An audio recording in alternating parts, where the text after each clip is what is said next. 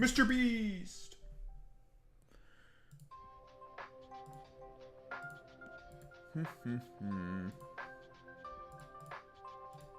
Alrighty, alrighty.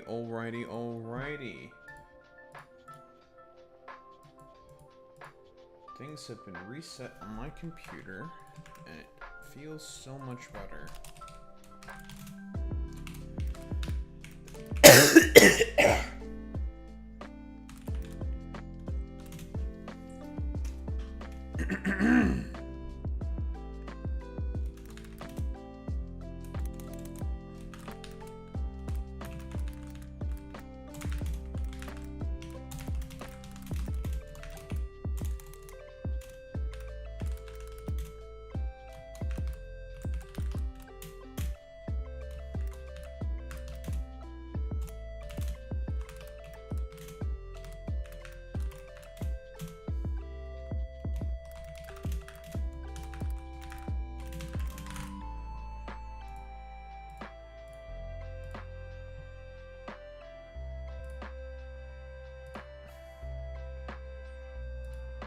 All right. Lovely.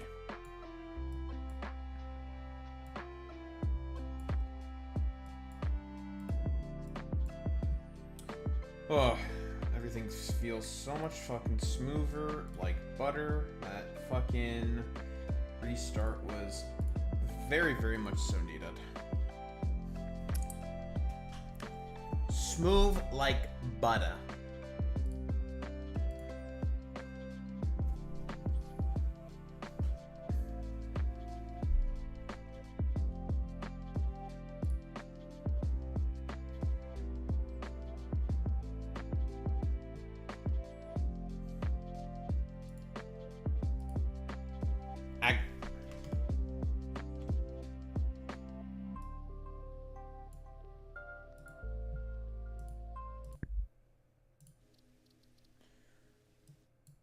Alright.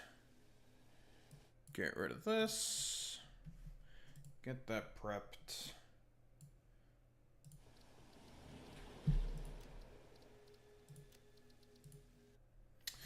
Alright, I need to find some more shit. So we just finished getting our automated power. Cool, great, excellent. Love that for me.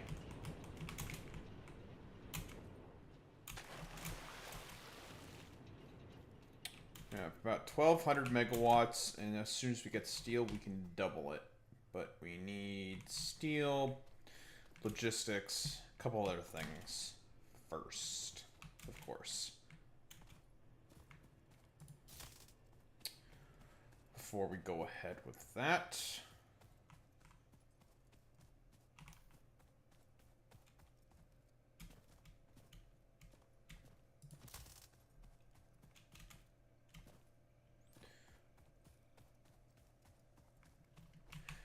Oh, actually, I should do the smart thing and just bring over the wire.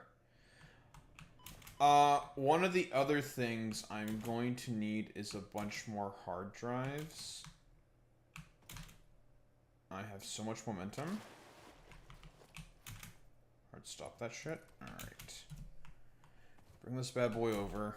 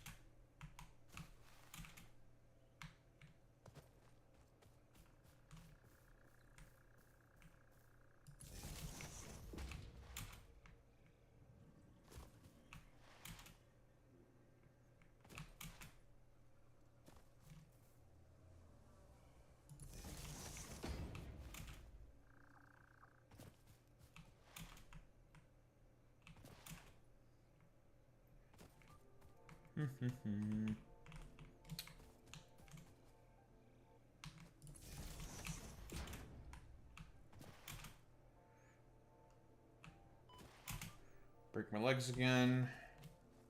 They're important.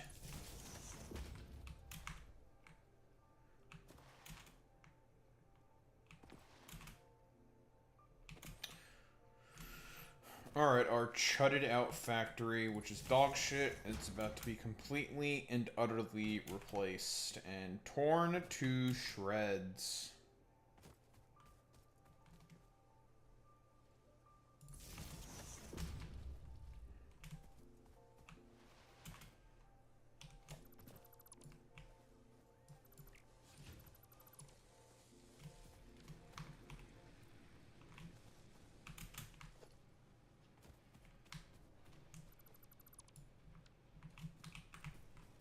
How the fuck do you still have power?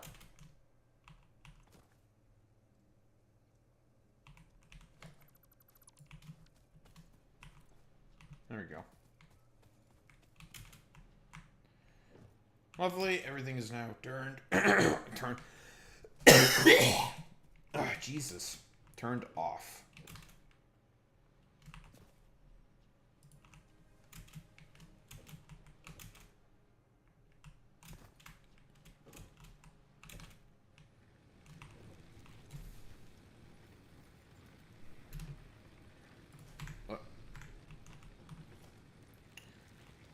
Okay, we're gonna need to make a fuckload of storage containers.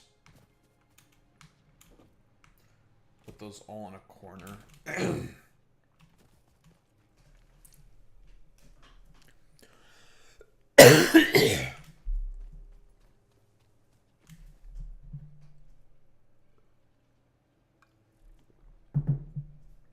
I am getting voraciously harassed right now by Flemination.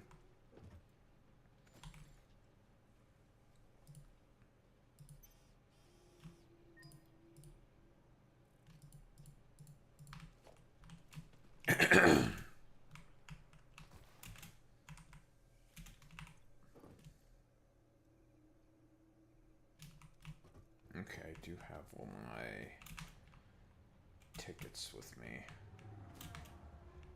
Alright. Buy the things I'm looking to buy in the awesome shop.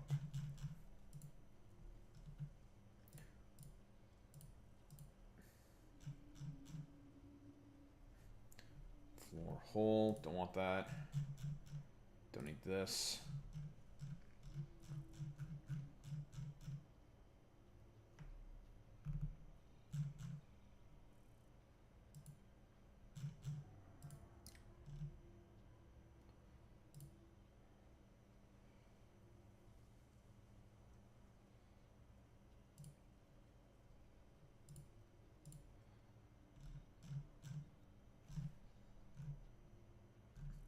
Rest of the stuff will come back for later. We'll need it all eventually.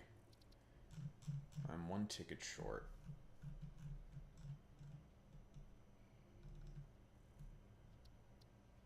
That is annoying. Cut the catwalks. Get those later. Lovely. Alright, ripping everything to shreds time.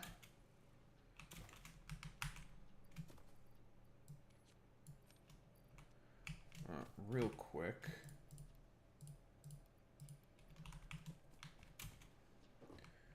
Spend a little money to make some money.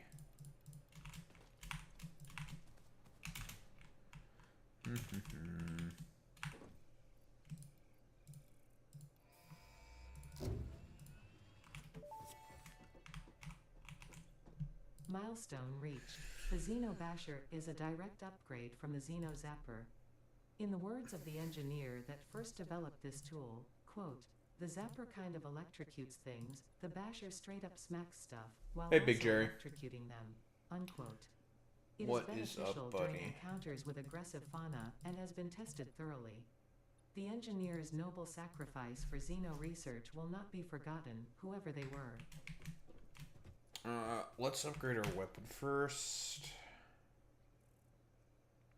Of which I have enough. Just need to make another zapper.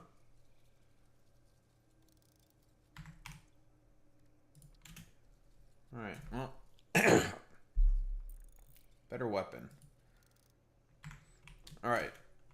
First things first, we're going to rip everything to shreds.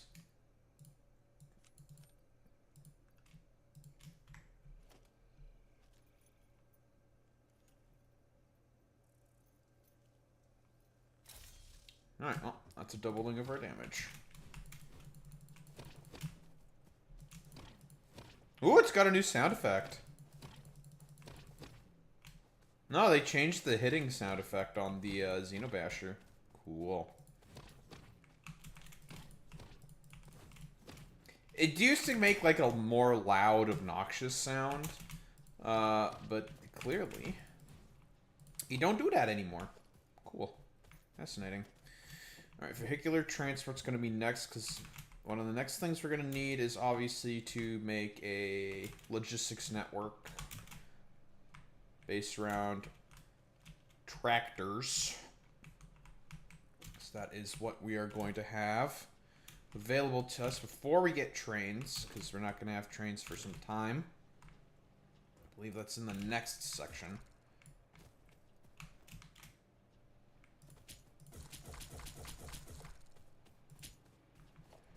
Alright, so it's time to organize, make ourselves a whole bunch of storage containers. Pretty much take out everything except the miners, I think. Alright. Just make a fuck ton of this stuff. Eventually we'll reintegrate everything, blah, blah, blah, blah, blah. I'm going to need a lot more rods. But we have a box full of rods and plates and whatnot, so it's not that big of a deal.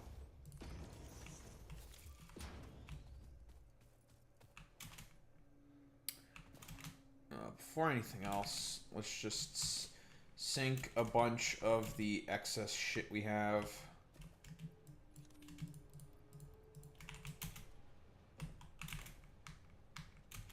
Well, not a resource sink, but into the milestone we've chosen. A way to make room in a pseudo way. I didn't have enough cable. Whatever. It's fine. Ba-doom, ba-doom.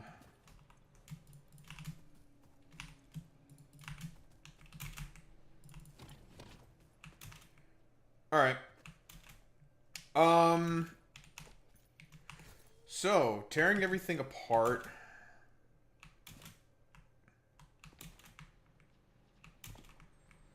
I'm burning away a bunch of excess biomass, but that's fine. I don't really care all that much about that. Yeah, I don't care about that. That shit can be burnt away. We are officially gone away from biomass. Burning. We just don't need that shit anymore. Put this stuff in the hub.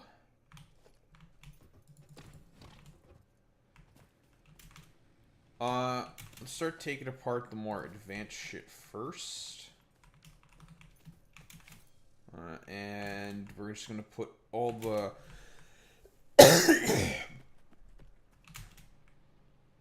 raw resources that we've accumulated away into the storage containers in a organized manner. Hopefully organized manner.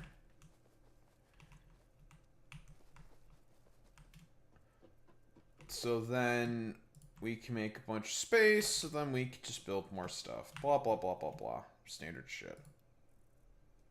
No, we need to keep those on our person. So this shit's all very much so temporary. We just need a place to put all our shit.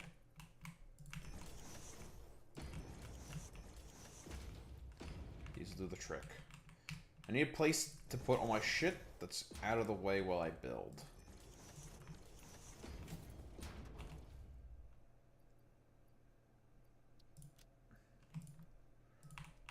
Put you there.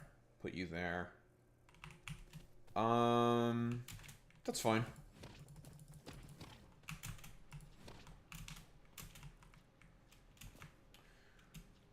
One of the most important lessons one must always carry with them when they play factory automation games is do not be afraid to just unironically rip everything up and then go start over again.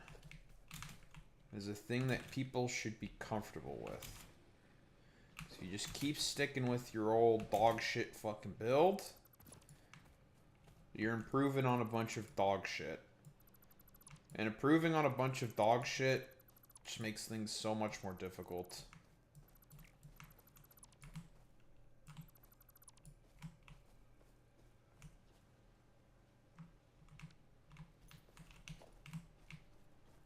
I don't want to take apart the biomass burners. They're just sitting around doing nothing quite yet. I'm okay with them just sitting around doing nothing. We'll take apart the space elevator, though. Put that somewhere else. Rip all of that to shreds. As much as I can, of course. Our inventory is full. I don't want to deal with crates being everywhere, because that shit's fucking annoying.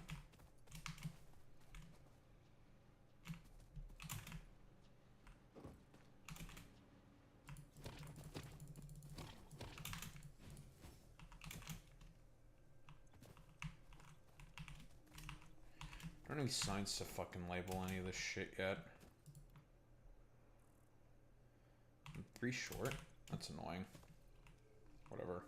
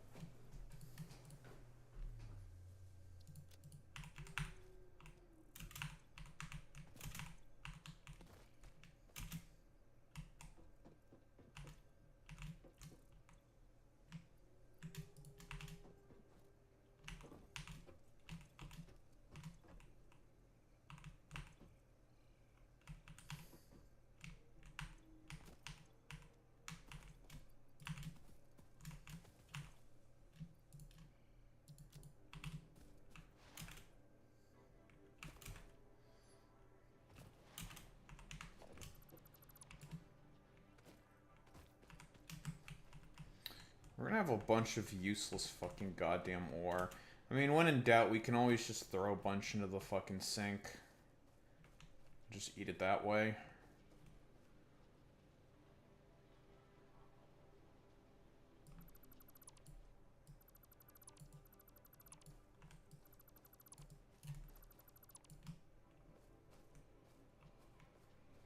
Deconstructing stuff in this game has always been a bit of a pain in the ass. It's really easy in Factorial. Like, really easy. Because you tell the bots, hey, to kill. And the bot's just like, okay, we kill. Those systems do not exist in this game. Which is a little bit of a pain in the neck.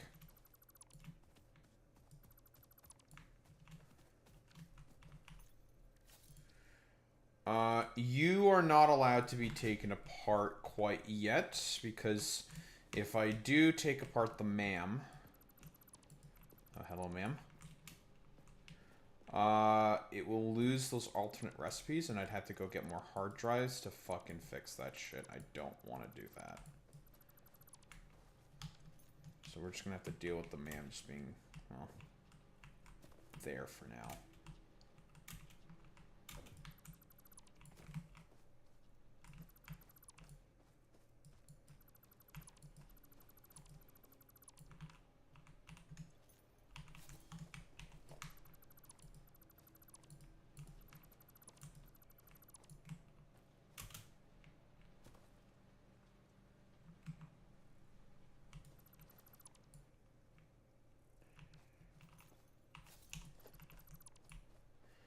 That we can definitely eat. This, not so much. Same with you.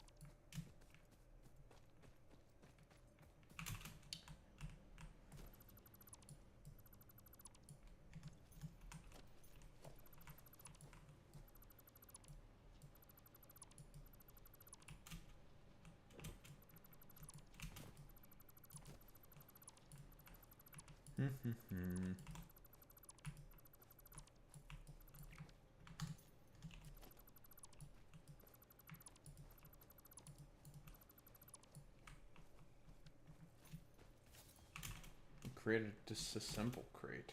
What? I hate creating crates. Oh, it's for some other shit, isn't it? It's a lot of stuff in there.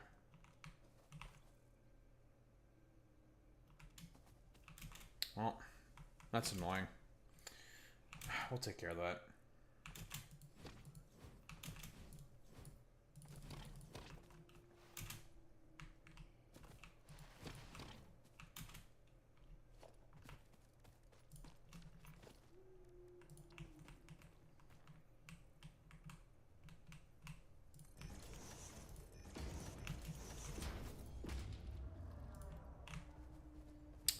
That's a lot of iron ore.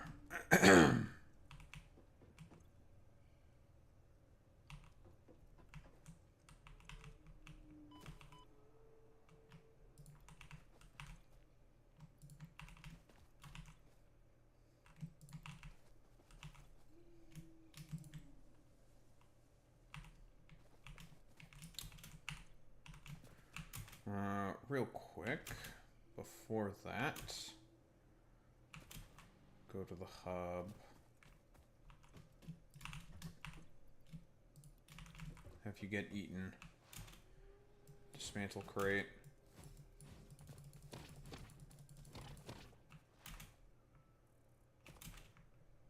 Check the status on this thing real quick. Okay, it's fine.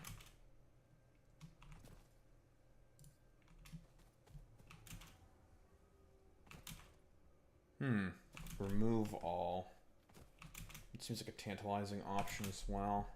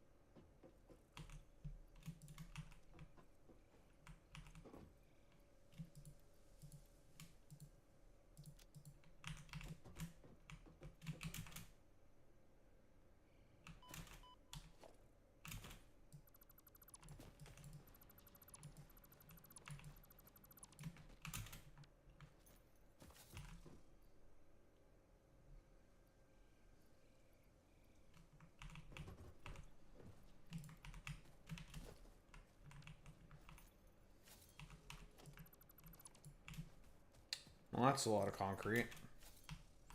Probably gonna need a lot of it to make all the foundations we need for the new base.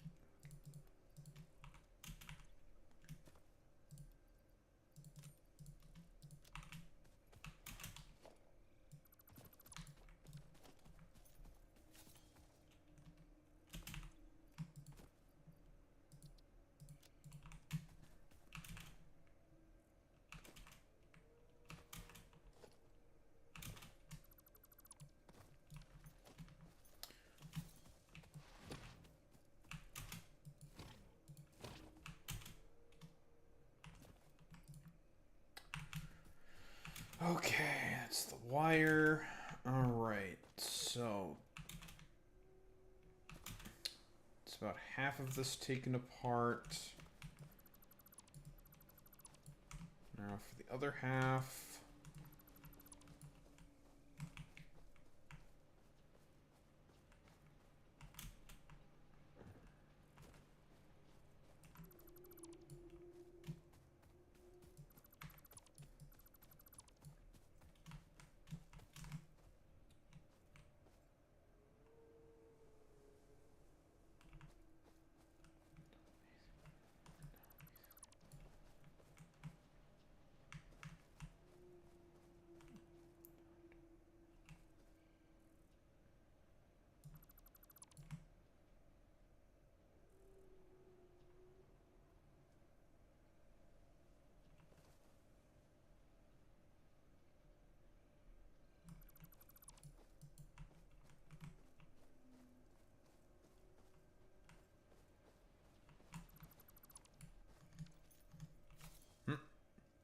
Full on stuff. All right, just delete it.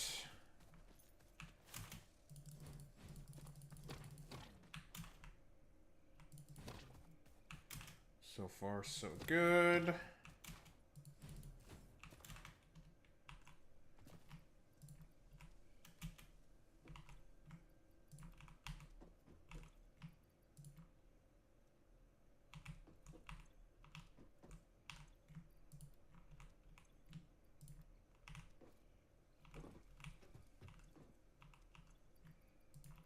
Stick those in there.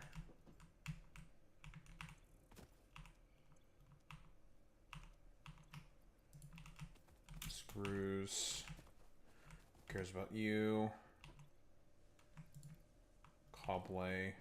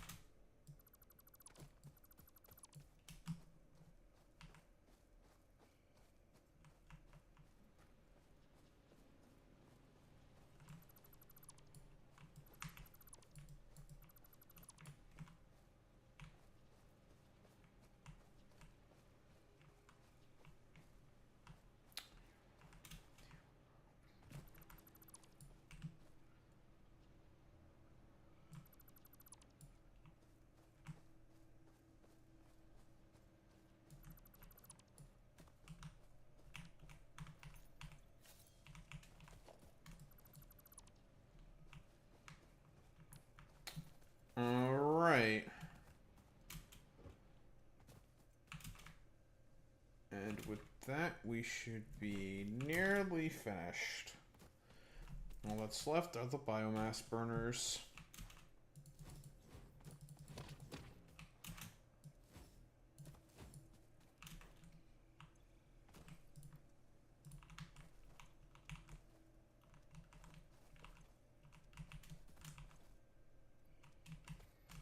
I guess the small copper factory as well that we have.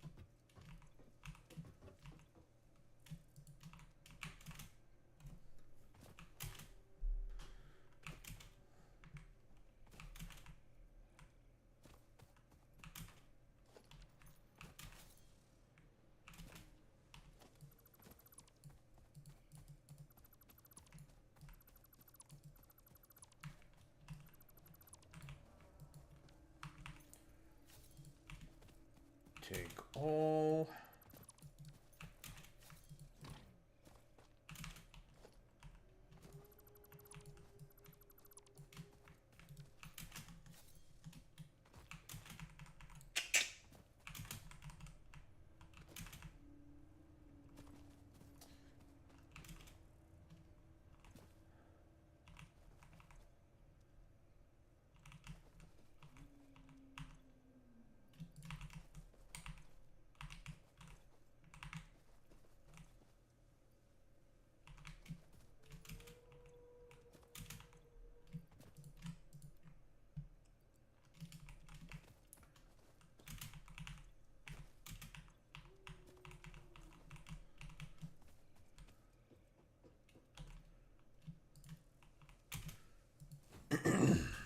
Lovely. Okay, that is all of this torn to shreds. Hooray. All that's left is this nonsense. Sorry about getting rid of all this. You as well.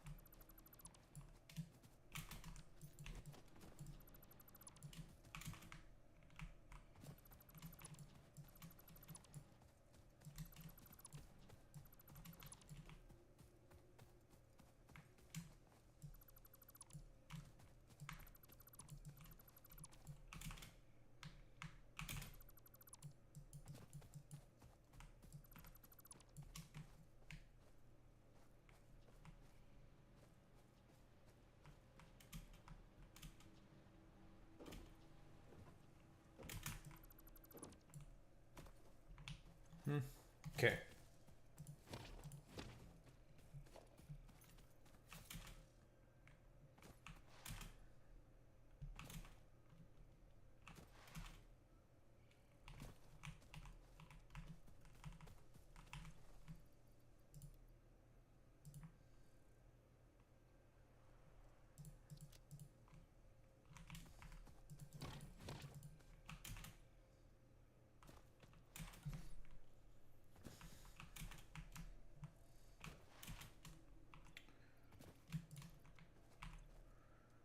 Okay, so there's just one final bit we have to take apart now.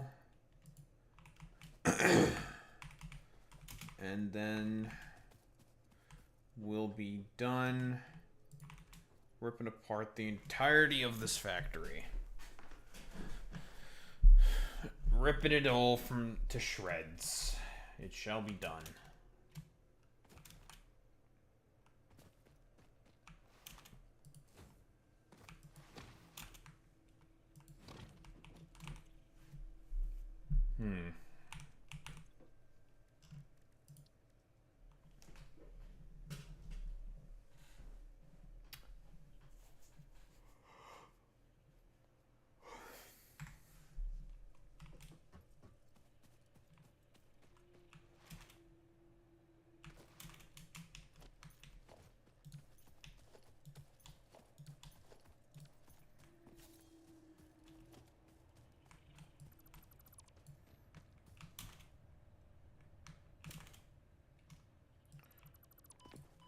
V. Cooper.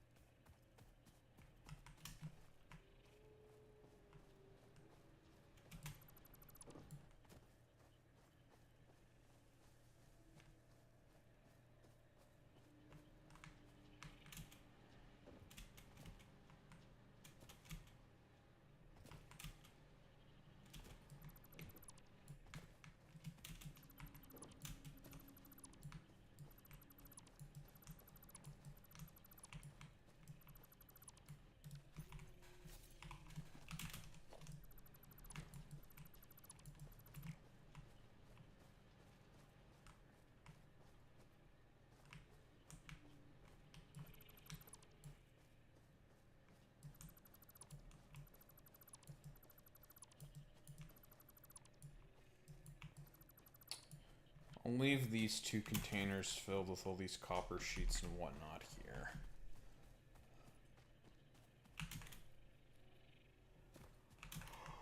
I already need to move those. They're fine where they're at.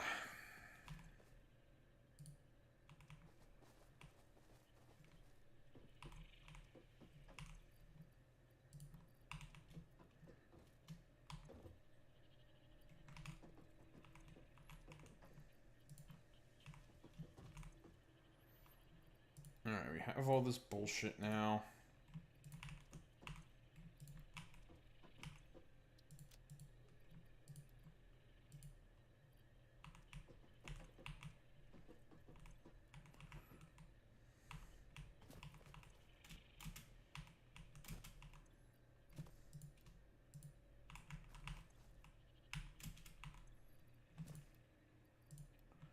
Well, more or less successfully stored and sorted away.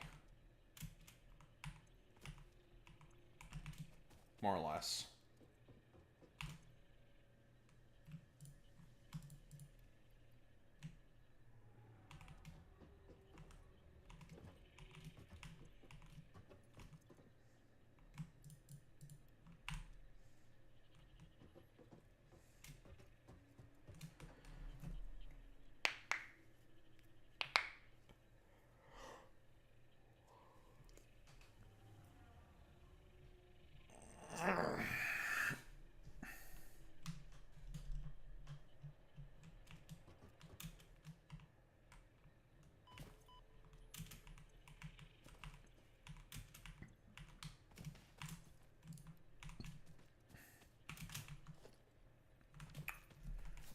Alright.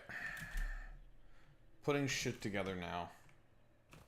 He's coming up with some design or idea. We're gonna do some high level ideas, guys. Only the highest level ideas here.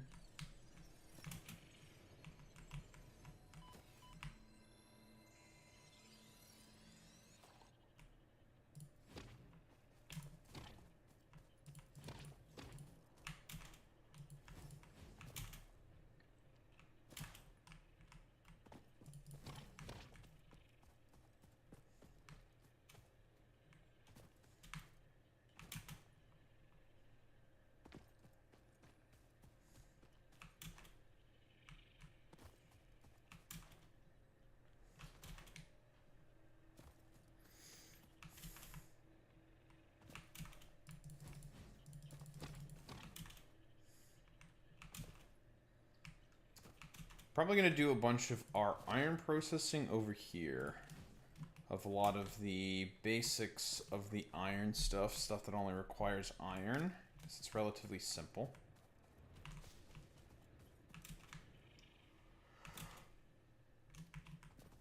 So we're going to make a big old facility.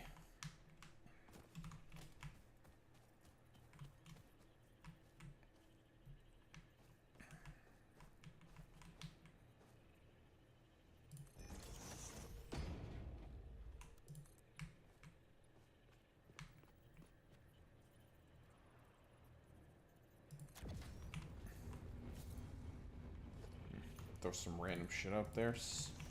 See where we want to go with it.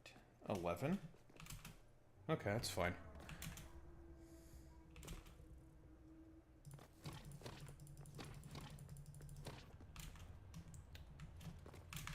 Let's just go with 15. I like that.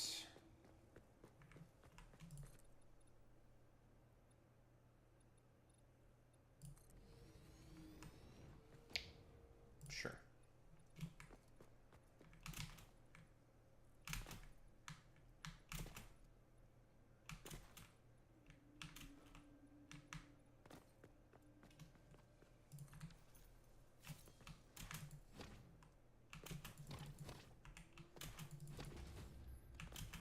Alright, iron facility.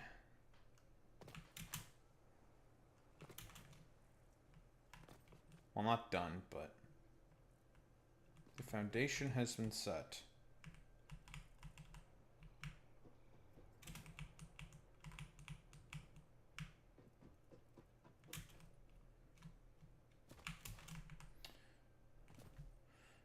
Eventually I'm gonna have to ship in water. Okay. Now, did I make it too high for these to be able to reach, is the question. Got to test. If I did, we're gonna have to bring it down. I feel like I did, but I'm not sure. Just give me these so we can test.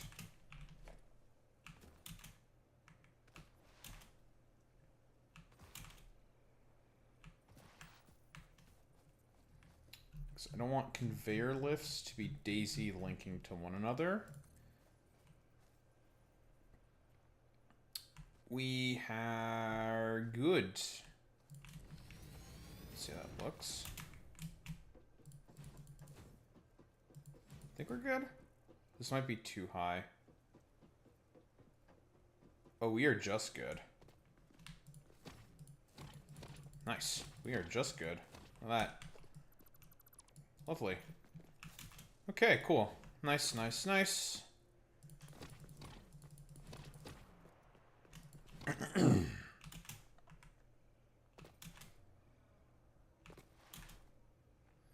Maybe I want to lower this a little bit. Maybe it's just still too high. I'll lower it just for the ladder, I think. Oh dear. But didn't die.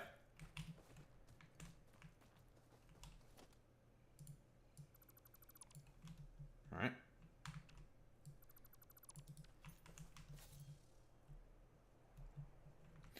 Oh dear.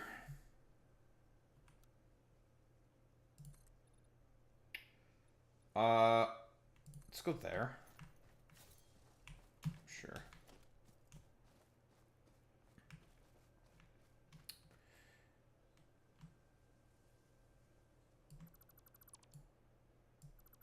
I think that's better.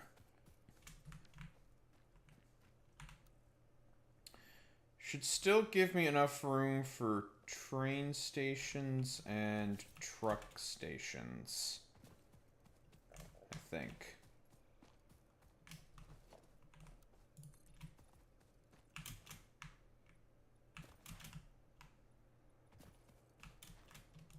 Actually, I should just take apart the first thing first.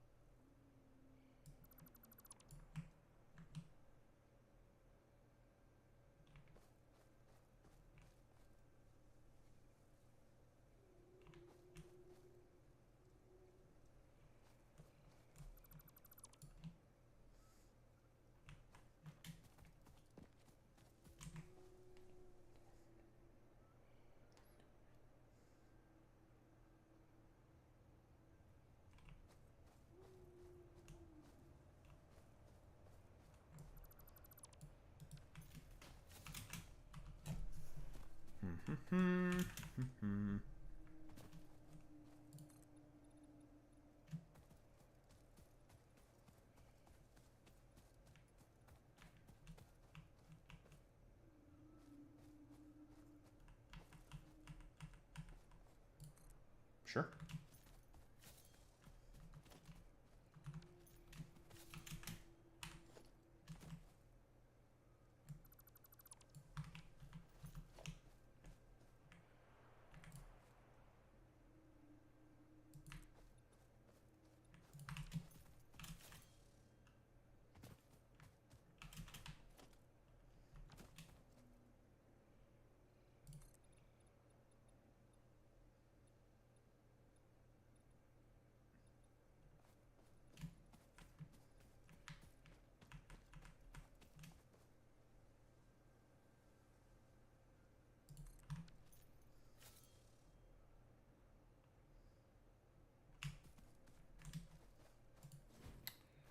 Cool. Let's actually just bring this just... Yes. 2 more tiles. Perfect. Lovely. There's a lot of iron here.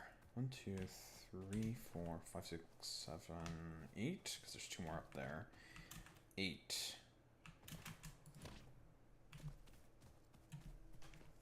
Oh, these as is 160 per minute.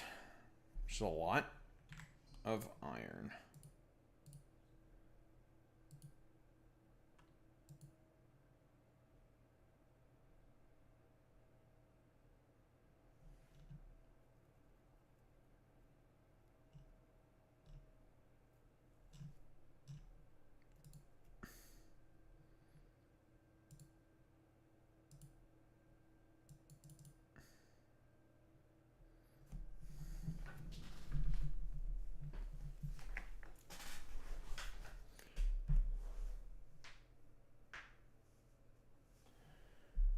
Ugh.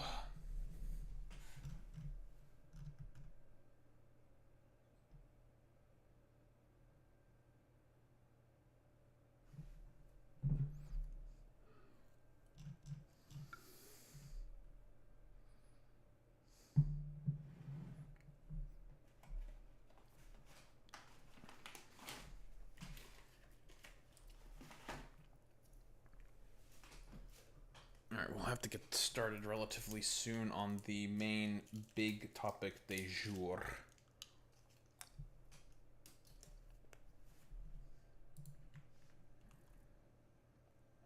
I got not soon.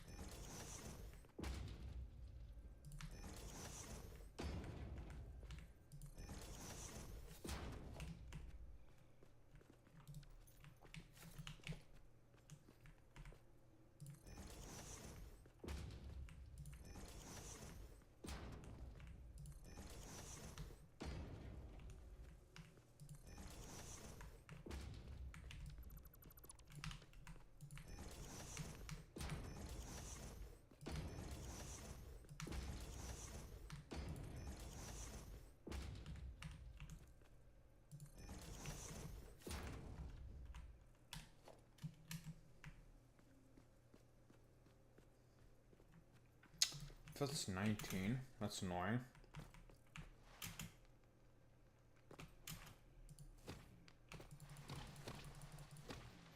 These will get eventually replaced with refineries, because we'll get our access to a much better recipe.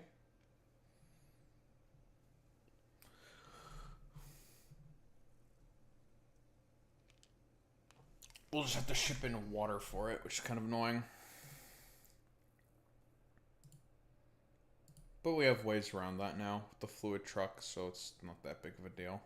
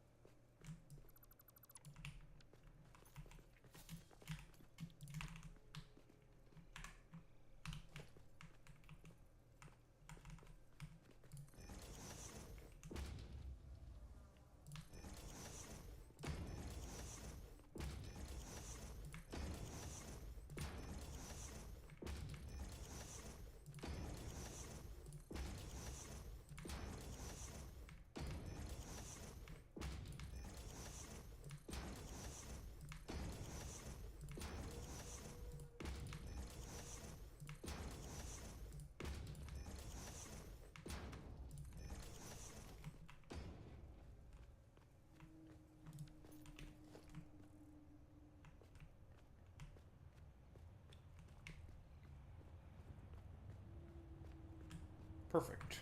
20.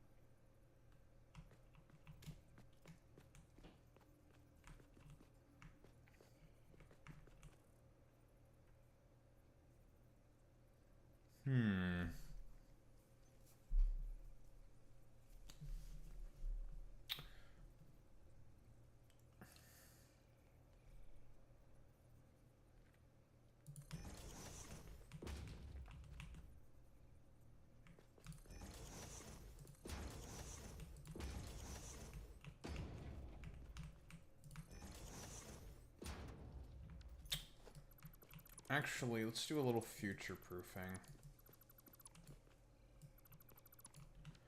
Extra space actually should be necessary for the refineries, because the refineries are like twice as big as these things.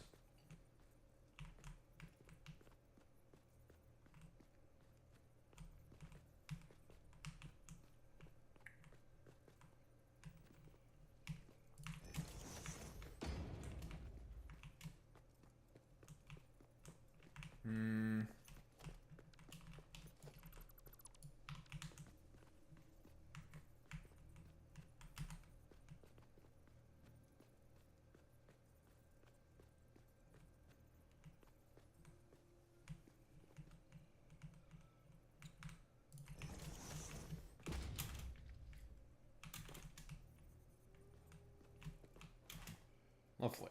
It might be a little too much space.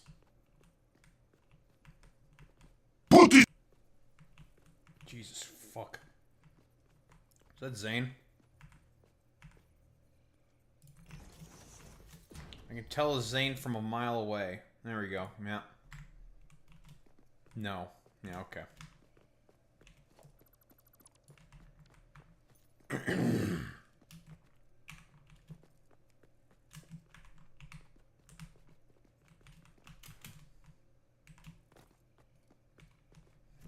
It was Putis, not me. You're the one who literally summoned the Putis. Shut up. That was you, bitch. Very, very Putis behavior. But I would expect no less from Zane.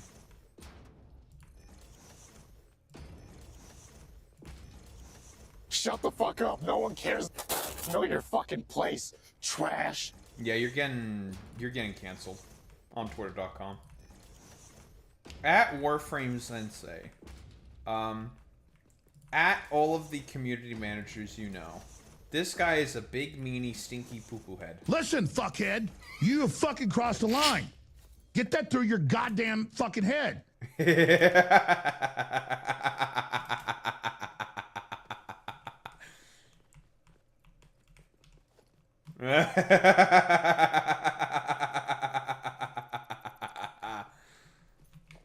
That's funny.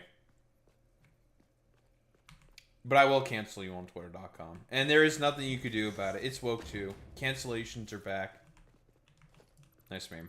That's pretty good. This is a good meme.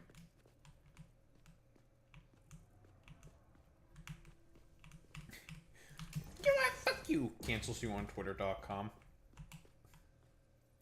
I'm just out here peacefully making my smelting lines.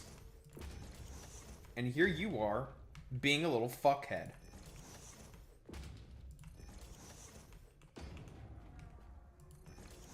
Put this. Yeah, you're getting canceled. I'm gonna cancel you. I'm gonna cancel you so hard. What's up, Dune? I have crippling depression. What's up, Dune of Kiwi? How's it going, buddy?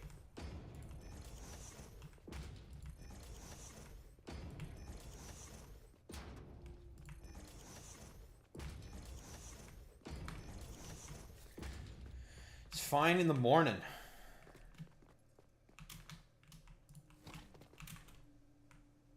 Why are you fucking high pooking there? Is this someone you know, Zane?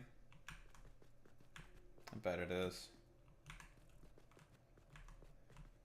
You randomly found me on YouTube. It'd be like that.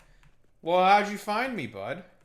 I'm gonna have to do my maximum Canadianisms of... Well, either it's a European or an Australian. Okay, yeah, but how? I'm saying how. Fuck you, Zane. Bastard. Fuck you, Zane. Kills you. I'm gonna kill you, Zane. Because you're being a little bit of a bastard. Whoa, whoa, whoa. Assuming gender? What the... Okay, EU Asia, huh? Whoa, Zane, are you being problematic? Are you assuming gender in the year of our Lord, 2026? That's not very woke of you. I'm not gonna have to make the twit longer, even longer now.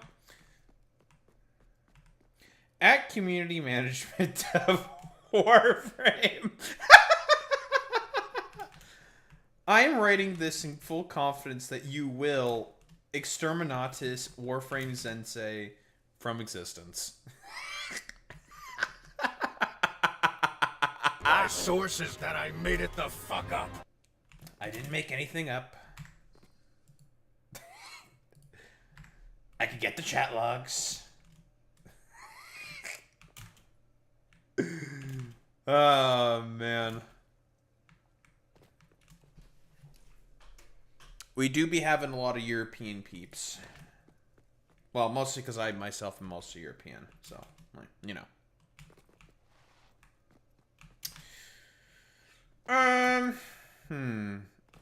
Don't believe him, chat. He's racist.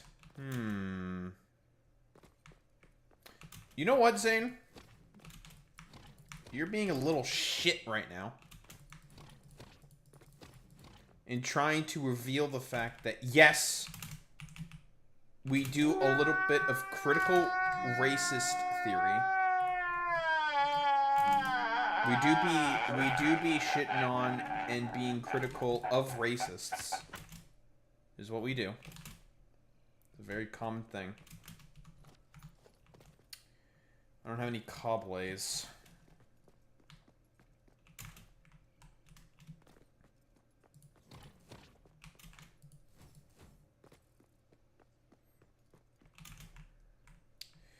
Well, time to break my legs.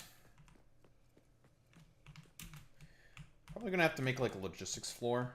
Yeah, we'll make a logistics floor. That's not too hard.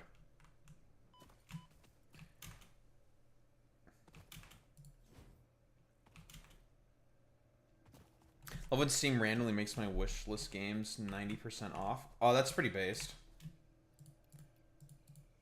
We love that as well.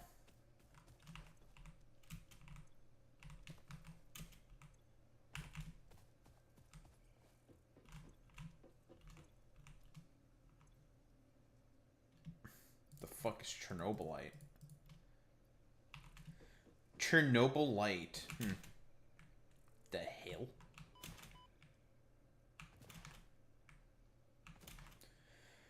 You know what? Instead of you're getting sent to Brazil, it's gonna be you're getting sent to Chernobyl.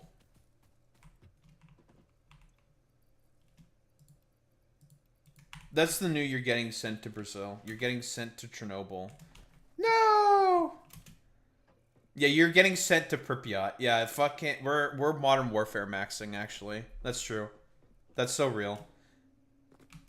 Yeah, your dumbass is getting sent to Pripyat. I'm getting sent to Israel? Nah. No, we're not getting. I will never be sent to Israel because Israel is cringe, and I am based.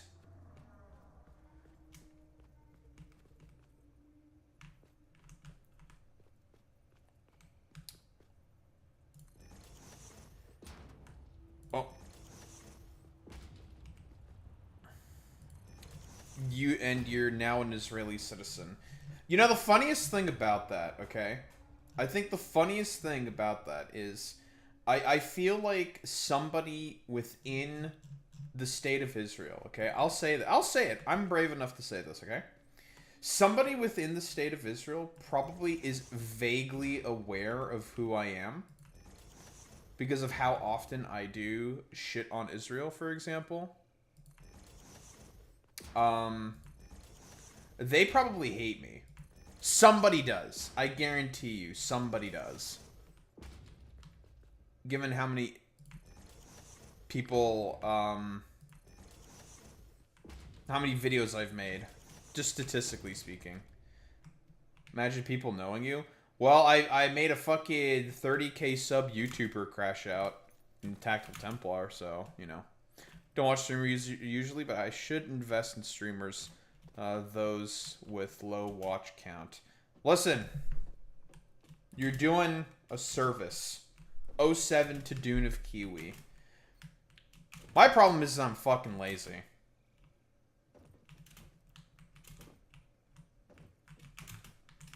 And also, Twitch's discoverability tools are fucking, like, so bad. Unless you, like, suck some dick or something. Like, you give the hardest of fucking toppy. Like, you ain't getting shit, basically. You have to give some nice toppy. Unfortunately, I don't want to do that, unfortunately for me. I don't want to give that nice sloppy, to be honest. Because I don't swing that way, unfortunately. So, like, I guess I'm just, like, cooked or something. It's, you know, it is what it is. The reason you discovered me is Satisfactory. Hell yeah. Even though I'm not in the Satisfactory category. That's funny.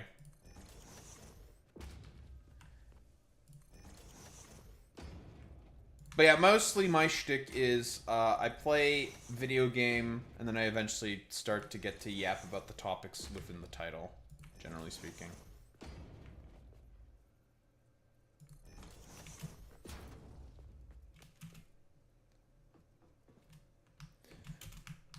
Start it again.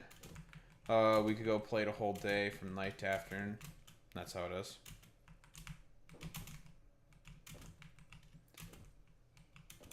Is that how you found me, Zane? Huh. Yes, I do like Warhammer. I play quite a bit of Darktide, and I played Total War Warhammer, obviously. I like Warhammer. Love me some Warhammer. I don't have any minis because I'm poor, and that's just expensive. So, otherwise, absolutely, I'd have minis galore, folks. I'd have so many of them. You knew nothing about Warhammer, wanted to know. Well, there you go. Instead of, like, you know, going to, like, Bricky or something, that fucker, I'm joking, obviously, you found me instead.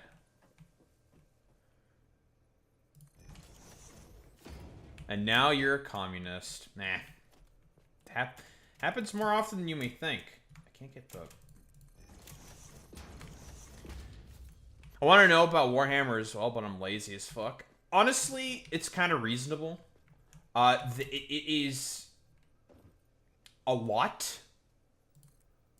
You are not alone in that feeling, Dune, of Kiwi. Dune? Kiwi? I don't know what you prefer.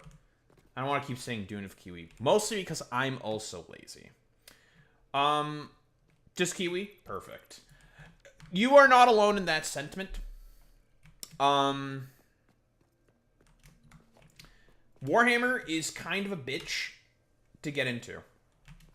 Because we all know, okay, we're going to say, we're doing the meme, because we're going to do the meme, okay? Everyone sees the Horus Heresy, like, schizo fucking, It's Always Sunny in Philadelphia looking, head-ass, image, and they're just like, what the fuck am I looking at?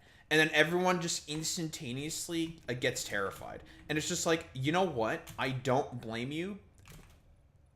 Because I blame Games Workshop. I blame James Workshop. Fuck you, James Workshop. You're a bastard. And that's just a James Workshop right there. That's just a big James Workshop. Someone get this man Adderall. I should get some fucking Adderall.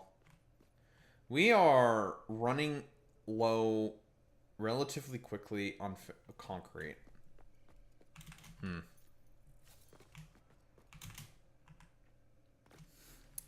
Should be fine.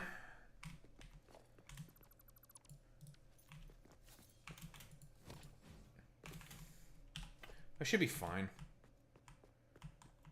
True, and yeah, that's pretty true. That's true, and yeah, that's true. That's true. That's true. That's pretty true. That's pretty true. I mean, yeah, I'm trying that as well. Yeah, we should all true that. It's pretty true. Alright, I'm liking where this is going. I'm liking where this is going.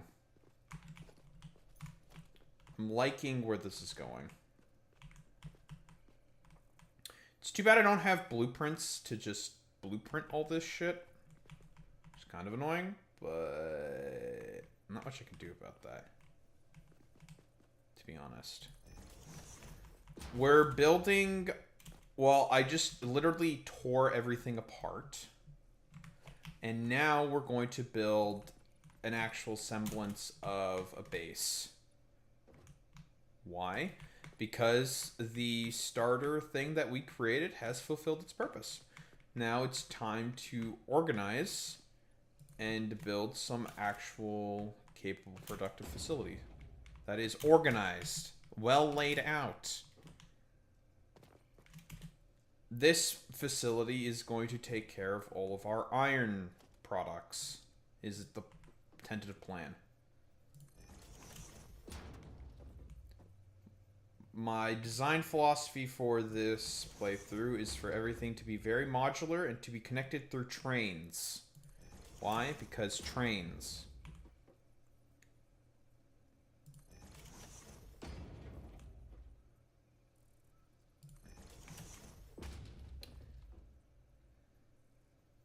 Yeah, so why not? because the right is scared of trains. This is true. They are terrified of trains.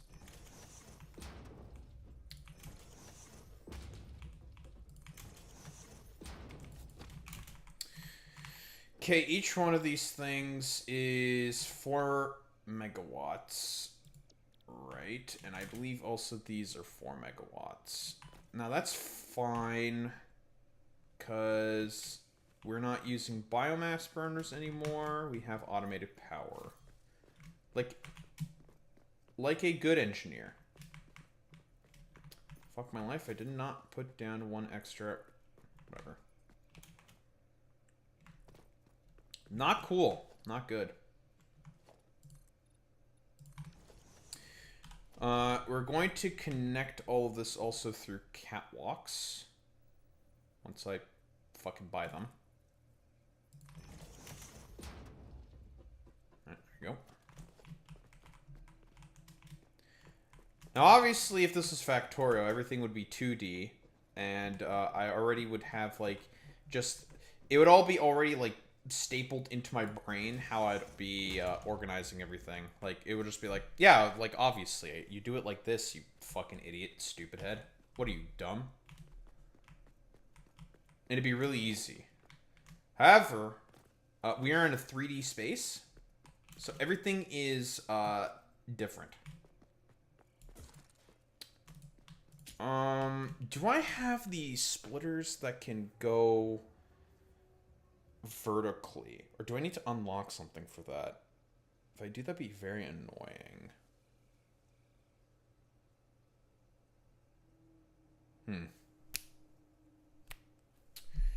We'll figure that out. Okay, so if I ever need to expand this in terms of needing more iron processing, I'm generally going to go out in that direction. Yeah, we're going to go out in this direction, into the void.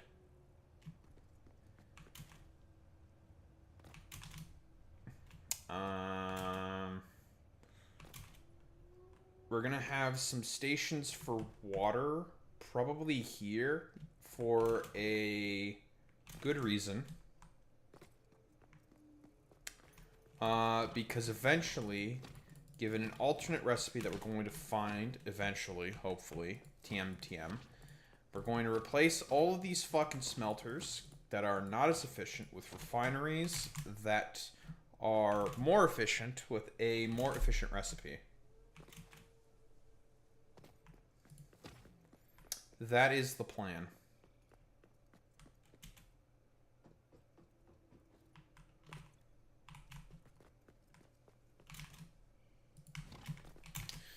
Okay, so all the stuff that we need to make, or that we can make from here, is plates, screws. We could use iron wire and cables.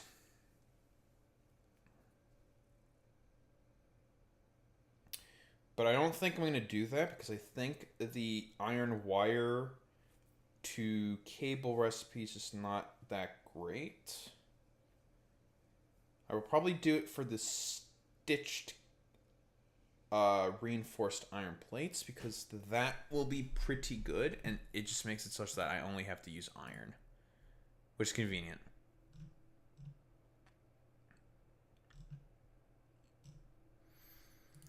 So the stuff we want to make here is screws, rods, plates.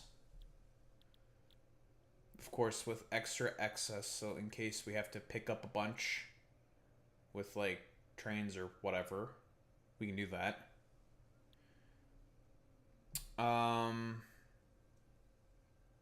Don't need to make wire. Don't think so.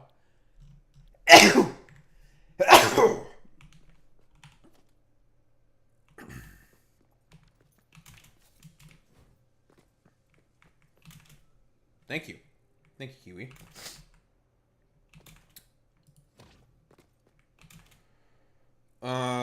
We need to make reinforced iron plates.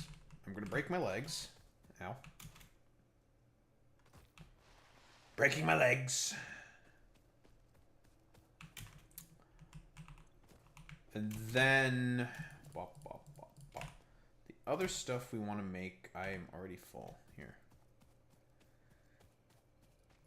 I do be breaking the law. This is true. I love breaking the law, folks. That's what I do. Climb back up. Just want to take a look at you. Just fucking plug it there. We could make smart plating here. Or honestly, I'd rather do that in a different facility. Yeah, I'm going to do that with a different facility. I'm going to have a central facility that makes my rocket parts. So we're going to put you somewhere else. But here, this is probably what we want to make. 37.5. Wait, I'm going to...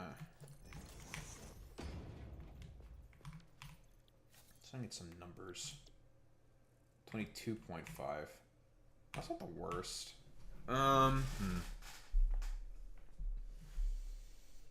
That's a 3 to 5 ratio, right?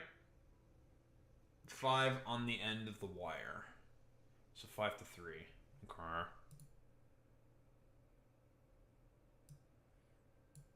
Basically anything to do with iron. This area is going to be iron, just iron central. Then I'll do one for copper, then concrete. Because we're going to be doing a bunch of future proofing. Concrete is going to be on the water, like probably right over there somewhere. Because eventually we will want to make use of the wet concrete recipe, because that is a significantly more efficient recipe for making concrete. So we want to buy some water, so then we don't have to ship in water, because shipping in water fucking sucks. Except for the fluid trucks. The fluid trucks are good at shipping in water. Not trains. Trains are bad at shipping in liquids. You just don't get that much bang for your buck. Whereas if the train's like carrying a bunch of finished product, it's better that way. And then copper.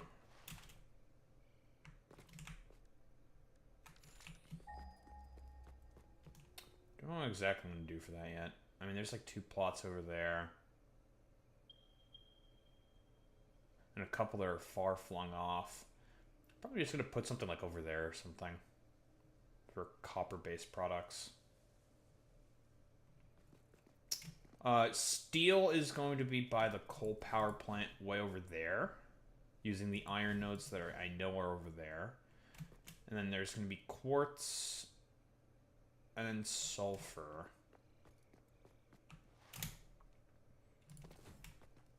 That's going to be... I'll figure it out when we get there.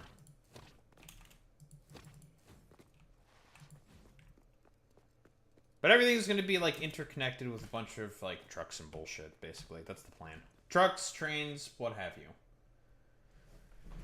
you. 18.75 iron plate per minute. That's a very, very fucking ugly numbers. Whereas this, it's a lot cleaner. But that means we have to have screws, and I hate screws. Screws suck. It's better than this, like, fuck shit. I hate screws. Everybody, all my homies hate screws. They have such high throughput, and our early belts are fucking shit. There is the bolted iron plate recipe, which I do have access to, I'm pretty sure, in the MAM. Maybe that'll be better. Maybe? Maybe.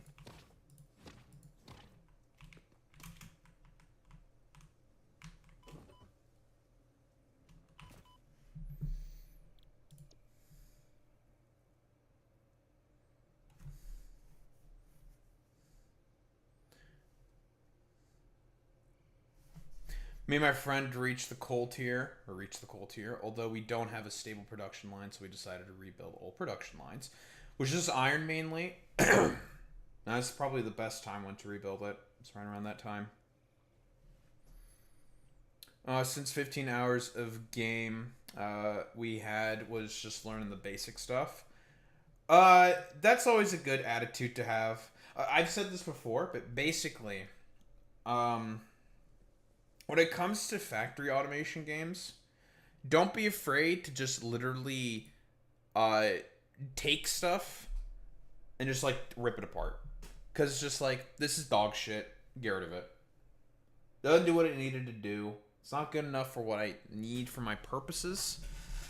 Get rid of it. Do it again. That is a very, very common thing to do. Especially in the early parts of the game. Like, I literally just tore apart the starter base we had. Starter base. We're going to actually start to build something that's more modular and expandable. That's the most important part about all of this, is to have expandability. It needs to be expandable.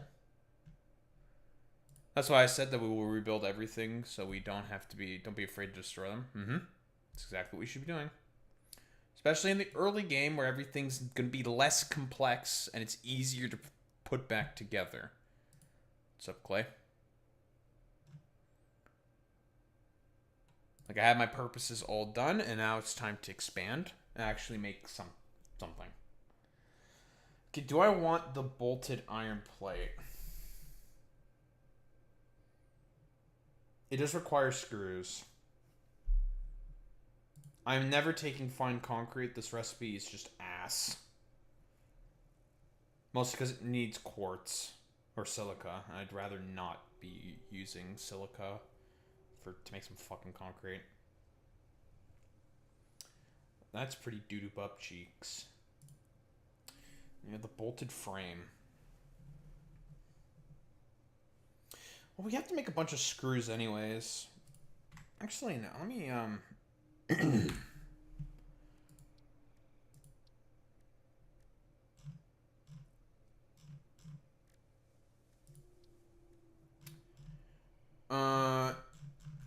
this is for Caterium wire and other stuff.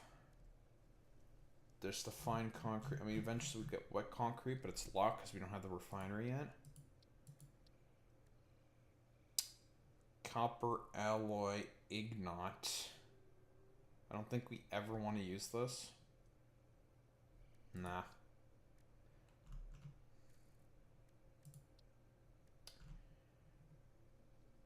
Copper rotor. Coated iron canister. I don't think we ever want to use that. Actually, maybe we do. Saves on plastic. Actually, yeah, this recipe's not that bad. Saves on plastic.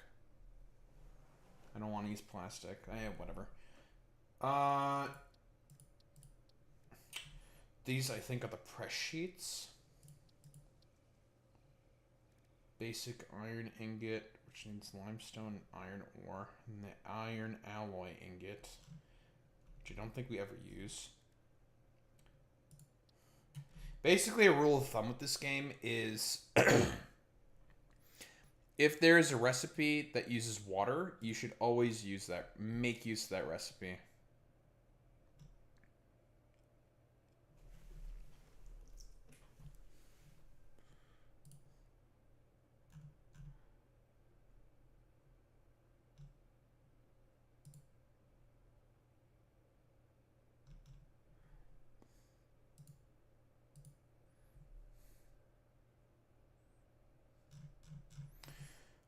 And they are deep, but they are really, really good. I don't even know what any of the alternate recipes for you are going to be. Yes, we have this one unlocked. 5 per minute, 2 per minute, cycle time 60 seconds.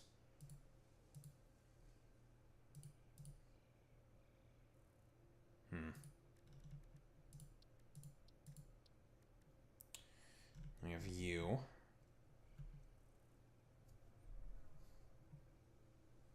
I think I'll just go with the bolted version.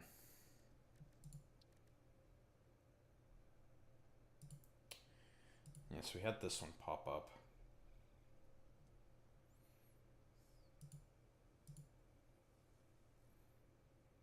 I'm not really using these for anything else at the moment. The ratios are not the worst on this. 195 per minute. Okay. Obviously there's this. Never used this initial recipe. This recipe is just complete dog shit. This recipe is much better. I mean, steel screws are even better. Obviously. We'll take care of you eventually. That's really about all that's available. Yes, we have iron wire as well. The main rotor recipe. I think so, yes, because this only just requires iron. And this needs copper. And copper is obviously way more scarce than iron. Like, you can just make this with just a bunch of iron.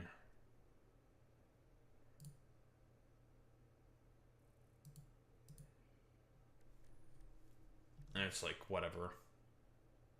Yes. You are correct. I don't remember what this recipe is. I've beaten this game before, but it's been a while. I'm just came back because of the update.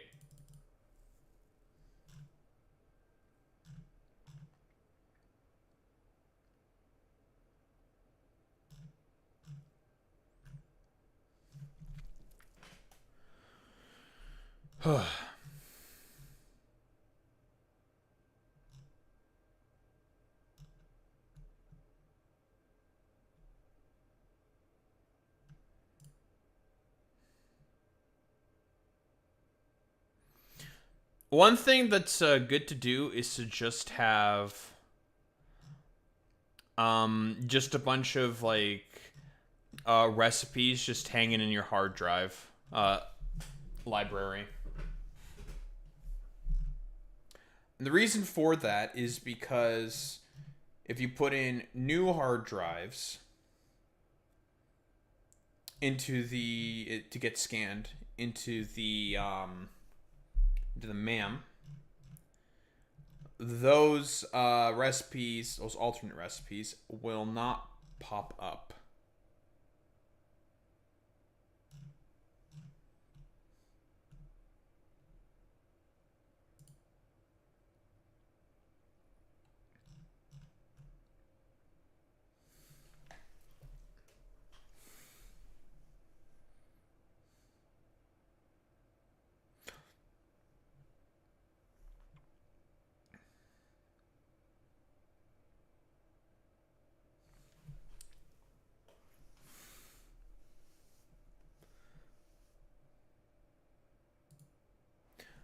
I don't know, put the hard drives used for recipe to just in the MAM.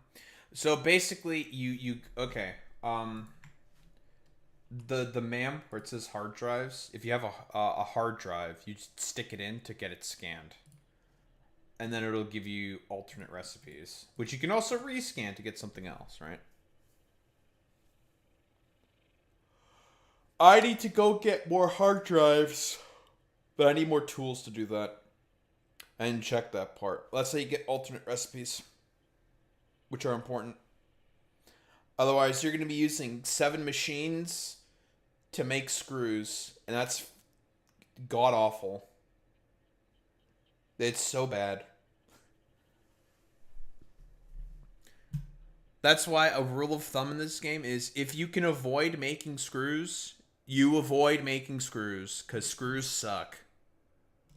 But Daho, you need screws for heavy modular frames. I know.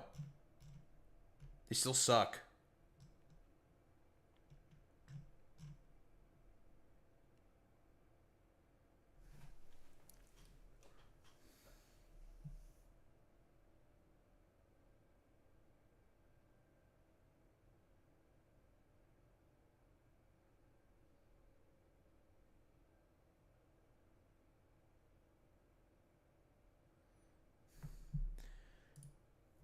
Made them my most efficient screw line.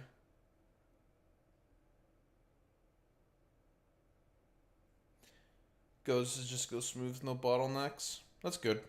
Hell yeah.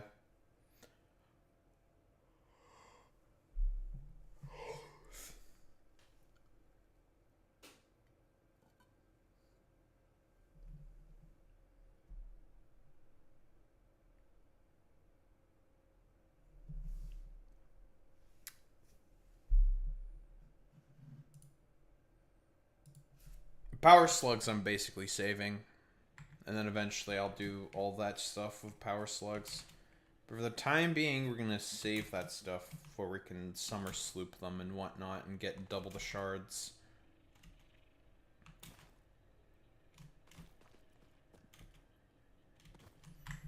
Alright, I have been sitting around for long enough. It's time to yap about the main topic du jour. Thing that everyone's been yapping about. Oh boy. Yapping time. While we continue thinking how I want to approach this shit. Give me this. Give me this.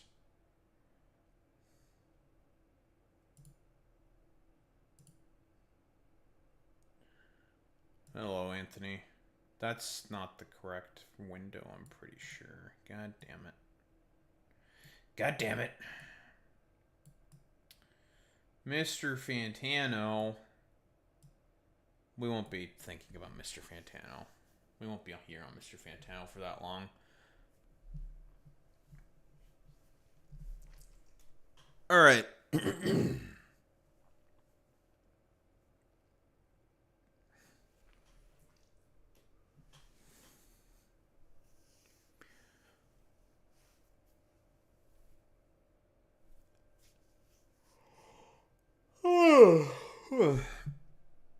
Alright, let's get her started.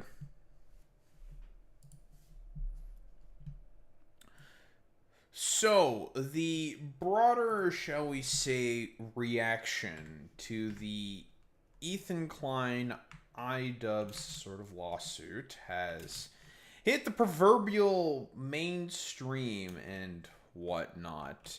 And there's a bunch of people talking about it for good and for terrible reasons. Mostly, I would say for good reasons, let's just say. You know, have a positive outlook, I suppose.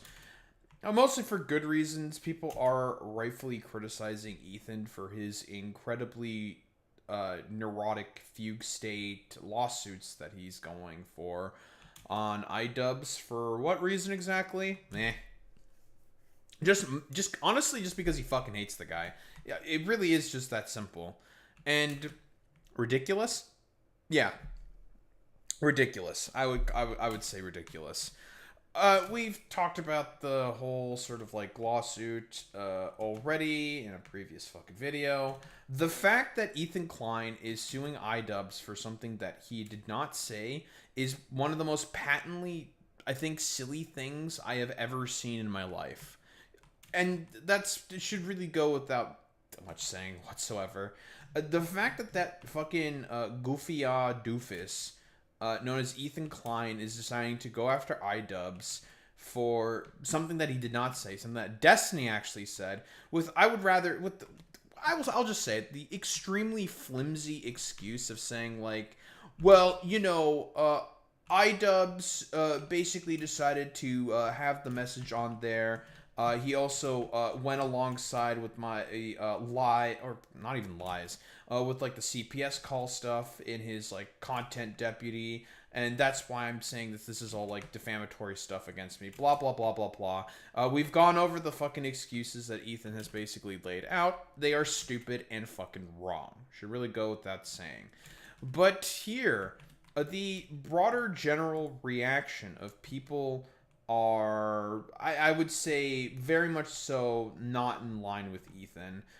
This is probably going to be the thing that ends up killing his fucking career, if I were to take a guess.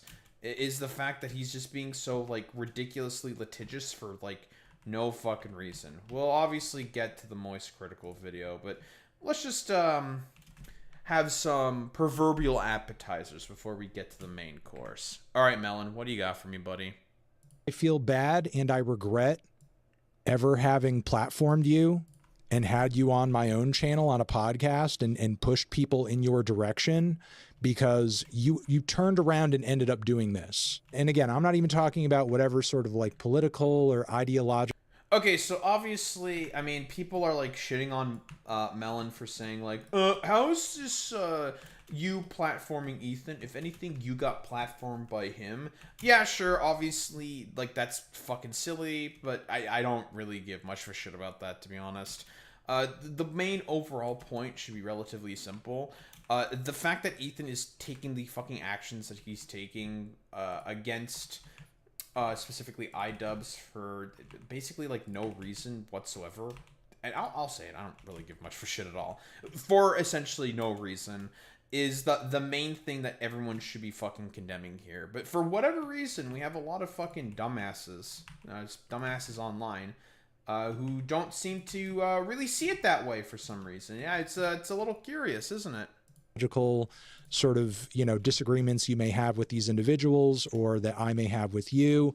That's not what I'm talking about at all. I'm talking about you're literally using your platform and literally using these petty disagreements, your own emotions that you're so tied up in this situation, to destroy the very industry that we all operate within, because you're mad that you're getting criticized. Sure. And you did it over some bullshit. Mm-hmm. You did it over some stupid, mindless, petty, emotional, moronic bullshit.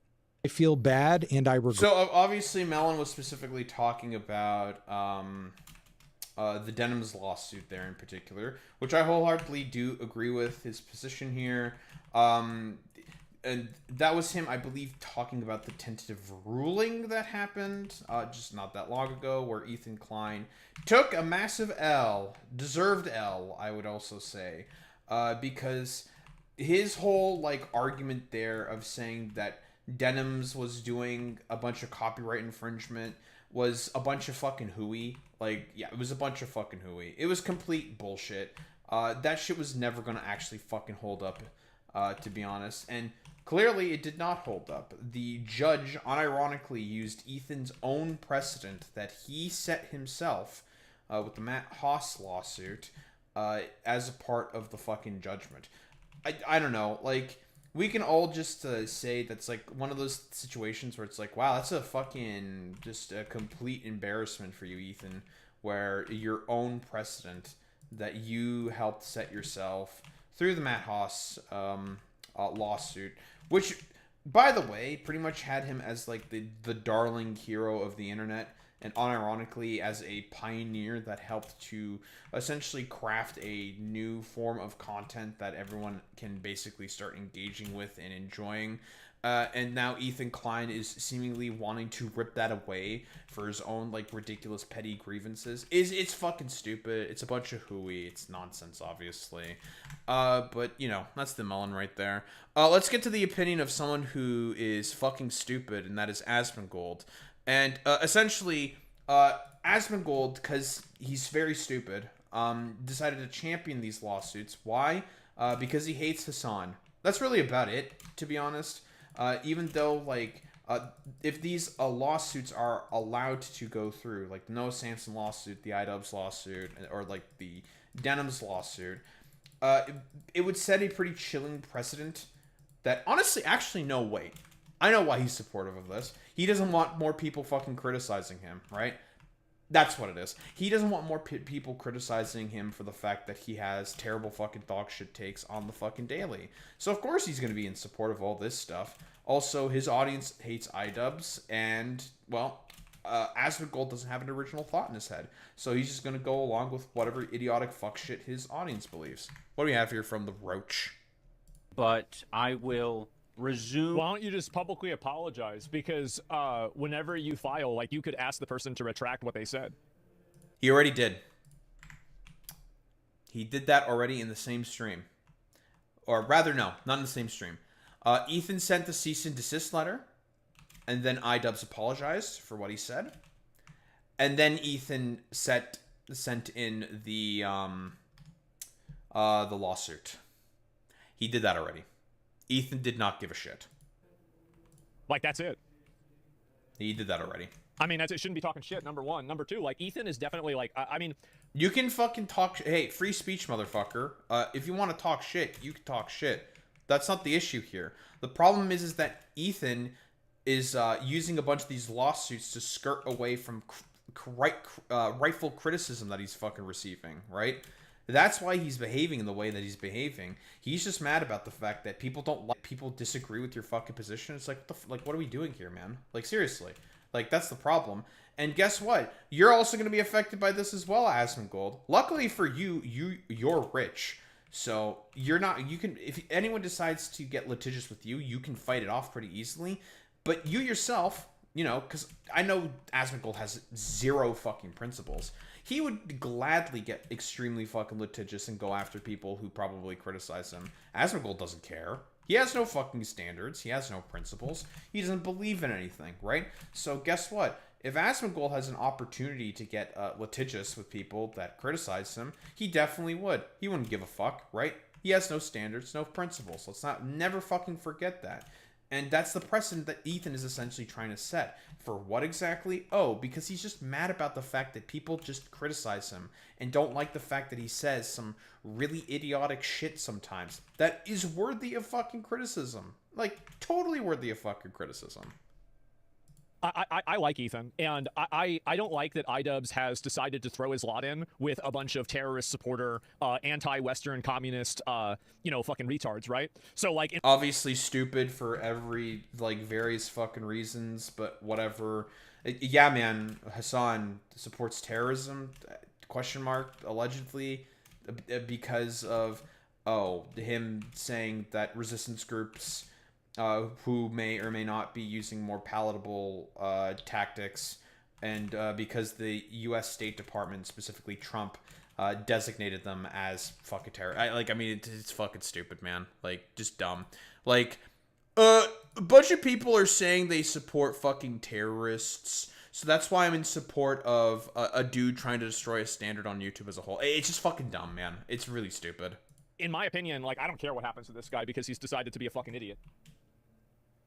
Ethan said he already apologized, but only because he got a whiff of a threat of a lawsuit. Smart. Have a good day, everyone. Man, so he's being sued by Ethan. Well, that's what happens. I mean, you shouldn't be... Again, like, he is the same type of person that's been, like, going around and, like, completely, totally, like, absolutely trying to make these people, like, you know, make Ethan look as bad as possible. This is the base of the lawsuit. In Canada, they don't have the First Amendment. Well, no, we do have free speech protections in Canada. It's just that we don't have as good of slap protections. We just don't have as good of protections. We do have free speech in Canada. It's not as robust as that within the United States of America. But no, we do have free speech protections. Damn. Imp knows that AB has a chin implant as well. A BBL approaches. What a weirdo. So anyway, I think this is something that you should have accountability for. Making the Okay, is Asmongold going to ever take a look at how, at the beginning of all of this, where Ian basically says, I don't agree with this, I think this is a wild thing to be saying. Is he going to do that? Is that going to happen at any point in time? No? Probably not, yeah. I'm gonna bet no. accusation that a father is a pedophile who's molested their own children, that's insane. Again, that's something that Destiny fucking said. But apparently Ethan's flimsy ass excuse is saying like, oh, I knew that when Destiny wrote that in his dumbass fucking chat in GGG, is like stupid fucking chat in DGG. He was definitely didn't mean it. He was definitely kidding, guys. And it's just like, right, yeah, of course, Ethan. That's really, really a very, very effective standard there, buddy. So Asmongold is just lying. He has no idea about what the case is. Okay, nice meme. I mean, this was probably clipped by fucking Yeet, and who is a DGGer. No reason for him to be honest or whatever. This is an insane accusation to make about somebody. And I don't think that the world is a better place that people are able to say that with impunity. That's crazy. Well, it's a good thing that he doesn't agree with it. Okay. Easy. That's the kind of stuff that like you say that about somebody, so other people see that and they're like, oh my god, like I should go attack this person or hate this person or something like that. Yeah, it's a good thing he didn't fucking say that. Oh my god, Asmongold has no idea what's going on because, again, idiot. But let's get to the fucking, let's get to the meat and potatoes. Let's get to the main fucking course.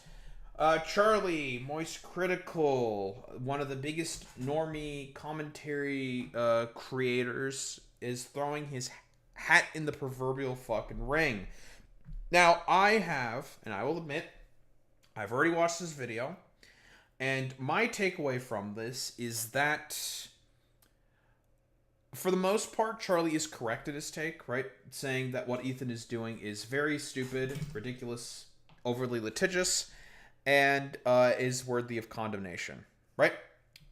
That is where I absolutely will agree with Charlie 1,000% of the time, 1,000,000% of the time. My disagreements with Charlie mostly stem from the fact that he decided to be way too soft on Ethan. Yeah, he was very, very kid gloves with Ethan for whatever reason. And I don't really know why he's being very, very like kid glovey with Ethan for some reason. I just don't agree with that whatsoever. I don't think that Ethan is honestly an honest actor in any of this whatsoever. I think he is incredibly dishonest and is something who should be vehemently fucking criticized, right? And that's really the only big problem that I have, or one of the big problems I have with Charlie. I have other ones as well. Just to like get into like the simple like nitty gritty of it. Maybe not nitty gritty. It's not correct to say, but to get into like the simple parts of it. Yeah. The fact that he was basically just willing to just take a lot of Ethan's lies and not really like dispel a lot of the lies, because he parrots a bunch of the lies that Ethan had, which is kind of unfortunate. But like, what can you do? And basically not just talk about or have any mention of those lies whatsoever, I think is a kind of a problem, and is what leaves a particular sour taste in my mouth for his fucking analysis, right? You know, poisoning of the well aside, why don't we get into the rest of this proverbial meat and potatoes? 3 versus idubbbz defamation lawsuit, and spent the last 3 or so hours learning about it and getting into the nitty-gritty, figuring out all the bits and pieces and getting all the morsels of information I could find to really put the nipple clamps on it and figure out what all the hoopla is.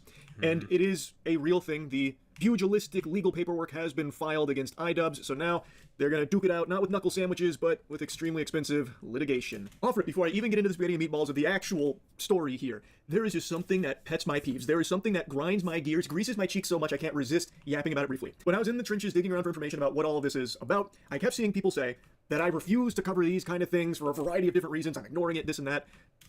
I don't know how many more times I need to say this. I am just really not online that much these days. The only streams I watch are like the Summer Games Fest and like events like that, but I don't watch streams. I don't watch a lot of YouTube, and I don't go on Twitter, like, at all. I still have Twitter because I send and reply to DMs through there sometimes for like events, like Tyler One's League of Legends tournament. I heard from him on Twitter DM, so I have it for reasons like that. But I don't like doom scroll Twitter and see a bunch of things anymore. Look at the last tweet I made. So like I don't see a lot of... Okay, this bit... I don't 100% believe Charlie here. I'm going to be honest here. He is a very online content creator. I mean, maybe in terms of quote-unquote terminally online stuff is what he's talking about here.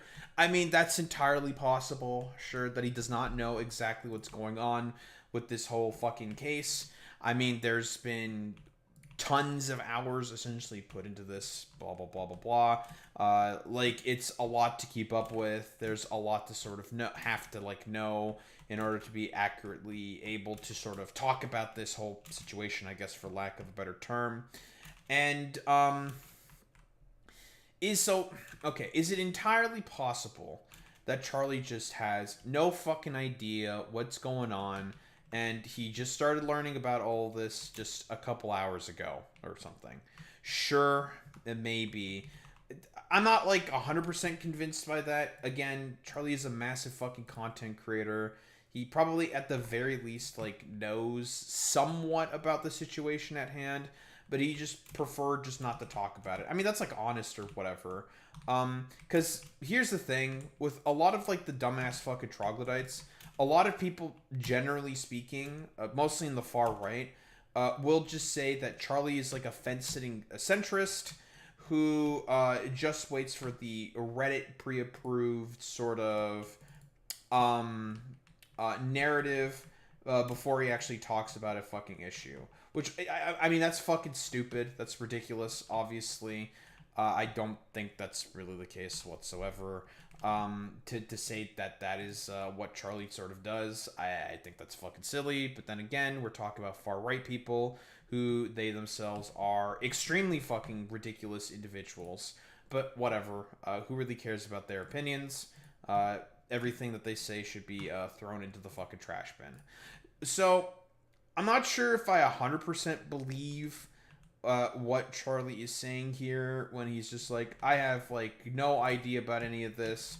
This is just this whole hoopla over here. I just learned about this in like 3 hours, which is, I'm gonna say this, a pretty short amount of time, to be quite honest, for you to learn about the entirety of what's happening here, because that's a lot of content and even potential context that you may be missing to basically just cover in about 3 hours, right? Like, so I'm gonna have I have some particular issues with that right there. The fact that he's just seemingly not really coming into this with like a, shall we say, proverbial fully stacked deck on all the information, because there is a lot that has happened with this fucking situation. Of these things that are going on anymore. But for some reason, everyone jumps to, oh, he must be ignoring it. He's got to be ignoring it. We can really tell a lot about this guy from the things he refuses to cover. I just don't see them. The things I do hear about come from my friends sending them to me, or when I stream chat telling me about them, putting them on my radar. But if neither of those two avenues show it to me or tell me about it, I just never hear about it. And I'm not even a fucking streamer anymore, not full time. I'm like a semi-retired streamer. I stream sometimes, and sometimes I'll stream like 3-4 days in a row. But basically what I do now is I just play like old school games, like a lot of retro games or a lot of Steam cum dumpster games, like actual trash. So like I'm not even really a streamer, so I don't even see a lot of that either. So like it's not me avoiding certain things for a nefarious reason. I just literally don't ever hear about it, so I never learn about it. Now there is some stories that I do. So I do think that's fair, sure. Like, because Charlie has been covering a lot more like mainstream topics as well. Sometimes he also covers like political stuff as well. A lot more like general sort of news sort of topics. So yeah, like maybe like a lot of the terminally online bullshit, like the fucking whole Ethan Klein fucking lawsuits and whatnot. Sure, like. Because at the very least, like, it's a little bit of yes and a little bit of fucking no if I think that he's telling the truth in terms of all this, of the fact that, oh yeah, I just have, like, no idea about what the fuck is going on. Like, I'm just, like, I have, like, zero clue. Because, I mean, like, listen, we could definitely say that Charlie has certainly hit the mainstream in terms of, like, relevance, I suppose, for lack of a better term. I mean, he has a lot of the most idiotic fucking detractors getting mad at him on social media or whatever, but, you know, I digress. Who cares about any of their opinions? I just have, like, some slight questions about the, about how much he may or may not know exactly. Because, I mean, again, it could be entirely possible that he just knows nothing and he's just been reading about this for 3 hours, and that's like really about it. But yeah, maybe that's also true, Zane. It could just be he's just not into political drama slop stuff. That's very fucking true. I don't fucking again, I'm not really like blaming 100% Charlie here for saying like, oh, how the fuck do you not know about any of this stuff, blah blah blah blah blah. I mean, it's very annoying, and there's a lot to have to cover in a very short amount of time. It's very fucking stupid, but like, honestly, it's like it's arduous, it's difficult, it's annoying, and all of the actors in all of this well, mostly Ethan, who's definitely malicious when it comes to all this stuff, is certainly in a position where he just wants to basically make everything worse for like no reason. And maybe Charlie felt like he's going to start talking about this, maybe partially because of some of the pressure he's facing from fans or whatever, but also perhaps because of the fact that he also is going to be affected by this as well. Let's be honest here, Charlie will face, if what Ethan is allowed to go through with goes through, there will be also consequences for Charlie as well, considering the fact that he too is also a large commentary sort of YouTuber. Of course, he'll be more safe, of course, considering the fact that he is as wealthy as he is. He certainly has a lot more prominence and power within the sort of environment, of course. But yeah, like to sort of say that, on its face, he probably does not know 100% about everything that's going on. I'm a little skeptical, just somewhat fucking skeptical, right? Like, I don't know if I 100% like think that like, maybe maybe he doesn't know, maybe he does know. I'm like kind of 50-50 on it. So yeah, I mean, what you're definitely saying there, Zane, is could certainly be the case that he just doesn't really know about much of anything that's like going on in terms of this case, and that it's just like it just came across his radar now or something. Like I definitely don't like disagree with that, but yeah, it's like a little bit of yes, it's a little bit of no. He could know about it. He might not actually know anything about it. Like it's not really like concrete, I guess, for like lack of a better term. Hear about and get really invested in, like Bricks and Minifigs versus Reckless Bin. I've been very glued to that one, had my finger on the pulse of. But that was something that was put on my radar by friends and stream chat. So genuinely, I am just not online that much, so I don't see a lot of it.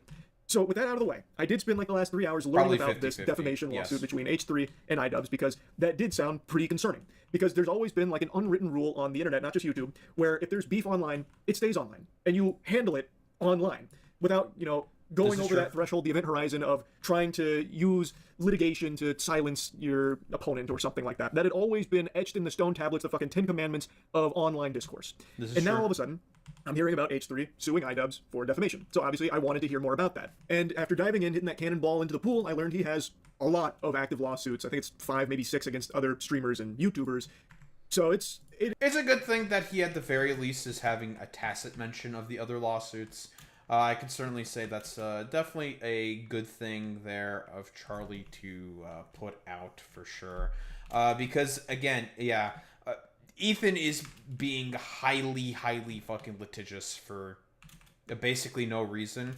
Again, he was successful in his lawsuit against specifically Frogan and also Caseytron simply because of although like with Frogan's lawsuit, it's still technically going on at the moment. It's not technically over, but it's more or less effectively over. It's just not technically over, right? But I digress. In terms of the Caseytron lawsuit, she just did not have the resources to continue fighting against Ethan, and she, as a result, basically decided to bow out because it was either that or lose her house. And Ethan decided to be a real fucking asshole about it, and made her do like the hostage video and all that stuff. Blah blah blah blah blah. Even though, like, granted, there was a case there in terms of the Caseytron sort of like reaction to the content nuke, where Caseytron did not really put much in terms of transformative content. I don't know as much about Frogan. I didn't find her VOD in particular, but. In the case of Denims, for example, the video was about 2 hours, and by Ethan's own metrics, as discussed by the Kilotonics video, which I'm probably going to be bringing up a bunch, because it was a very good video. In terms of that, by Ethan's own metric, Denims fucking satisfied even his own conditions, right? Because it's about like an hour and a half. It's almost 2 hours, right? And Denim spent about 4 hours reacting to it. By Ethan's own sort of clause and what he expects out of reaction content, Denim's pretty much fucking suited it. And pretty much just from that alone, you can make the argument that Ethan has like no basis for this fucking lawsuit, just based off of that. And for the most part, it seems like the judges basically fucking agreed with that. I mean, they used Ethan's own precedent against him, so yeah, he's pretty fucking cooked in terms of that tentative ruling. But, you know, technically speaking, he can still appeal, blah, blah, blah, blah, blah, but I really don't see that going anywhere, to be honest. I mean, listen, if you know anything about the U.S. court system, very often, if precedent is set, the courts will very, very often defer to said precedent rather than going along with setting new ones. I mean, that's why the Ethan Klein lawsuit was very, very unique. Especially considering the fact that what Ethan is doing in terms of this lawsuit is also quite unique in of itself. There hasn't really been a lawsuit on a long-form sort of reaction video. Again, Kilotonics also outlines that in his video very, very well.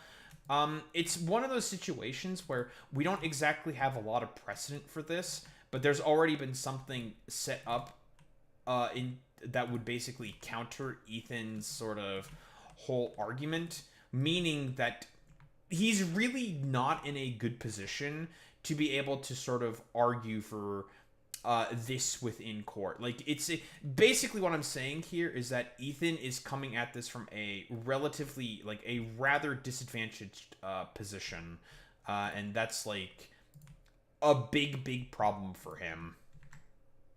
It's a bit of a rampage he's been on. I knew about one before all this, which was against the snark community. That I did hear about, and that one made a lot of sense to me, actually. The snark community, from what I recall, was doing some diabolical, like, harassing, stalking stuff, sending CPS. I remember that in, like, Human Skulls. Those things I recalled from, like, the snark community, so it made sense that he would pursue litigation there. Okay, so that's a lie. That's not true. We have no evidence to suggest that it was the snark community that sent the CPS calls. No evidence for that whatsoever. There is no evidence that anyone within the snark community sent the Human Skulls either. Zero evidence for that as well. That is where because he does also say later in the video that he spoke with Ethan Klein. That is probably a line that he got from whatever H3 representative spoke with that. And also, as for the CPS call, there has just been no evidence presented to say that that call was done by a snarker. There's just none whatsoever. Ethan has failed to produce any evidence whatsoever for his fucking claim. Because that is highly illegal fucking psychopath behavior. So that one I remember, and that one made sense to me. But when I was learning about these other ones, granted I haven't dove too deep into all those because this is clearly a lot. I was mainly focused on the defamation one, but man, Ethan Klein has become like the Nintendo of YouTubers. He is extraordinarily litigious. True. Anyway, enough blabbering. What started this defamation lawsuit was... I do have to say, that alone is going to be... Whew, that's not great for fucking Ethan Klein because, again... and honestly, I would say that this is probably like the proverbial sort of like gut punch to probably Ethan's reputation. Everyone knows about the Nintendo Ninja lawyers. It's a fucking meme pretty much at this point. And nobody likes Nintendo's fucking actions when it comes to their ninja lawyer sort of fucking behaviors. That's not a good thing there for Ethan. I mean, like, Charlie is correct when he's saying this. This idubbbz stream. Okay, this is my watermark for the stream. I don't want any of my content being stolen. Got another Calci ad? I'm sorry, Fazium. We're all getting Calci ads these days. It's true. Okay, so I do want to say I don't agree with what's being said in this comment here, but I'm putting it on screen because I think it should be addressed because it's a big, bold accusation that's very fucked up. It is very fucked up, and it's despicable that he would think it's a good idea to post that there while knowingly aware that it's not true. So the message isn't Ian's. This comes from Destiny. Okay, so here's the... but he already says that he does not agree with it. Like, I mean, he literally says he does not agree with the message then. So, like, what exactly are we doing here? I have to say? Like this is where, we may be operating under some, I don't know, Ethan-esque narratives or some shit. Because idubbbz already stipulates that, yeah, this is just a thing that's just not true. It's not real. It's a bunch of bullshit. So that should instantaneously be a defeater for Ethan's whole sort of argument, right? Like, instantaneously. Because idubbbz himself makes it rather clear, like, yeah, I don't agree with this, and I think it's fucked up. Like, I just think this is bad. So like as a byproduct. Like, this should more or less be a done sort of case. But Ethan does not want it to be a done sort of fucking case. It should make you wonder why he doesn't want this to be a sort of done fucking case. Because he's more interested in being a litigious fucking weirdo. And he found this screenshot, and he kept it on screen for a very long time. And he said he didn't agree with it, but thinks it needs to be addressed because it's so fucked up. It is a terrible stream. Just give it to you real blunt, real raw. It is no good. And I'm no stranger to getting shit-talked by idubbbz. He has said some very nasty, very untrue things about me on his broadcast as well. But what is being reported in regards to... So, I think that is in reference, and I think this is where I'm probably going, where a lot of Charlie's analysis, I think, gets rather blinkered and just kind of bad, in my opinion, is that in particular. The fact that he's mentioning that idubbbz, I think, said that Charlie is a gateway for the alt-right pipeline, which I think I basically wholeheartedly disagree with. That's ridiculous. Far-right people constantly shit on Charlie all the time for the fact that he has, like, Reddit opinions or whatever the fuck that means from those, like, schizophrenic fucking freaks. I don't agree with that whatsoever in terms of, like, idubbbz's sort of analysis there. I don't remember 100% which video it is. I do not have, like, a context point for that. I think this is, like, the point that Chalepi said in his video talking about this whole sort of situation. So that's where I am getting that in particular. That tidbit of information. This is just, to say that Charlie is an avenue for the alt-right pipeline, I think is just completely ridiculous. I don't think there's any, like, evidence to substantiate that claim. I think it is silly to have such a claim in particular. I do not know what prompted idubbbz to really have that fucking claim, to be honest. I'd have to find the video and watch it to see the full context, of course. It's just out of the scope of this particular sort of video at the moment, so we're not going to do that at the moment. So, to say that Charlie is a gateway into the alt-right pipeline, I wholeheartedly disagree with. That's just not accurate, I think, whatsoever. Charlie is a lot of things, but what he is most specifically, he's just a normie. I'm going to be quite honest here. I don't think there is any evidence to really suggest that if someone watches a bunch of MoistCritikal content, that they are going to fall into the alt-right pipeline. I think that is rather silly.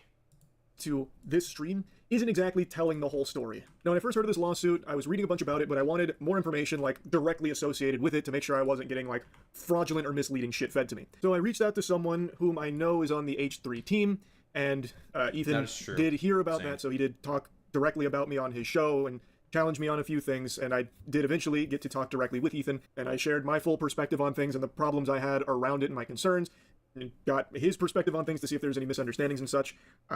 Ultimately, I don't think we fully saw eye to eye on this, which, you know, it's going to happen. I fully understand that this is a very emotionally charged subject for him after everything him and his family went through with snarkers in particular. I know that the CPS and the human skulls incident are, like... Again, that's stuff that Ethan still has failed to produce any evidence for. Again, Kilo... Maybe... Okay, really someone should suggest Charlie to watch Kilotonics' video on all of this. Because Kilotonics pretty much goes through it pretty much perfectly, talking about how Ethan is constantly lying about the CPS call and all of his positions on the fucking snarkers. Because there's just no evidence at all whatsoever to suggest that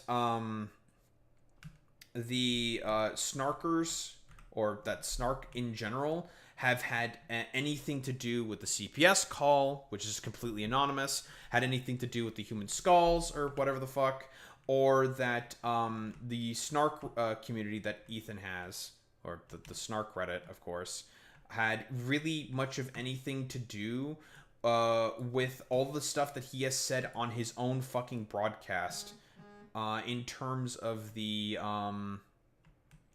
in terms of like say the stuff with with the Giardia, in terms of all of the stuff with the skulls, of course, being sent to Ethan Klein, blah blah blah blah blah. We have just zero evidence, none whatsoever, to say that the Snark Reddit had anything to do with it. Like, we just don't have any tangible like positions or anything whatsoever to suggest that it was them. We just have none. Like a legitimately traumatizing thing, like the fraudulent CPS call. Like, I get how inexcusable and abhorrent that is. I really do. But I just truly don't believe that this lawsuit is in any way, shape, or form helpful to anyone. Outside of the lawyers, they're fucking smiling ear to ear. They're salivating right now, literally drooling with a bib on.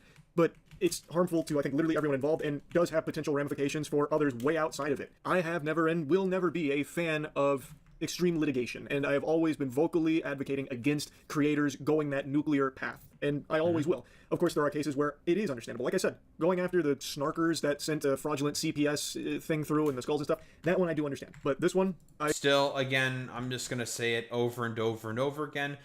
Ethan has failed to produce any evidence of the snarkers being responsible for either the CPS call or the skulls and whatnot. Again, that's just a fucking conspiracy theory that Ethan made up. That's it. It's a complete fucking conspiracy theory. We have zero evidence to suggest that either that anyone on the Snark Reddit had any responsibility whatsoever in terms of in terms of the CPS call, in terms of the skulls being sent to Ethan. There's just none. There's just none. Ethan has failed to produce any. Same with anyone on his fucking team. There's just zero. There's just none whatsoever. So again, for Charlie to be parroting this is not exactly great, to be honest, because again, there's just no evidence. We have none, and it's just kind of annoying that this keeps going on, and because we just have nothing to really suggest that the snarkers at all whatsoever had anything to do with any of the things that Ethan is alleging. I'm going to say it again. Ethan is alleging this stuff. I could never support that, and I just can't see the real just cause behind it. That's exactly. And I think it is a terrible example for other creators in the space to follow, where maybe they believe that even though this is about like a Canadian defamation lawsuit, well, maybe they can try their luck in the States. You know, it's not like defamatory lawsuits are exclusive to Canada. There's better protections here, no doubt, but still, if they take from this that maybe the way to fight battles online is to go the litigious route, well, then it's just a huge mess across the board. I think it is just a very bad precedent. Even if, you know, the lawsuit doesn't end in a victory for him, this way of engaging with discourse, I think, has always been frowned upon, but for some reason is starting to get some more support behind it, and I just fully disagree with it. I think that this is genuinely just a, like, big threat across the board to just the entire space. Like, if discourse becomes... Well, I'm just gonna... Okay, just to throw this out here, the reason why this is being more and more normalized is specifically because of Ethan and all of the fucking idiotic right-wingers that are seemingly around him now. Because that's why a lot of... Because, again, like, what Charlie is saying is correct here, right? He is right in saying that, of course, the precedent that this is setting is not a good thing. It's a bunch of hooey. It's a bunch of bullshit. It's not a good thing. Blah, blah, blah, blah, blah. Okay? That's easy, obvious fucking shit. Yada, yada, yada, of course. Should really go without saying. The problem is, of course, the fact that he's having a lot of his like positions and takes here seem rather blinkered and not as effective as it could be because of biases that he has against fucking idubbbz. Right? And it's going to be, I'm going to say this, I think it's a rather big problem for this in particular, right?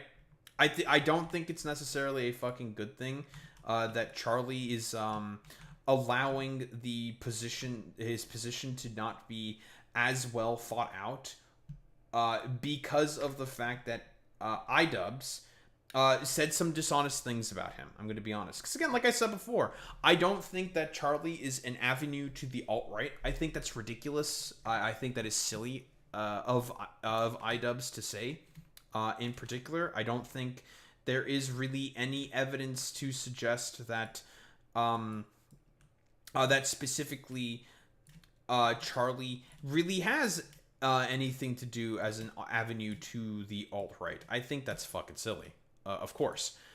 But to basically just be like, oh, you know, I don't really give much of a shit. I'm gonna take a lot of like Ethan's side in terms of the whole like snarker discourse is not particularly great either. Yeah, I mean, like you're saying Charlie is no side character. He is a massive fucking streamer, massive fucking platform and whatnot.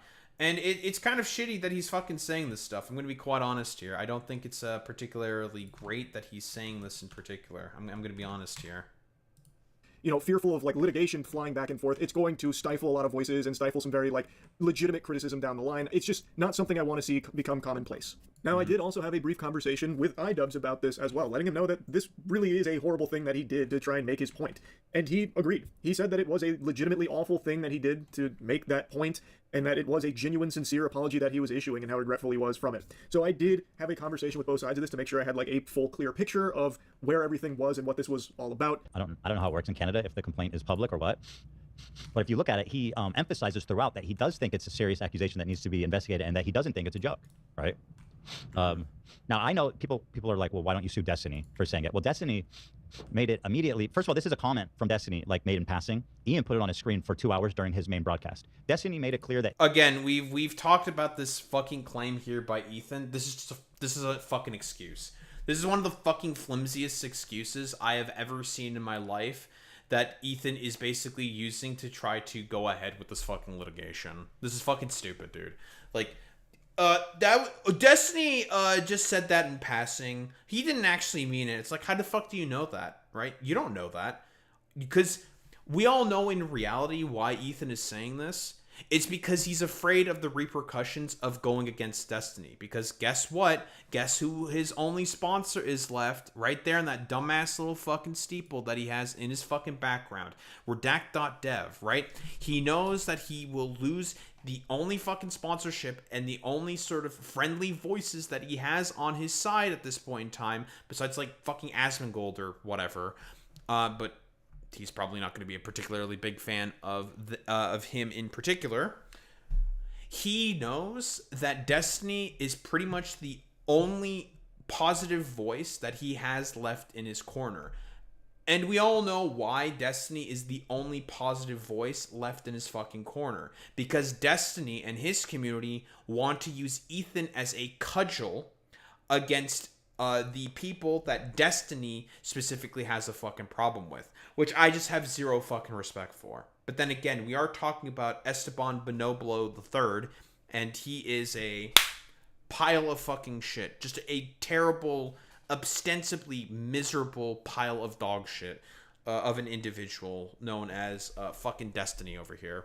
So, again, he's essentially being used as a weapon, as a lolcow weapon to go against those that Destiny perceives as problems or as fucking threats or whatever, or just generally people he has issues with, right?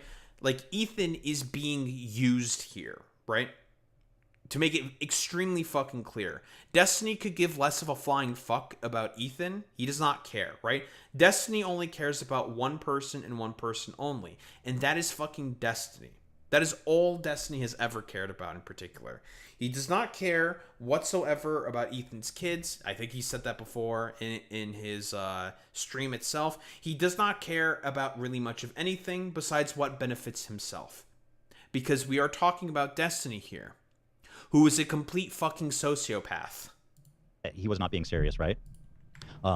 Pretty much immediately after writing it. Like, nobody was like, yo, Destiny made this claim that Ethan molested his children. Oh, shit. You know, people knew that when Destiny said it was like, he was just being a dickhead. Or, I mean, he was being a giant fucking piece of shit, right? But he immediately afterwards made it clear that he didn't actually think that.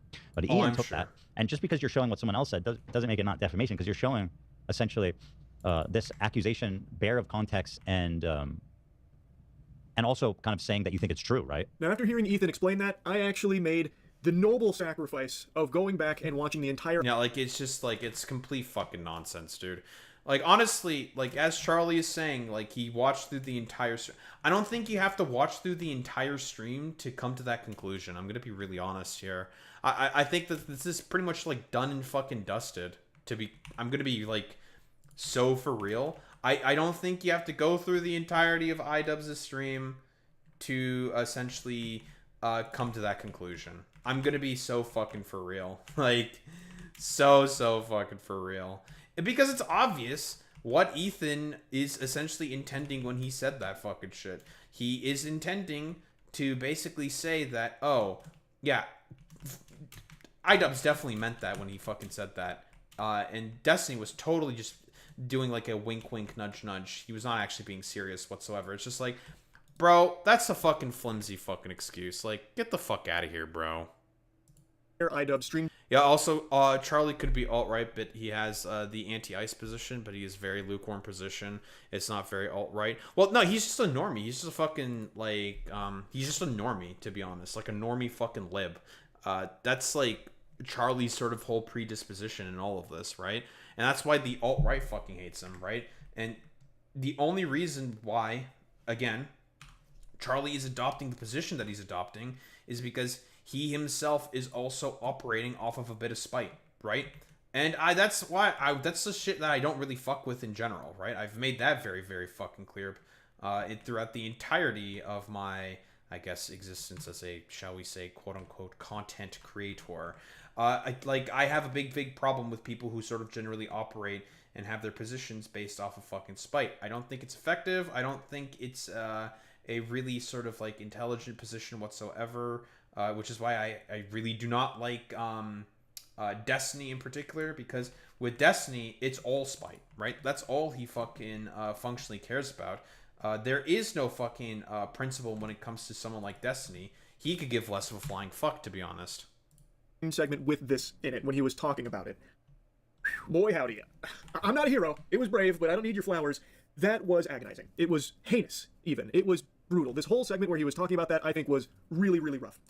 But I don't recall at any point throughout it him actually trying to argue that it's a legitimate thing or trying to convince his audience that it's real. So I know one of the big things is that it came from idubbbz, who has actually met Ethan and his family. So there's like this air of credibility around him saying something like this, but that's just not true. He's not even trying to say anything about it is credible, even outright says that it's not. Again, like, that's just another instance of Ethan coming up with basically, like, really any excuse at this point in time to try to justify the litigious actions that he's currently taking. Like, because it's like, that's just like, okay, man, yeah, totally, bro. It's flimsy. Like, it's stupid, it's ridiculous. Like, it doesn't hold up to even, like, I would say the barest fucking scrutiny. I'm gonna be honest here. I think it's fucking stupid.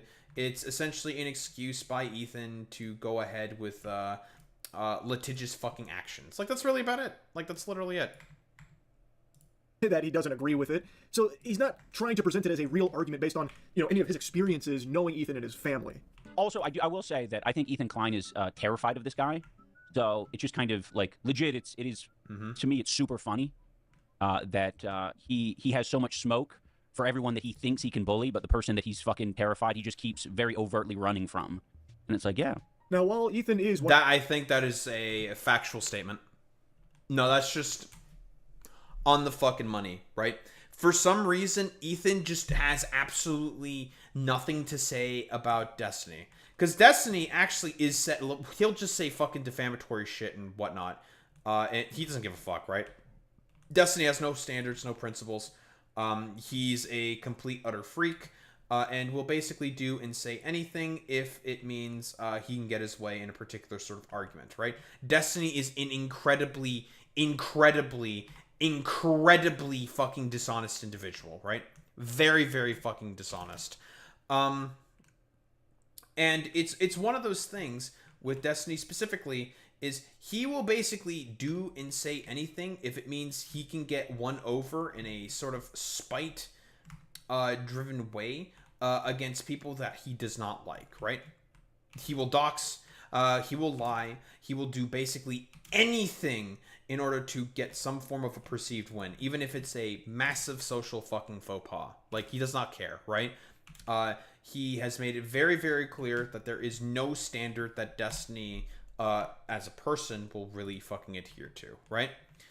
Which is why I find it rather kind of annoying that Ethan is basically just cowering out from like standing up to fucking Destiny and which is why he is never beating the fucking allegation of seemingly being in cahoots with fucking Destiny, right?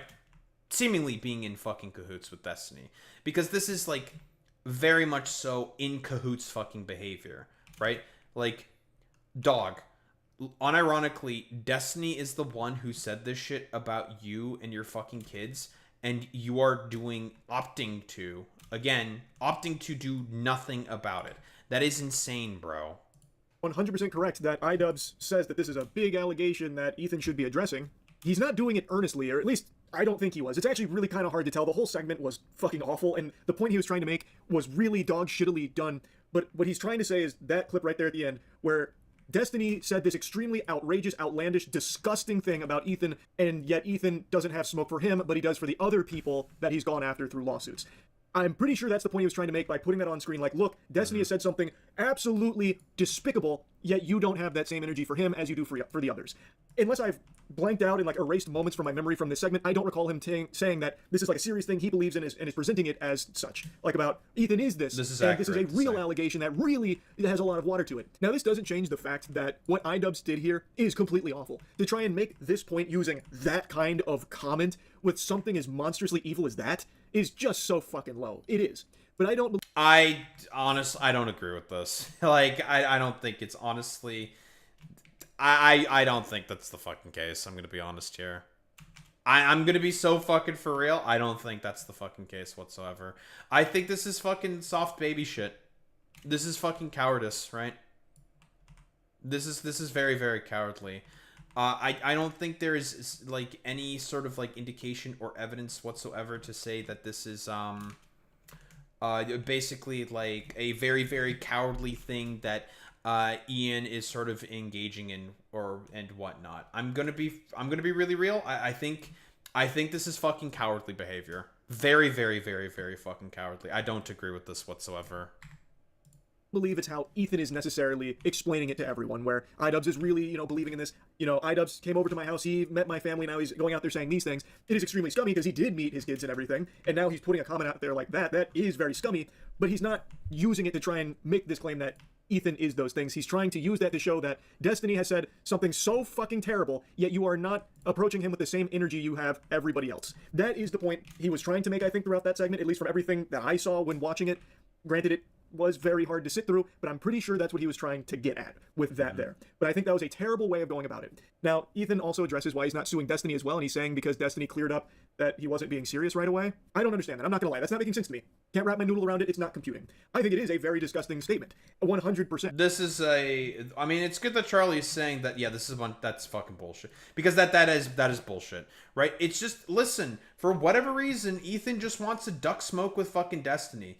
For like whatever reason, I don't know, because again, I think literally the only friends that Ethan has left is just DGG. That's it.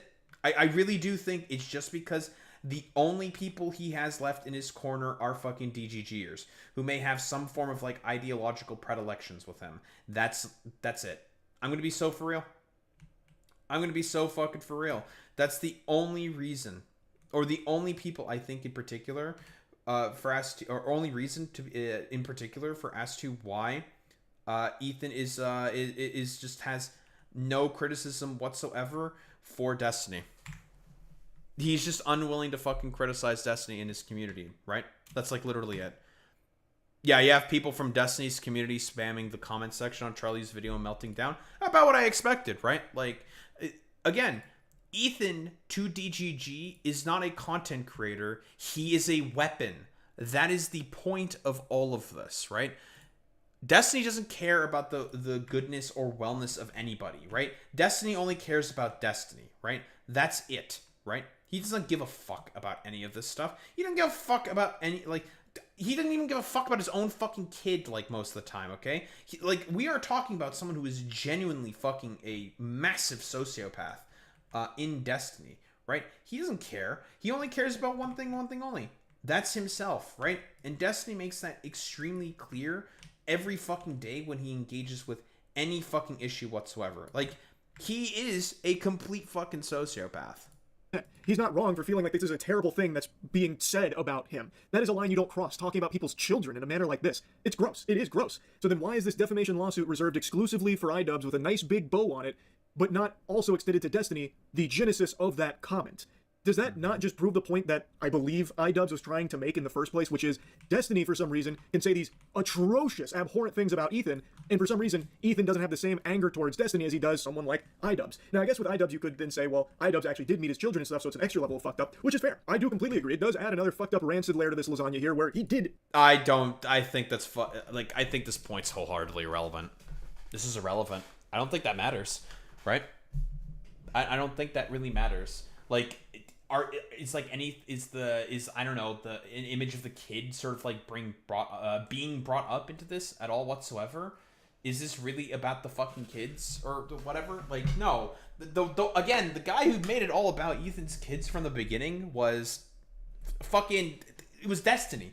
Destiny is the one who fucking brought this all up to begin with for no reason, seemingly, because he just wanted to be a piece of shit. Like, that's it. He just wanted to be a fucking asshole.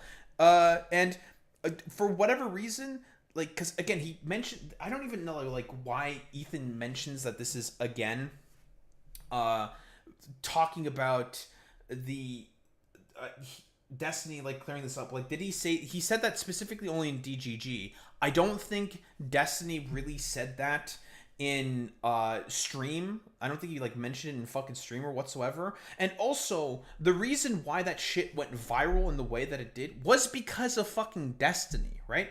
Destiny is the one who's like, if we're talking about like the whole sort of like defamatory and who is the one who should be completely at fault here, it's Destiny all the fucking way. So again, the reason why people in particular are as fucking upset with Destiny in the way that they are, as they fucking should be, to be honest. Should be more upset with people like Destiny, but whatever. The reason why people are saying like this is a bunch of bullshit that Ethan is engaging in for no reason, like, why is he having this fucking smoke for idubbbz for whatever reason?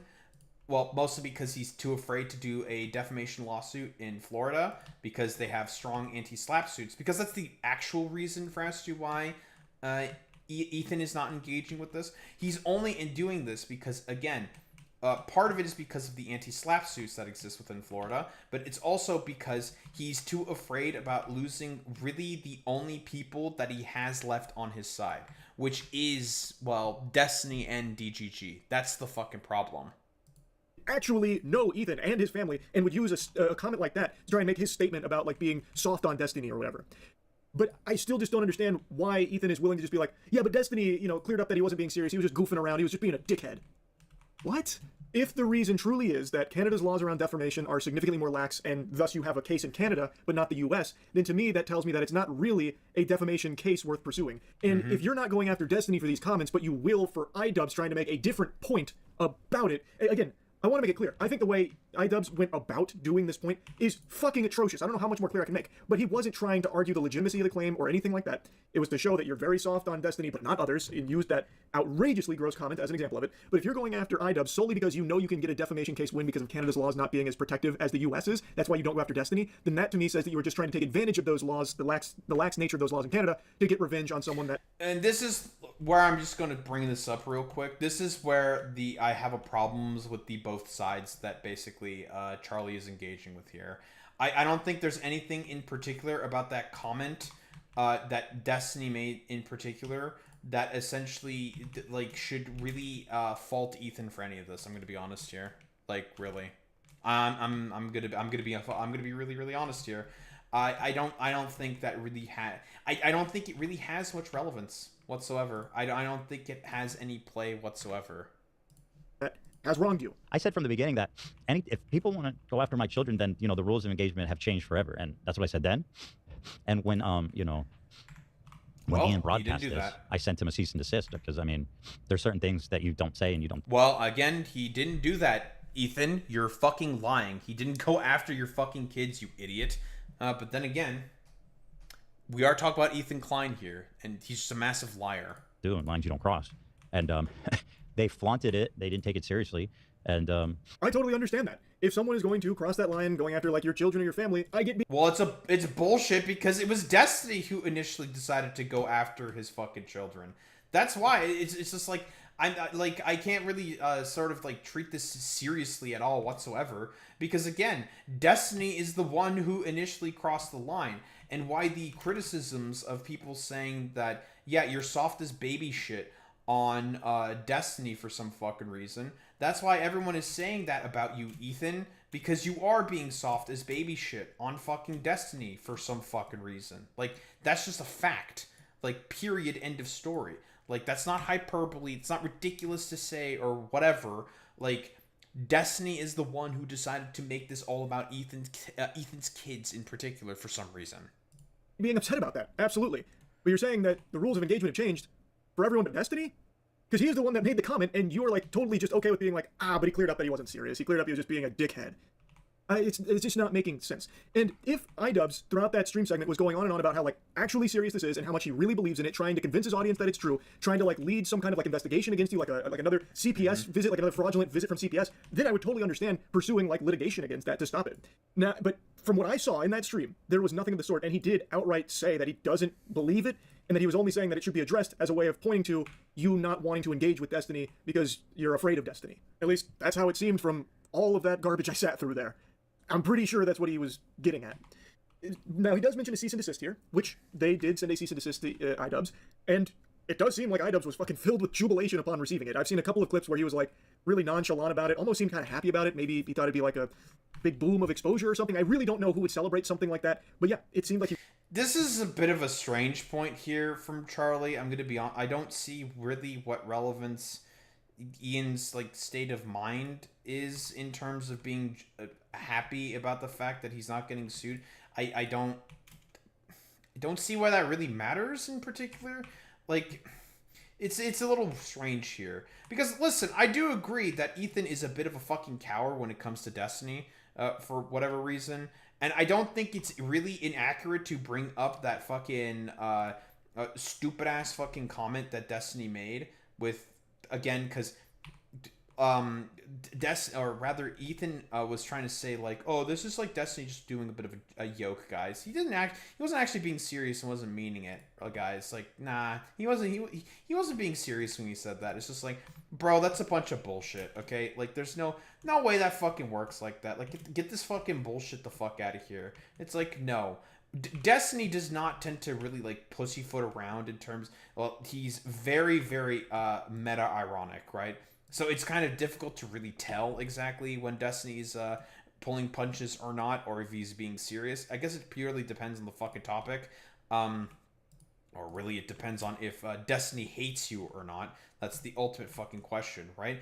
The thing with Destiny is that he makes it very, very clear that he is someone who cannot be fucking trusted or believed whatsoever, right? He will believe in one particular sort of position one day, and then he'll believe in something else another. Like, he is a grifter, right? He doesn't actually believe in really much of fucking anything because, again, he will say and adopt particular positions if it is efficacious for him to do as such, rhetorically in a certain fucking moment, right? Which is why you can never really treat anything that comes out of Destiny's mouth seriously at all. Because again, Destiny himself makes it rather fucking clear that he himself is also not a fucking serious person, right? So again, to treat like this as being something that's either serious or not serious, who really fucking knows? It's a bit of a fucking shit show, to be quite honest. Is fucking ridiculous. Because again, you can't believe anything that comes out of Destiny's mouth because he's a fucking grifter. He'll just literally talk out of both sides of his mouth consistently. Like, constant fucking doublespeak with someone like Destiny. Which is why you can't trust literally anything that comes out of his mouth. He could have been serious there. He could not have been. You have no idea. So Ethan saying that, oh, I knew that Destiny was not being serious with that, is really fucking stupid, man. He wasn't taking it seriously. And he did eventually come out and say like he really regrets doing this segment and like how bad it was, and that he did make like an apology for doing it, thinking he went too far, but it did take a while. And it's worth mentioning that his community, idubbbz, like his stream chat and like the people watching idubbbz, were not supportive of his actions with showing that comment and trying to make that point using something so heinous. It's not like his audience was eating it up and really celebrating what he did here. His own audience was turning against him for doing that, from what I saw. Now again, I've only learned about all this after the fact, so maybe some of like the positive stuff was scrubbed or deleted, but a lot of what I can find was people in his audience really didn't agree with him doing this. I don't see how you can say that I'm not justified when somebody's who's your former friend who's been to your house and met your children is broadcasting this as a silly, it's just silly. Ethan needs to address this little minor claim that he molested his own children and he's a pedophile. Is that funny? I don't know. Is that a joke? Is that free speech? I don't think so. Then the other thing I hear is like, this is a grave threat against free speech. No, it's not. Defamation laws exist in every major Western country, because you can't just say people molested their children. That's not free speech. That's not protected speech. Yeah, he literally said he didn't fucking listen. Ethan would technically speaking be correct there if he said that he agreed with the fucking statement. But again, Ian said that he did not agree with the statement, which is why people are saying like, yeah, what you're doing is a threat to free speech, actually. So again, he just does not agree with it. Good thing idubbbz didn't. That would be the comment that was left by someone else. So if that is the big problem that this was said in the first place, then wouldn't that energy be channeled at the person who actually said it? He's trying to portray it as though Ian is championing it, that he is trying to use this knowingly fraudulent information to push an agenda that Ethan is a monster, that does the unthinkable to his children. But when watching it, again, that's just not what he was saying, and he did outright say he doesn't believe it in the first place. He then goes into like, how is that a joke? Well, you just said that the person who left the comment Destiny was just joking, basically. He was just being a piece of shit. But he wasn't being serious, that was a goof. That doesn't make sense, man. So it was a joke when he wrote the comment, but it's not a joke when idubbbz is trying to use it to shittily make a point. And he wasn't even making a joke about the comment itself, just more so that you weren't getting upset at Destiny for making it in the first place. You can't accuse someone of committing a heinous crime. That's not, if they didn't, that's not free speech. That's not protected speech. It's literally not protected speech. It's actually explicitly carved out in the law as, you know, this is the legal route you take when someone defames you, right? Ethan, of all people, should be very familiar with how defamatory lawsuits can be exploited by those with a lot of money. I have bad news for you, Charlie. It seems like Ethan has significantly lost his way when it comes to that in particular. And in fact, he does not actually seem to really care much at all when it comes to defamatory fucking statement. Like, listen, he's correct in saying, like, Ethan, you yourself should know about how this shit works. No. Unfortunately, he has been affected by something that that we call the DGG mind virus, okay? It's very insidious and evil in terms of its fucking function. And it makes it such that you become 10 times more fucking stupid when you engage in a general fucking discourse. It's a terminal disease. Unfortunately, there's not much that Ethan can do about it. Was the guy that always fought on the right side of these kind of battles. And now in this case, I really think he's lost his way in that regard. What he is describing here is not even what idubbbz did. He's talking about, you can't make these comments, that's not free speech. Destiny made the comment, man. Literally.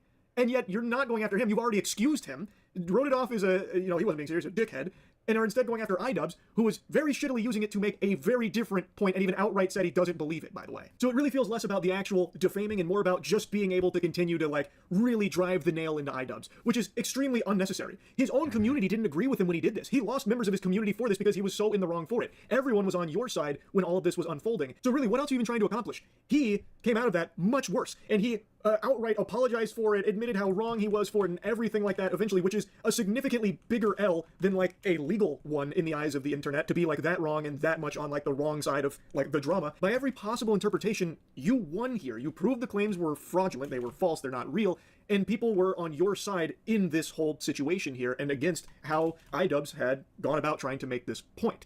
All you had to do was just leave it at that. But by making this lawsuit, you've now made a new issue out of it that is a concern and can affect other people entirely unrelated to it. And I'm honestly very surprised why Ethan can't see that. After all of the lawsuits he's been through, something like this should be very... Well, no, it's okay. It's like I mentioned earlier. Now, this is some of the problems also with Charlie as well. He's just not as well informed in this because, again, he said he looked into this in 3 hours. Unfortunately... 3 hours is not enough time to sort of like be fully informed about what's going on here. Again, like I really do think that to fill in a lot of the gaps that Charlie is specifically missing here, he should really take a look at the Kilotonics video. The Kilotonics video pretty much fills in the gaps perfectly, right? And yes, it's a long watch. blah blah blah blah blah. He doesn't even have to go through the rest of the fucking segments that Kilotonics outlines. He can just watch the first hour and a half, right? Just to go through the Ethan segments specifically, right? Like, and that will be pretty much the whole sort of like gaps in information here that Charlie is operating off of. It'll pretty much just like fill in those holes pretty much perfectly, right? Completely and utterly fill in all of those holes, I think, in my fucking opinion. And then we wouldn't really have these problems where, honestly, like, Charlie is just going to come out as a bit of a both sides and cuck here. Like, a little bit of a both sideser, to be honest here, right? If he just watched the Ethan section of the Kilotonics fucking video, you would know pretty much instantly about all the lies and dishonesties that Ethan is essentially using in order to sort of cover up for the, rather use that as an excuse to do lawsuits against Snark, against Caseytron, Denims, at this point, like Noah Samson, and also idubbbz as well. It pretty much would fill in all those fucking gaps without much of a problem whatsoever, and you wouldn't get this like half-baked, mostly half-informed fucking take that he's having here specifically. Apparent how it can be used exploitatively against others, even outside of a case of like this extreme degree.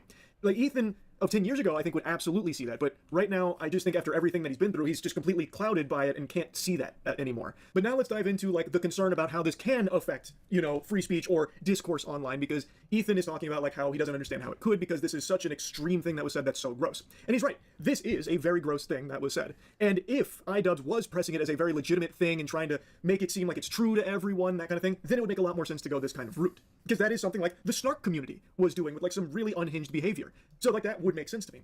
But that's not what happened here. And the reason why this is concerning is because let's say Ethan does win this lawsuit here, that then opens the door for other people to come in with less extreme shit. Like, yes, in this case, it is very over the top and gross. But defamatory statements aren't just this extreme level. Defamatory statements are very wide reaching. And this being something you can point to like, okay, so it worked for Ethan, it can probably work for me against this guy who said this thing that actually damaged my brand. In Ethan's case, I think it'd be very hard to even prove damages in the first place. I don't know if that's... Honestly, I'm going to be real here.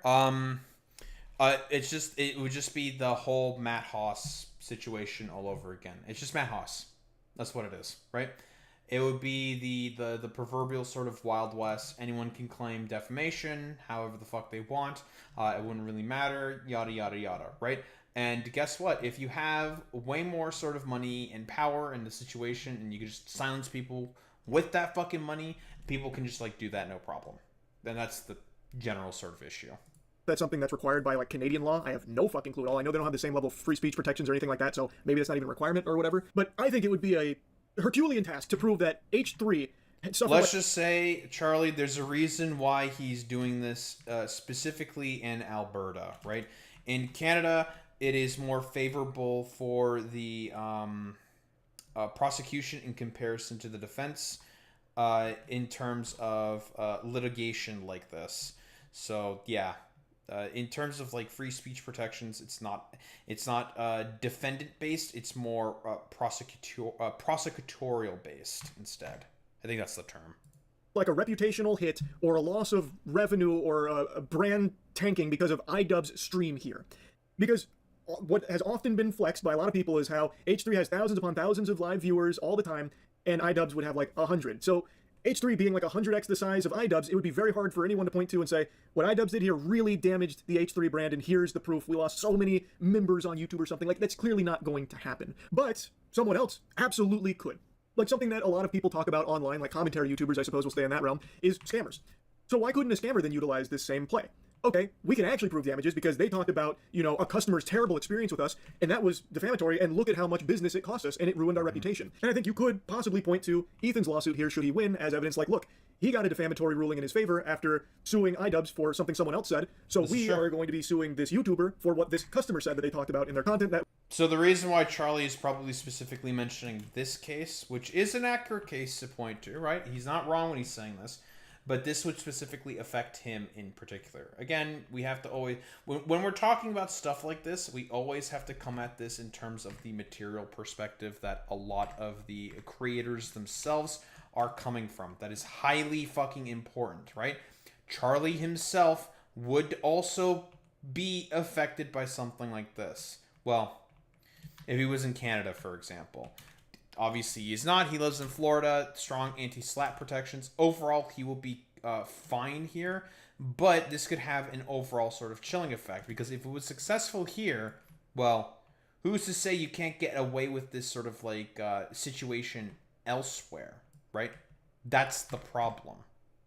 Ruined our brand or took away some business. Because in a lot of commentary videos, the sources come from others, whether it's individuals or something else. So if you can sue for a reason like this and win, it does open up to exploitation from some bad actors. So yeah, while it is kind of extreme in what has happened here between idubbbz and H3, I think you could very easily look at it and say, okay, if he can sue for what someone else said and was on his stream, why can't I sue for what someone else said that was in their content that I believe defamed me? And I just think that it does open the door to some problems. And I've seen the response is kind of split. In the commentary community, I thought it'd be unanimously, discouraged for pretty obvious reasons. It has historically always been spit upon, but because it's now against someone people don't like, idubbbz, they're okay with it and even laughing about it, which I just don't really get. I don't know how the lesson hasn't been learned. It's because it's all fucking sides cuckoldry, right? So people like More Pegasus, people like WestJet and all this fucking bullshit. It's all fucking sides cucked fucking bullshit. That's what it is, right? And again, this is where I've said before, a lot of Charlie's lack of knowledge is coming to potentially bite him a little bit here, right? It's all sides cuckoldry fucking bullshit. People just want to be ball washers for Ethan Klein, and as a byproduct, well, Charlie is probably not really aware of all of that, because why should he? It's very, very stupid. Yeah, well, Tectone, Asmongold, all these... I mean, he probably should be more aware of, like, Asmongold in particular. But whatever. He probably does not keep up much with Asmongold, if I were to take a bet.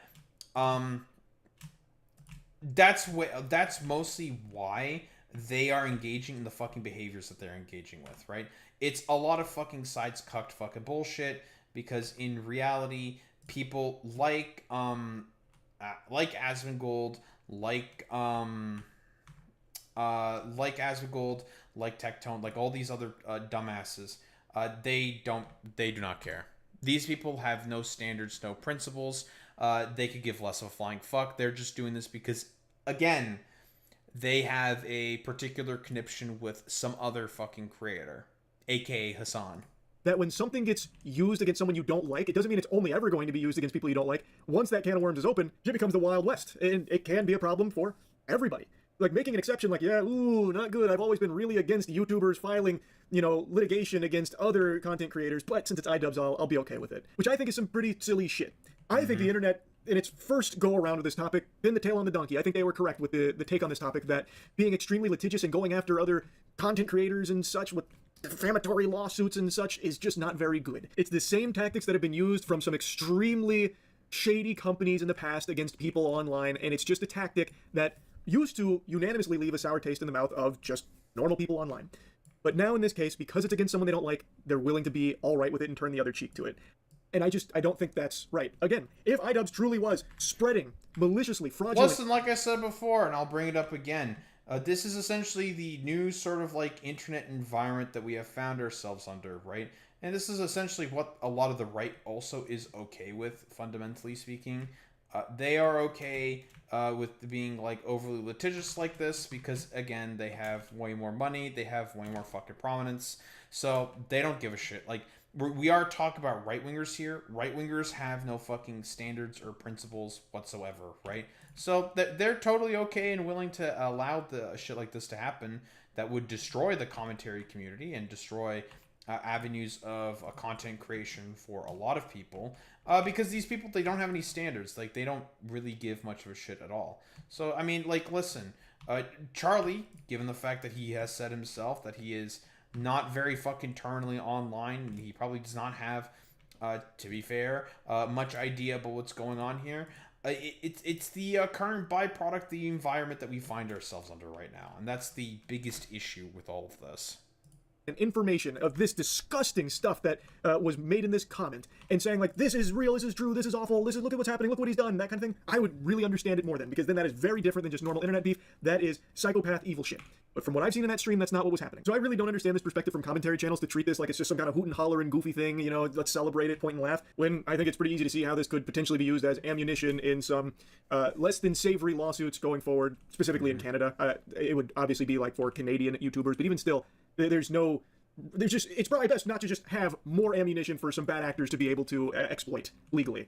Like, I just don't understand why, because it's happening to idubbbz, everyone's willing to just, like, forget about the last, like, fucking 15 years of everyone knowing that this kind of thing isn't really good. So yeah, I've been yapping about this for a minute now, but I do cover these, like, YouTuber streamer lawsuits that occasionally pop up, the ones that I'm aware of, at least, and this one was very surprising to see. Now, like I said, I did have a conversation with both idubbbz and Ethan, and at the end of the conversation with Ethan, he wanted to prepare a statement because I wasn't shy about letting him know that the exact way I've talked to him in our conversation would be how I'm going to talk about it publicly. And since I've made it clear I'm not in the business of just leaking private text messages, he wanted to prepare something that I would share. And I've done this in the past, like sharing statements from the people that I cover in stories, so I'll do the same here as well.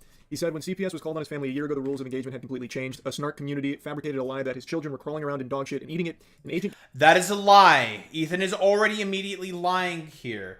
Snark did not fabricate that fucking lie. Ethan literally said that on his own fucking podcast. This is a lie. Ethan is already fucking lying to try to paint himself in a better fucking position. But again, since Charlie just is not particularly aware of all this stuff, is operating off of, well, poor information here by Ethan, he's not going to call it out specifically here. You have a good one, Kiwi. You have a good night there, bud. He came to my home at 8 a.m. to look through my home and interview my children against their will. Investigation is now over, was determined to be unfounded. After this, he could no longer tolerate attacks on his children or attempts to break up his family. Ian was a friend of his for many years. He has been to his house, met his children. When he displayed a message on screen for over an hour stating that he's a pedophile that molests his children, carried a lot more weight than when Destiny said it. Destiny said it in a Discord chat in passing that was on screen for a few seconds. He'd never met or spoken with Destiny, and Destiny's never been... So that's another lie there by Ethan. This was not said on a Discord chat. That was said on DGG specifically, right? That is Destiny's own sort of stream chat. So, again, another fucking lie here by Ethan Klein. Been to his house or met his children, has zero credibility on the issue, and made it clear that in passing chat message was never meant to be taken seriously. Ian, on the other hand, does know his family, has been to his home, and has... Again, there's just... I don't think Destiny was also streaming when he said that fucking shit in DGG. There are a lot of times where Destiny will just randomly start posting in DGG... like offline in DGG. It's a thing that he does every now and again. I don't think there was any indication that Destiny was joking or not being serious in terms of the fucking shit he was saying there. So again, this is another lie here by Ethan.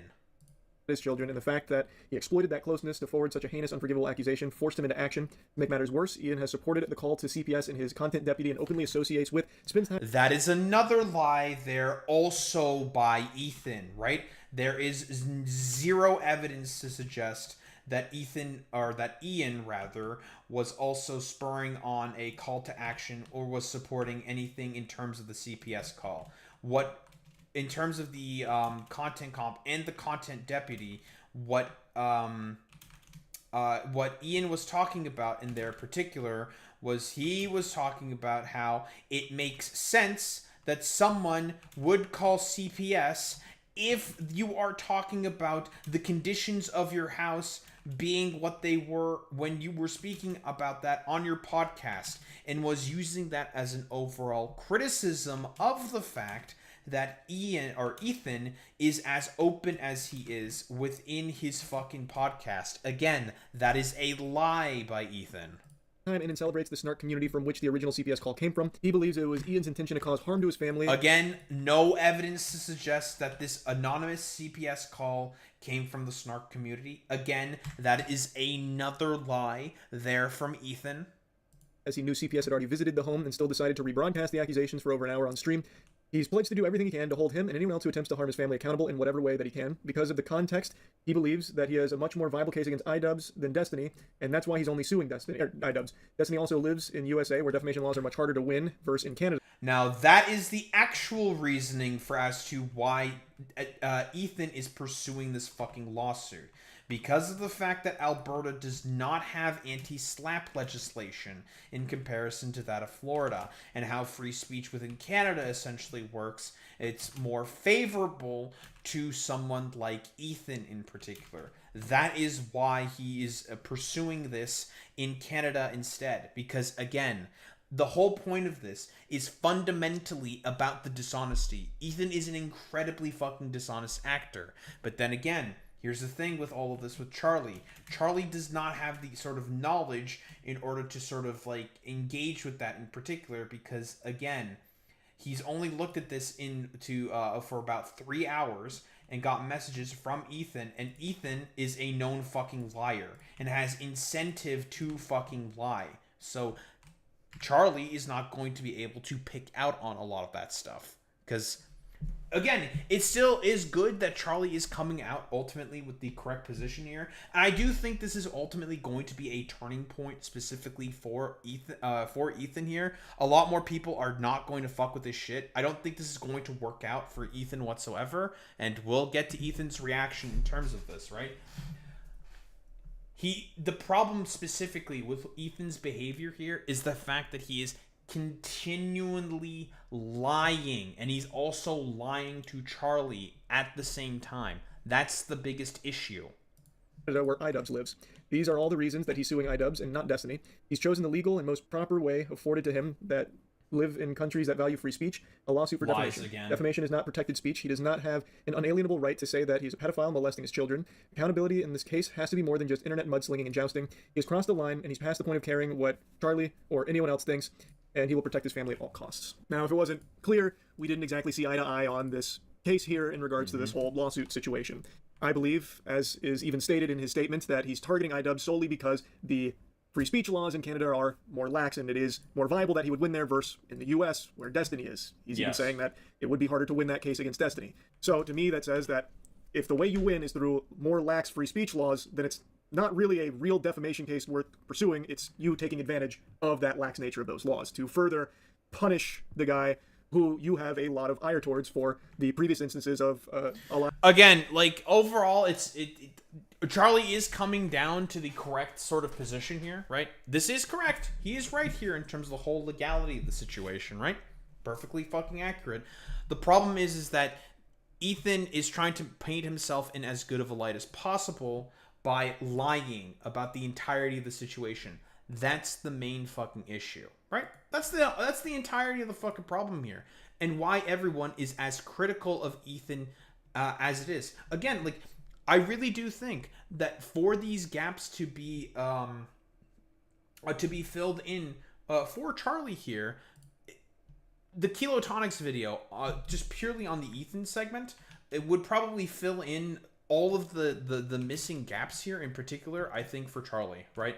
He would probably be like, oh, so Ethan is just fucking lying here. Because, again, Ethan is lying in this fucking prepared statement, right? I believe even the same prepared statement, I think, is this right here. Yes.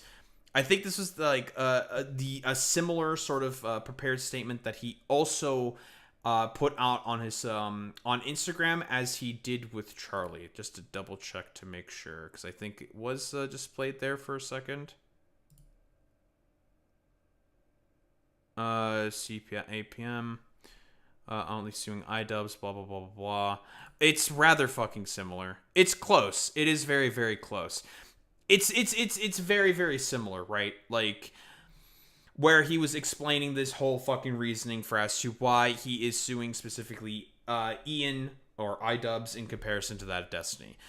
Which, again, is all of the exact same fucking lies and whatnot. Blah, blah, blah, blah, blah, right? Like, Ethan specifically is full of shit when he is saying this stuff, right? And he's lying knowingly to Charlie here. We can prove that he's lying knowingly here, but unfortunately, Charlie's just not 100% informed into all of this. So Ethan rather knows that he can fucking manipulate him in this particular respect.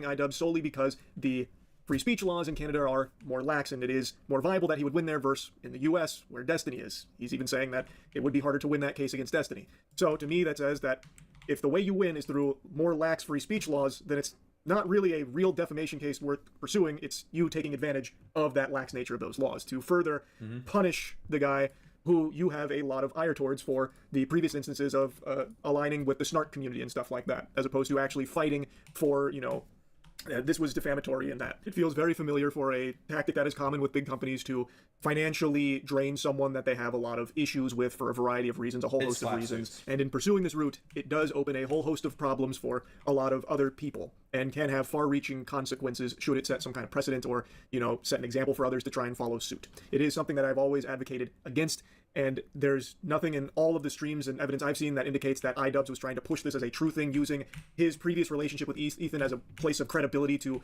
try and preach to his audience that this comment is accurate. This is a legitimate claim that actually needs to be investigated. There was nothing I ever saw that gave me that indication. It was only ever Destiny made this atrocious comment that Ethan is not being very upset about and having a very different energy towards him than the others.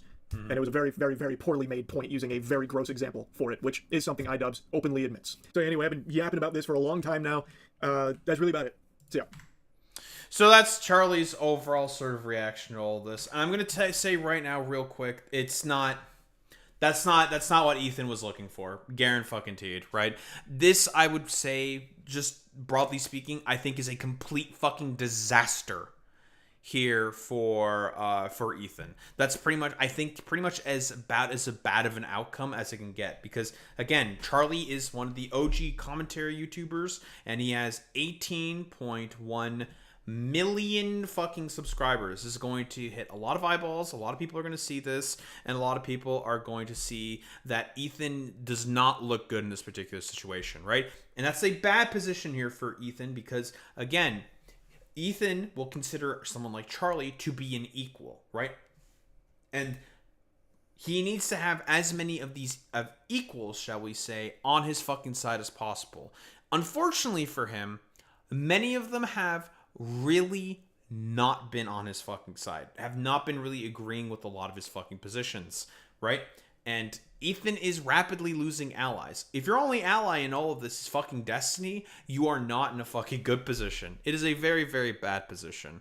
But here, Ethan's whole sort of reaction to all of this, just to wrap this all up in a neat little bow. Charlie's coverage was fair. Well, misinformed mostly, but sure. It's okay that he disagrees, and I don't expect everyone who hasn't heard me talk about this stuff for hours to understand the intricacies of everything. Okay, the problem is that you consistently lie about many, and I mean many, of the fucking positions that you have. Again, no evidence has been presented that Snark either sent the skulls to you, did the CPS call, or evidence at all whatsoever that they coordinated with Caseytron, Denims, and Frogan in order to take views away from the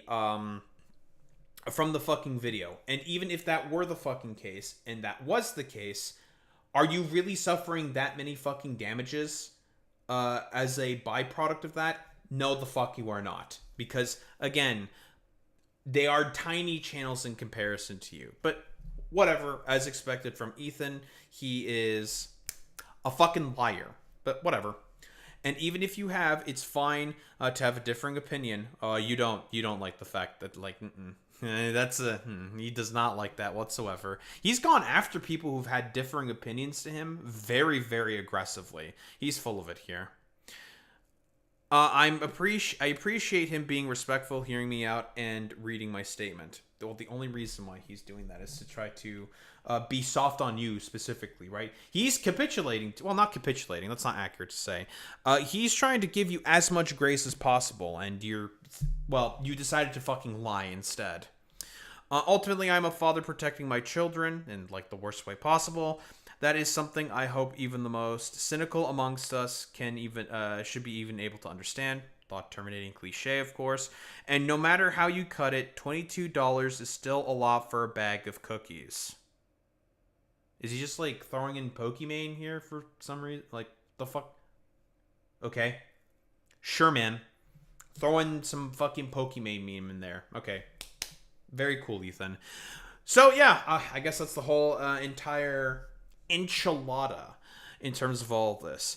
And a simple conclusion, This makes Ethan look really bad, right? Optically speaking. More and more normie streamers and YouTubers who don't necessarily get into drama like this are talking about this and are saying that what Ethan is doing is fucking wrong. Of course, Fantano, like, he's not really around this sort of like environment, even though he is a politics memer. He doesn't really get into dramas like this very, very often. I think he himself in his own video said that, saying like, I don't really get that much into drama like this, right? And it's just not really my thing. But what Ethan is doing here is a bunch of bullshit. This is fucking stupid and should be actively fought against. And in fact, Fantano in his video uses his own fucking example of a lawsuit that he won against someone who also sued him for the fact that he was criticizing his like dog shit fucking music, right? So there's that, right?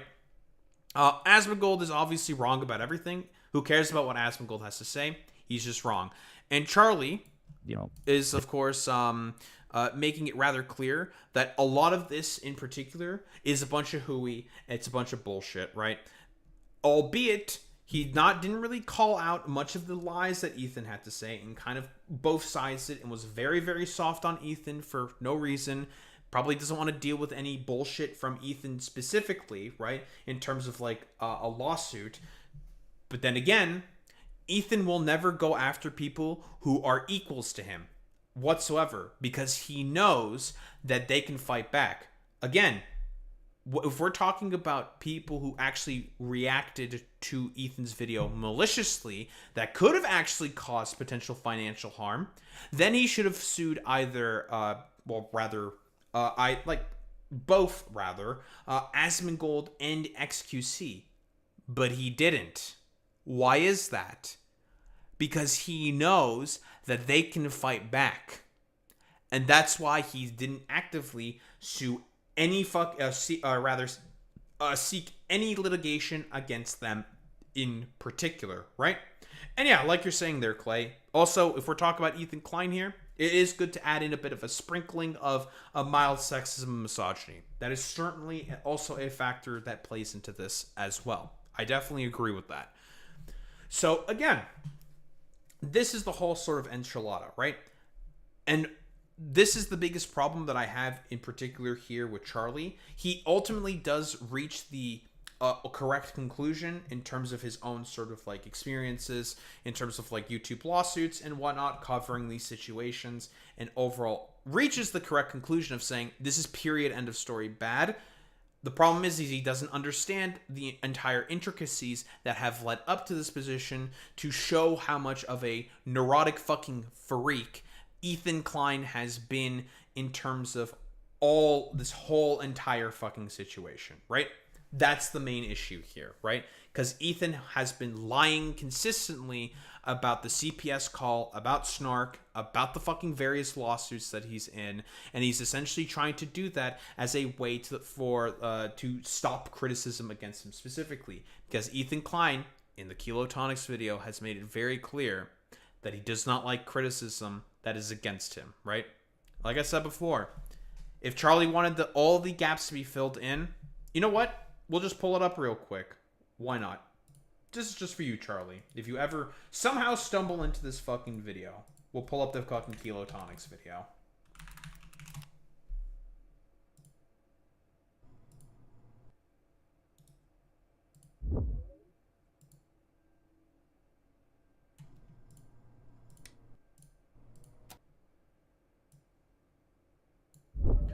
If you...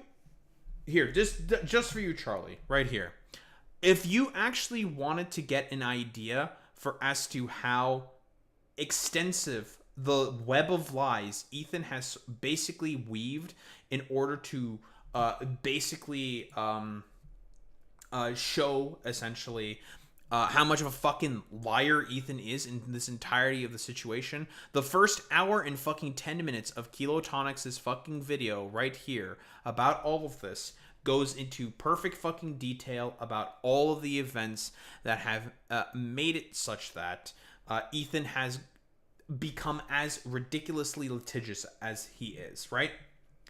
Kilotonics pretty much goes through all of it and comes to the conclusion that Ethan is doing this because he is an incredibly neurotic a neurotic fucking loser who is just essentially upset about the fact that he is getting fucking criticized, rightfully so, for a lot of the positions that he is holding, not only politically speaking, but also because of the fact that he is just very adverse to criticism in general. So he'd rather bury a bunch of people in a bunch of litigation as a sort of byproduct to not have to deal with the fact that he is getting criticized, rightfully so, for a lot of the terrible positions that he's been adopting as a byproduct of DGG flooding his fucking community and essentially pushing him in a position to essentially be used as a weapon for them to go after people that they don't like. Hasan, his general sort of community, the Orbiters, and what have you. And for the fact that he's just adverse to fucking criticism in general, right? That DGG is fully fucking weaponizing for themselves. It really does come down, again, ultimately, to how much of a pile of garbage DGG is as a fucking community. They're in terms of their spiteful, ridiculous sort of actions, that they are willing to pursue actions against smaller fucking content creators and are willing to completely and utterly annihilate, for example, the whole commentary community and a segment of fucking YouTube. For what exactly? Meh. Because of their also psychotic, sociopathic, rapist fucking streamer, not willing to sort of let go of the fact that he was ultimately failing in terms of being able to create the Twitch poll monopoly that he was looking to make for himself when he decided to, or rather, Hasan more or less decided to go his own way in terms of his content creation sort of path. That's why Destiny is pursuing all of this. Ultimately, it all comes down to one extremely spiteful Nebraska man, and that is Destiny, right? He is ultimately the whole perpetrator of all of this current entire fucking environment that we find ourselves under, where now who the fuck cares about any standards that used to exist on fucking YouTube? If so long as you hate a particular person so much, you have you're just completely fucking spite driven. It doesn't fucking matter. You can just like do whatever the fuck that you want to them, even if it sets really bad precedent for the entirety of the rest of the ecosystem and environment. Because again, for Destiny, he only cares about one person and one person only, and that is himself, right?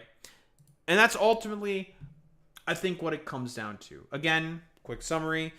Overall, Charlie does reach the correct conclusion. He is correct in his assessment in terms of like the sort of precedent that could potentially be set here, and it would be bad. He just does not know about the extensive web of lies that Ethan has been basically weaving in order to justify his sort of ridiculous, neurotic fucking behaviors that are all being pushed on and spurred on forward by Destiny and also fucking Dan Saltman.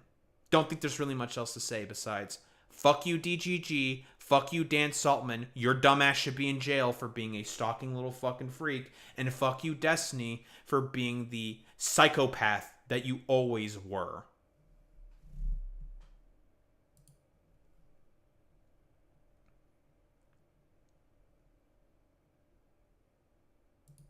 Oh, girl with the microphone? That fucking stupid fat bitch. I will body shame her. I don't give a fuck. She can go fuck herself. She's just a dumb bitch. Very low IQ, very, very, very, very fucking stupid. Who I've even ratioed multiple times. It does not surprise me at all whatsoever that she is also trying to pursue litigation against fucking Dickers. I can only assume because Dickers properly calls out girl with the microphone's fucking behavior for how much of a fucking stupid dumbass bitch that she is, right? I don't even know who the other guy is that hosts the fucking B-Team dog shit show. Isn't it Harley Morrison? He's like a fucking Zionist fucking dumbass, I think, right? I don't know. I think. I'm not sure, though. Whatever. They're all a bunch of freaks and are all pieces of shit who want to destroy YouTube commentary for literally no fucking reason besides their own neuroticism. And boom, look at that. That is this build. I think this looks pretty fucking clean, to be honest. I don't know if you're here, Boy Meets Mini, but I think this looks pretty clean.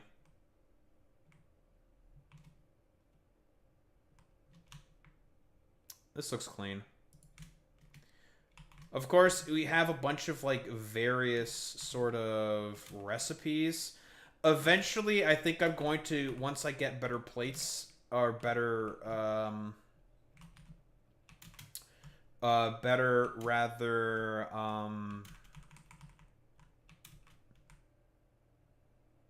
whatchamacallits, belts. That's what it is.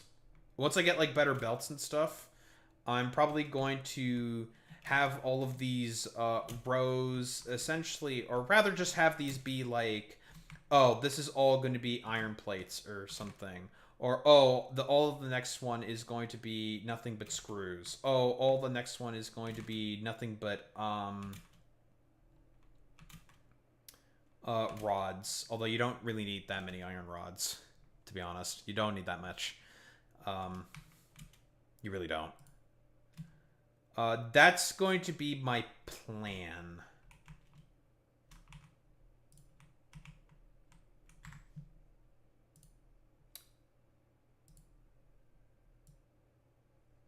It's just unfortunate that I don't have this in a blueprint. Because this ain't Factorial, I can't just copy and paste and make this a blueprint. So for now, obviously, this is all going to be subject to change once we take care of more of the problems. And also, my plan is, eventually we're also going to change the smelters there, Boy Meets Mini, to refineries for the pure ingot recipe, and we're just going to ship in the water via fluid truck once we have that option available. Because from what I've heard from a lot of the Satisfactory people, fluid trucks are pretty good, actually, at transporting a good amount of fluid. So that's definitely going to be the plan for sure, because I can easily just go to the Spire Coast, just plop down a whole bunch of water extractors, put in a bunch of stations, and then easy clap, just have an outpost that's just mining water. So yeah, eventually all of this is going to be subject to change. The belting for this is going to be kind of annoying initially, mostly because we're going to have the below part be the logistics floor, obviously. But tentatively speaking, I think this is pretty clean. No, we're going to break our legs a little bit again.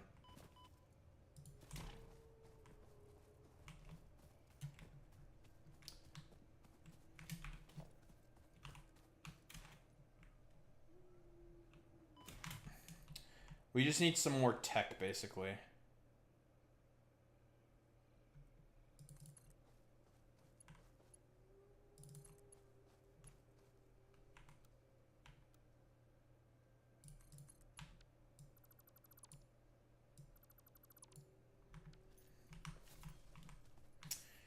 Ultimately, the question is will I have, like, enough room for trains and stuff, for train stations down here? With the logistics floor, or did I not build this up high enough? Because I did bring this down by quite a bit. I should have enough space. I think I should have enough space, because obviously this is going to be covered up, so it can't be seen. So it should be fine.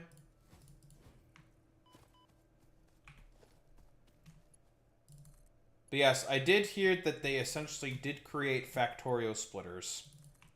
That there have been changes to smart splitters and whatnot.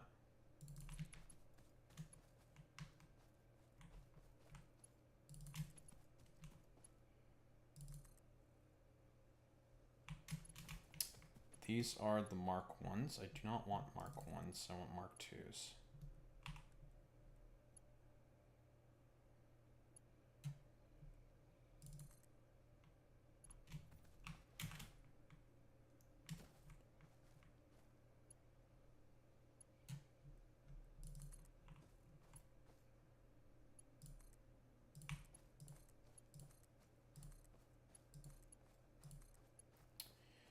Now, another thing this game needs is, like Factorio, it needs the upgrade everything button. So then you don't have to do this manual fuck shit and have it be really fucking annoying.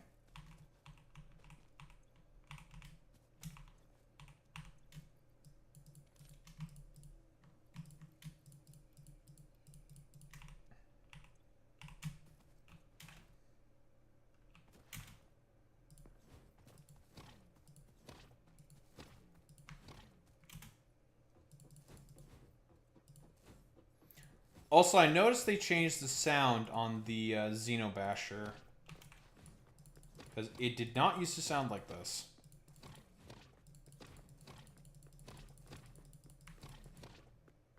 At all. This is definitely a different sound. It's not as annoying, I will say that. So, I guess it's fine.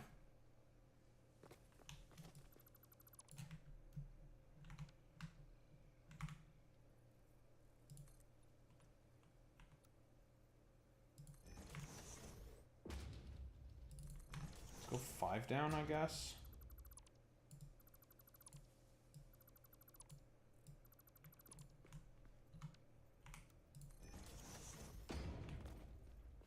Yeah, 5 is perfect.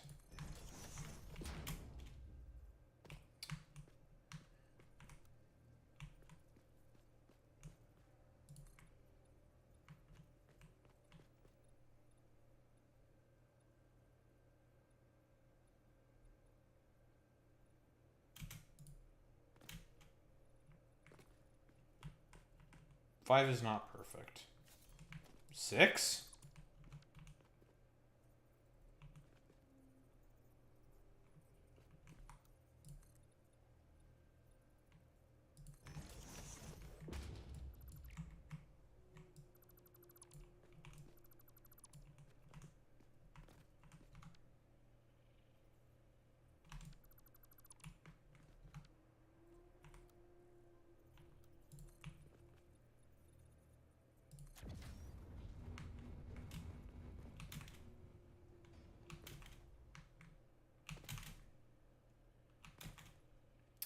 Then we just have to put like a wall.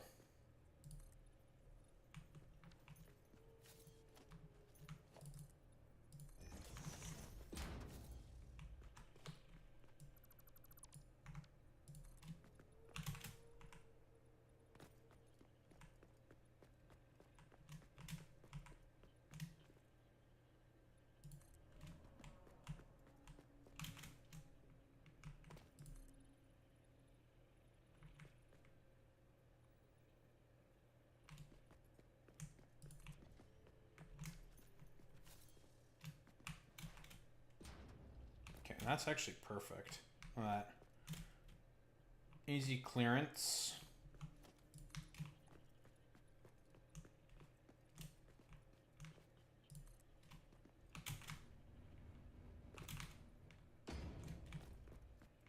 I have to do that in order to actually make this fucking shitter work.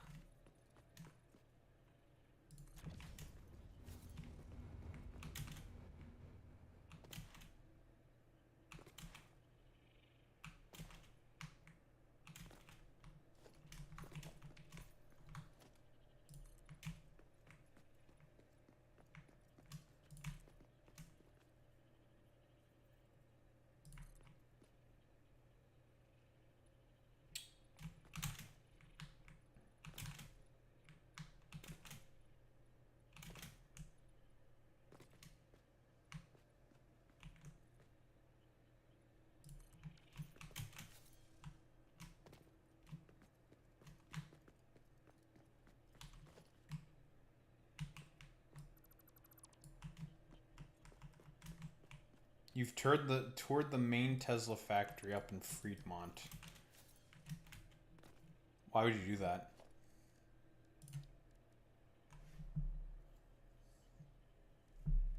I'm still saying, why would you do that?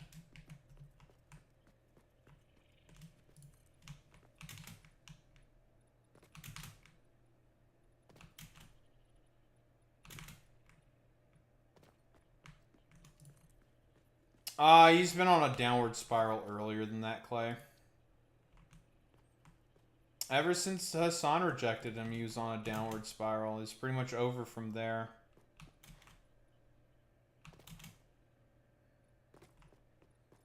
Ever since that, it was over. He decided to go full fucking schizo. And just like that, we can now cover up all of our mistakes. That's it. Yep, ever since the whole Rittenhouse debacle, he just fucking lost it.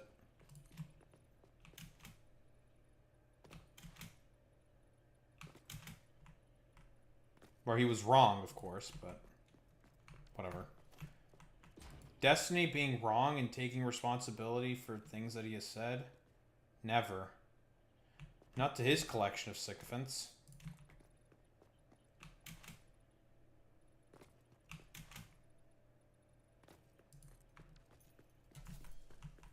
But it's okay. He has like people like Silly Mac Show, Willie Jack Show, who can do sweeping for him, so it's fine.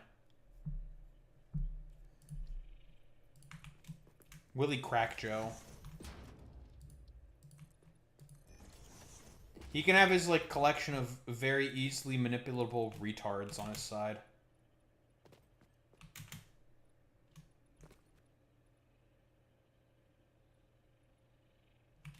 Who will sweep everything up for him.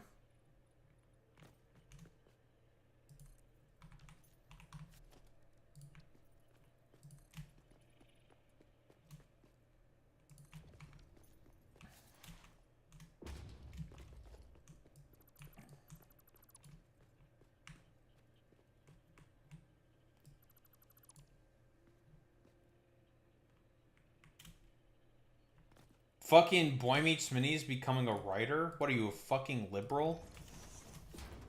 You should know that only liberals write, right, Boy Meets Mini? God, you fucking libcuck. What are you, fucking lib? Only libtards write. You have fun with that, Boy Meets Mini. Alright, let me guess. It's going to be about butter chicken. There's going to be a bit about Asian mysticism. Caught. I'm in his head. I'm in Boy Meets Mini's head.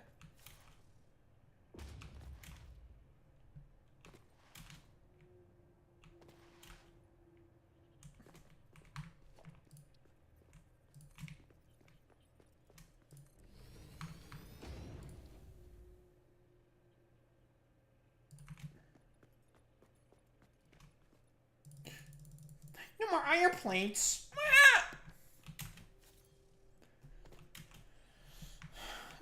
Butt chicken. The fuck? Epic prawn? That fucking liberal? What the? More like epic pawn because he's a pawn of the establishment. They're a pawn of the establishment. Nyeh. Nyeh. Okay. Saying a stupid bit.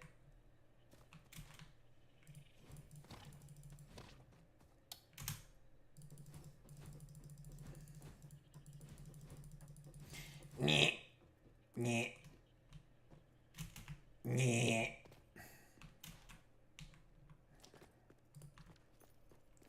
More like epic fawn because they're a baby. Nyeh. Nyeh. Nyeh. Dog, you're being fucking stupid. Shut the fuck up, dumbass. Nyeh. X fucking D. XD, XD, X fucking D. Alright, now I can cover up for all of my logistics. X fucking D, dude.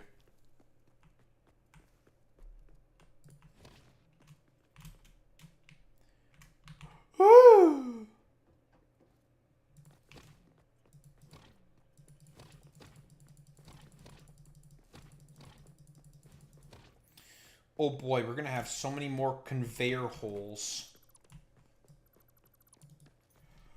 that we have to make. Yay!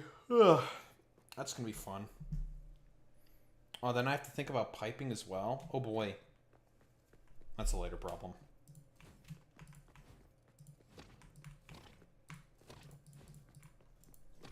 I wonder what the Xenobasher sounds like when I hit an enemy with it.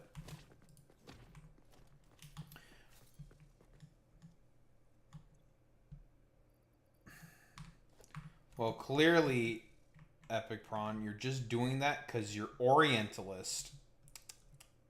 Shaking my head. Orientalism. SMH my head. You're just doing that because you're racist, and I am not racist. I have never been racist. I am the only non-racist person. This is a fact, and it's true. I am so not very racist.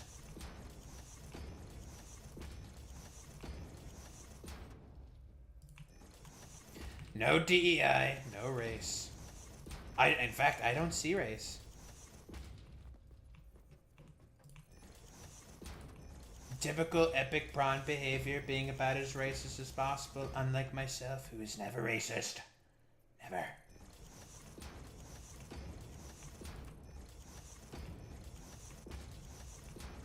Everyone should praise me for how not racist I am.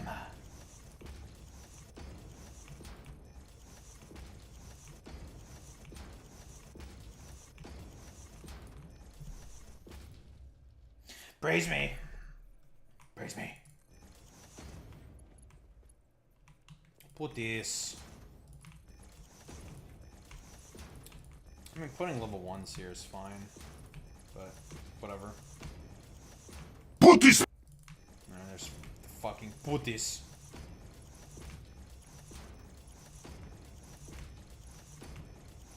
Pow!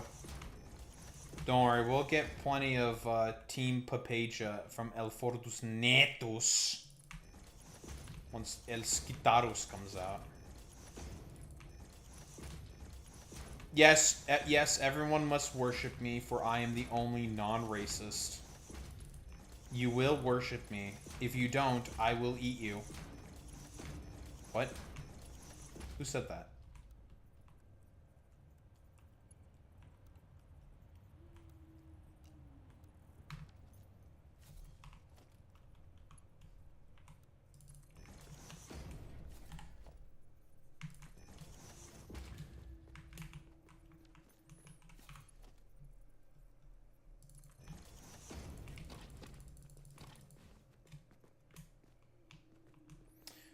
Okay.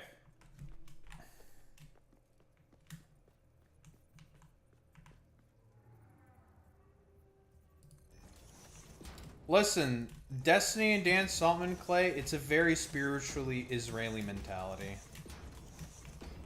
Very, very Israeli. See a thing, ruin it. Very, very Israeli. And there's a reason why Destiny took the propaganda trip there, Pepe. Everyone do your fucking Pepe post. It's very important. We got a Pepe post.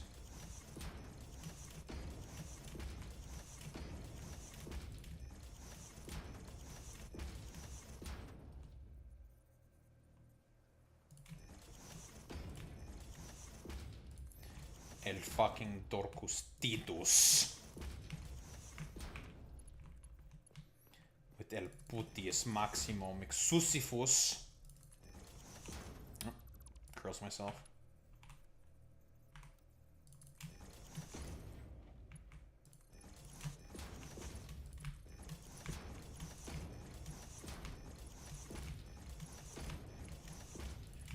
Okay, so we have 40 smelters. Are we going to use all of these smelters? No. We don't need to use all these smelters. It is unnecessary. We will only be using more of these smelters once we scale up. Just using the first row is more than enough for our current purposes.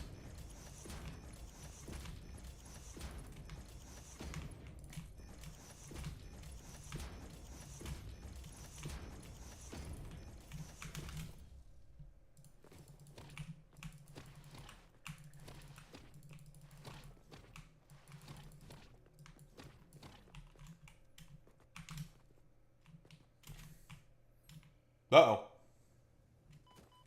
Alright.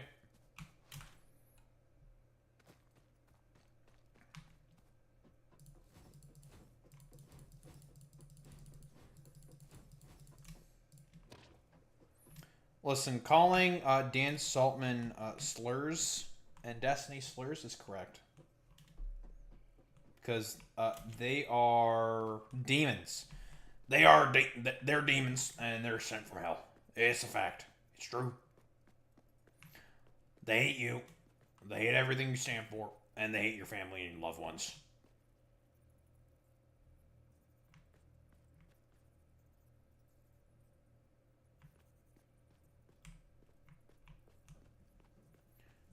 Oh, you tell me, Boy Meets Mini. My fucking YouTube comments is just cancer. It's just the cancer of some very low IQ individuals. Very, very, like, dim-witted people. Very, very low IQ. Very dim-witted. Unintelligent specimens.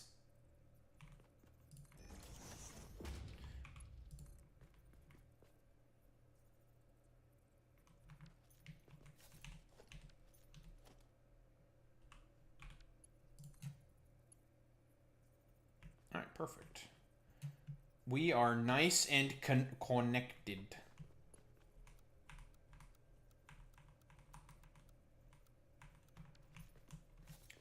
We're connected.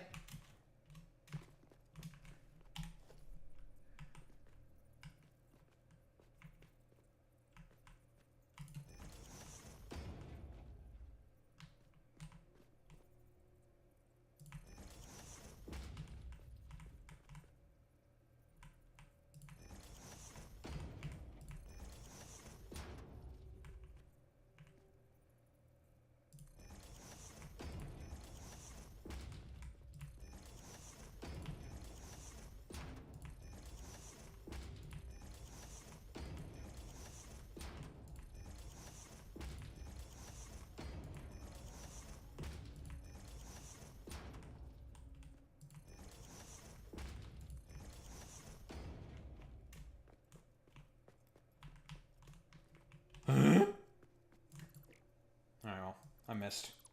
No. No, I was off by a tile. Kills myself. Krills myself. Krillins.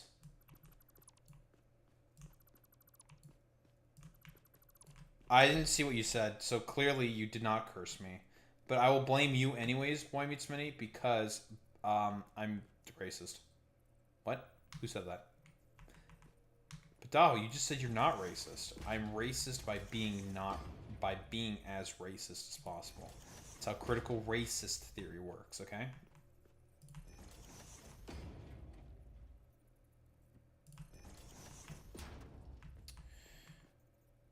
Listen, here's the thing, Clay. I mean, like, the thing with YouTube is the same thing that's happening across all social media.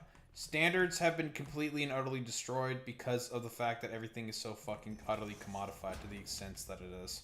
None of this is going to happen unless decommodification of all these fucking platforms essentially happens. That's the problem. Ain't nothing gonna change until basically everything becomes like a public platform, but that's never gonna happen. Yeah, probably never should have gone to Google. I don't even know who owned YouTube in the past, Boy Meets Mini.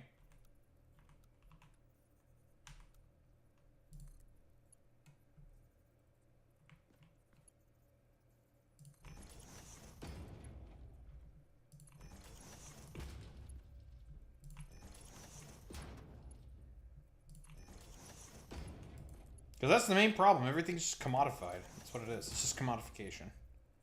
Commodification of all social media, of all sort of enterprises. That's the problem. 3 founders are ex-PayPal engineers. Pepe.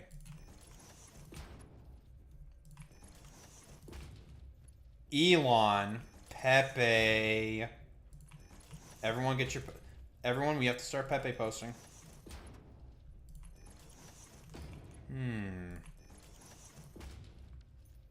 Got a Pepe post. Elon. Our favorite Pepe poster. More like Pelon. Nyeh.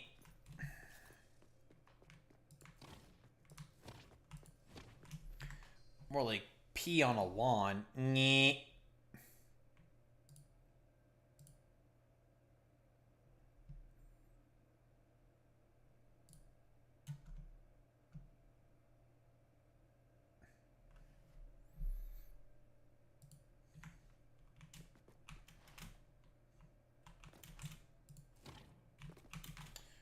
I'm gonna have to figure out how I'm gonna divvy all this shit up.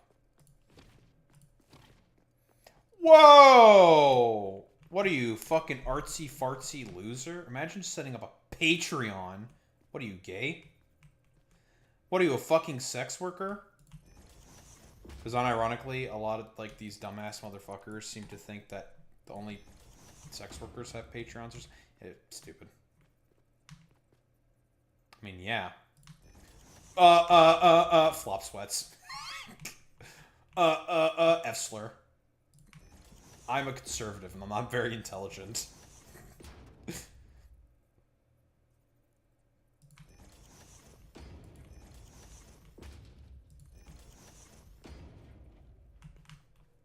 Kills myself. Did it again. 1 tile off. I just want to fucking flick this thing on. But Daho, do you have enough power to sustain all this? Yes, I do. I make 1,200 fucking megawatts. The whole thing that I have planned out is probably a quarter. Probably.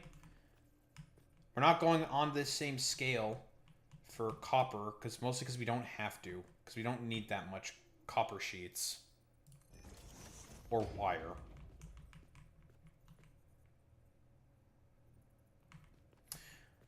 Trying to remember, what is the most efficient reinforced iron plate recipe? Was it the stitched plates, Boy Meets Mini, or was it the bolted plates? I don't remember.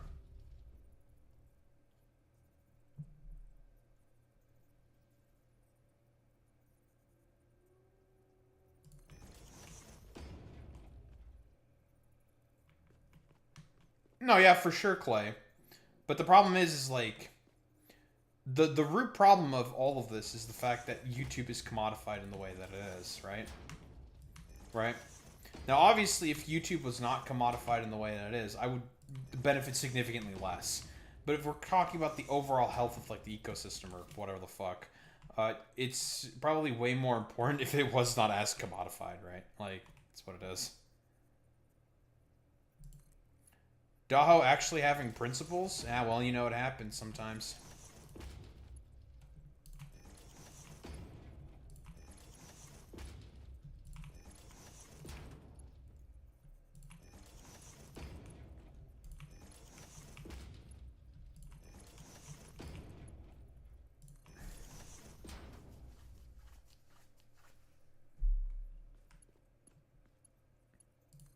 Yeah, what are you, fucking cringe or something? What are you, a fucking homosexual?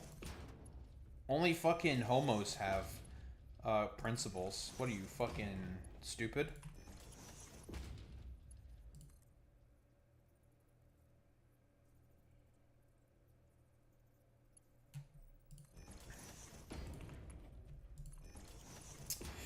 Yes, it's like ultimately the question I have to ask myself, Boy Meets Mini, is how much do I want to avoid using screws? But the iron wire recipe sucks like big doo-doo fart ass. is a pretty shit recipe. Like, it's convenient, but it's kind of shit. It's very annoying. I don't know why I picked up the iron wire recipe. Okay, no, I do know why I picked it up. I picked it up because with the early game setup I had, it was convenient. I picked it up because of convenience, not because it's a good recipe. It's a shit recipe.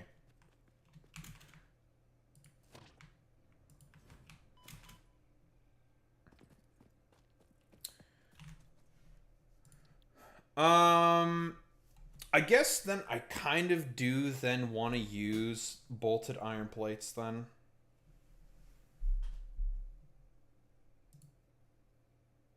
It's 250 screws per minute. 1,000 screws. Cast screws is 50 per minute. Be 20 assemblers. That's not that bad. Or 20 constructors, rather. You know what? I don't need iron rods. I can convert a bunch of those to screws. The only problem is that we just don't have the throughput yet because we don't have the belts for the throughput. We don't have Mark III belts, although we can almost get them. So obviously this is not going to be producing as fast. We definitely make 90 iron plate per minute. That's fine. It's whatever. But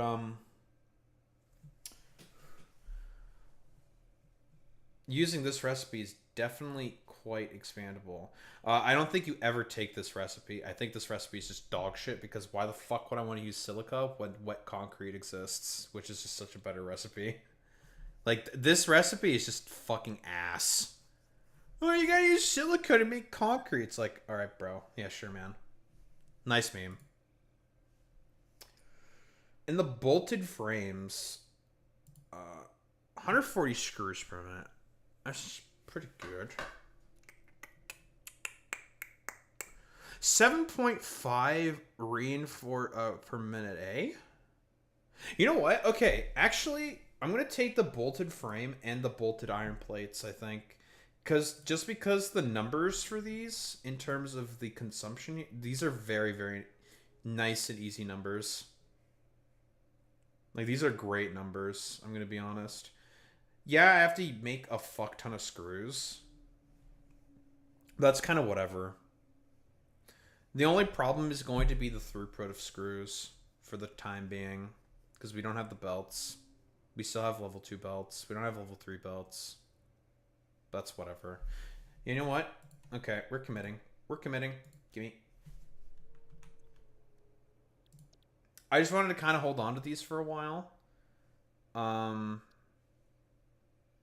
Until I found more hard drives. These recipes are fine. Those are fine. I think those are fine recipes.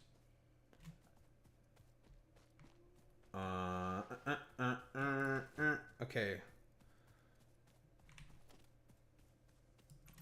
Get rid of that for now. So, what we're going to do is probably have all the iron be belted in like so, and then have it be brought up like this shit, probably. I'm probably eventually going to wall all of this off to make it not look ugly. Problem is then, okay, if I'm eventually going to make a transportation network, and this is going to be my quote-unquote main iron facility, where are my depots going to be for the rest? It's probably just here, right? Yeah, this is plenty of space. And the natural roadway is over there. Yeah, this is fine. No, this works. Yeah, no, this works. This works. Leave this open space for necessary transportation. Yeah. Yeah, no, this works. This works. Ooh, actually, it gives me a little bit of extra room to play with as well, moving to the right. Ooh, actually, yeah, that's actually really good. No, that's perfect. No, that's perfect, actually. That's so good for me.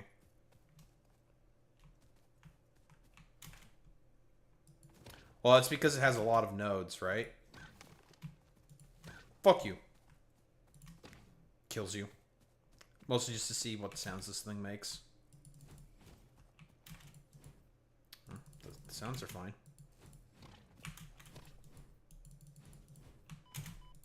Fuck you. Kills you. Which means I can now deconstruct my MAM. Yay. I don't lose those recipes. Hooray. Also, I do kind of have a mod that does upgrade all of my buildings' output.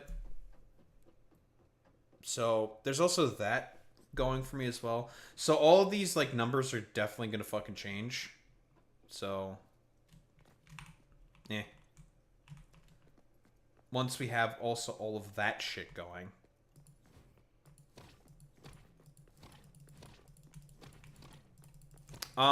Me.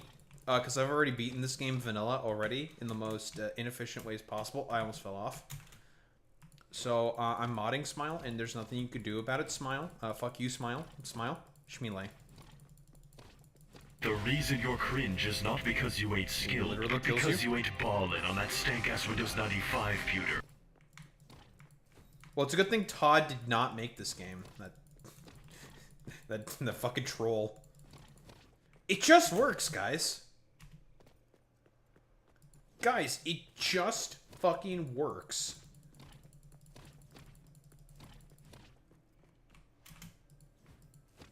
Fuck you mean? Todd made every game? Alright, someone get Epic Brawn the fuck out of here. I want them banned. Boy Meets Mini. You know what to do. You know what? Okay, I'm gonna be a brain genius and not dedicate a floor of this to iron rods. I'm just gonna fucking put the iron rods over here, actually. Oh my god, I'm so fucking smart. Why am I... Oh my god, why is my brain so big? Why am I such a smarty... Why am I such a smarty pants? Oh, look at me being such a smarty pants. Alright. 2, 3, 4, 5, 6. Oh my god, I'm such a smarty pants.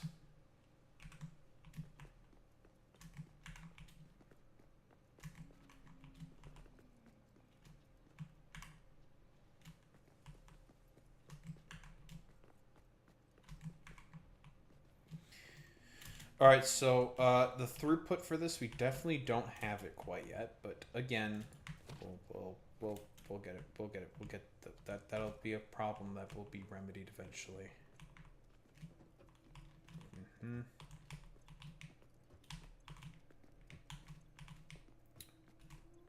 Okay, perfect. Lovely.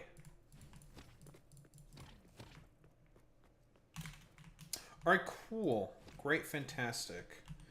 And then we're going to make a little separate outcrop just for the rods.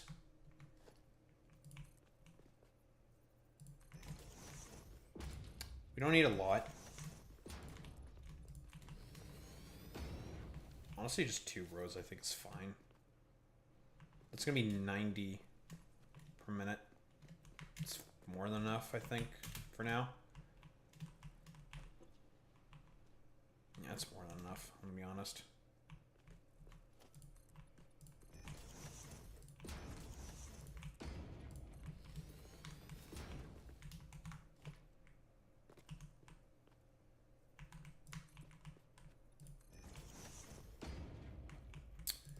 Alright.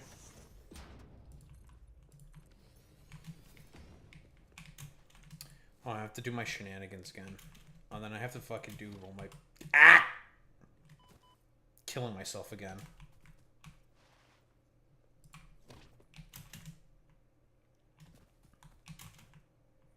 I'm sorry to say, Epic Prawn, but I don't think they are going to care that much about a little prawn.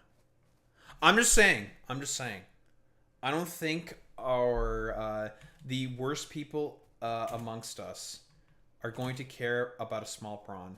I'm just going to say.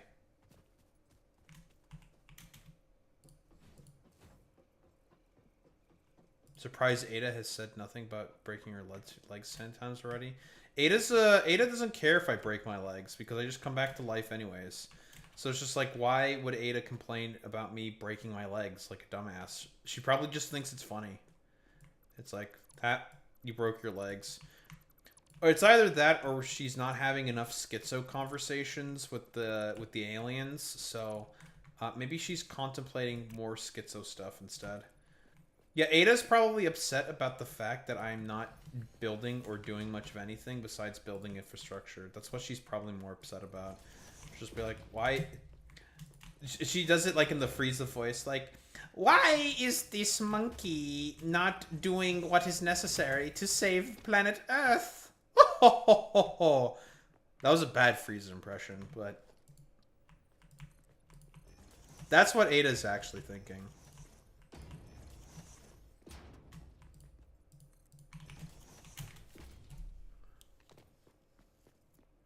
But that's what Ada's actually thinking. Ada's just a racist. It's true. It's real. She calls me slurs. It's fucked up, chat. Oh! Almost kills myself for fun. Alright. No, I'm living. I have rapid regen. Because I'm below 3 bars. Yo, rapid regen. Yeah, it's fine. It's fine. It's fine. I'll live. I'm living. Okay, now I have to do all the same shenanigans like I did with this shit. From here. Fuck it. God damn it.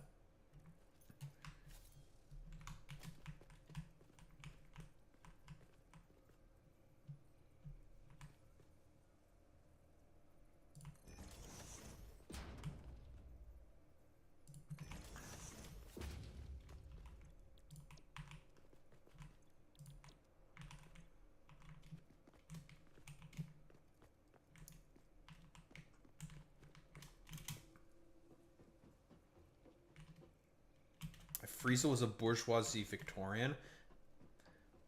Well, I mean, we all know that Frieza is supposed to be the most evil thing that Toriyama thought was the most evil thing. And that was real estaters.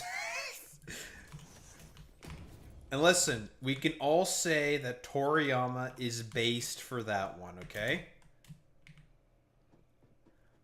Toriyama decided to Pepe post, okay? Toriyama's a Pepe poster.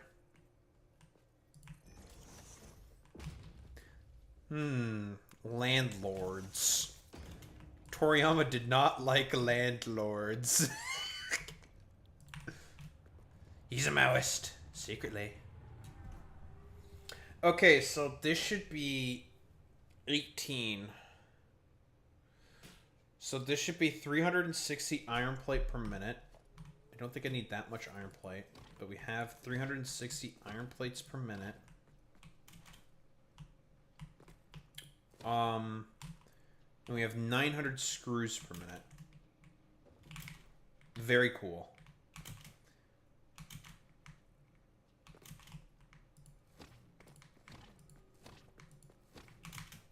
And then we have the rods, and that's going to be 90, which should be... Who cares? Fuck you. Useless. But now you can use it to make a rebar and make ammunition for a gun. I don't give a fuck about that. Who the fuck thinks I care about that dumbass rebar gun? I only care about it once I have explosive rebar. Then I start caring.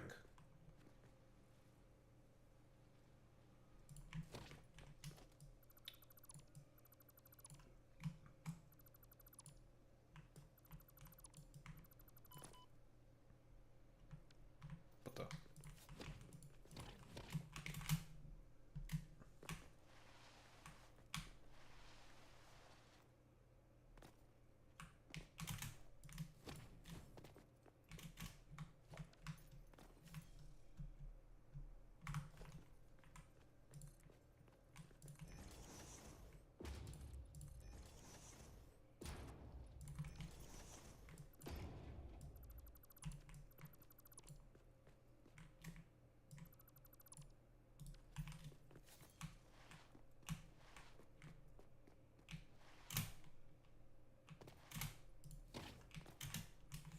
But listen, Boy Meets Mini, do you know about the movement tech in this game? Do you know about movement tech in this game? That's the real question, Boy Meets Mini.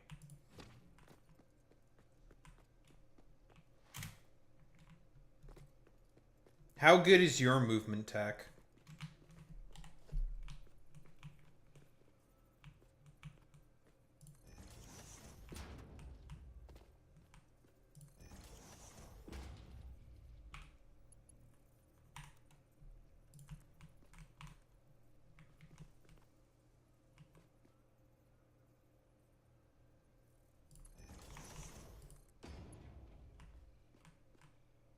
Oh, it's too high.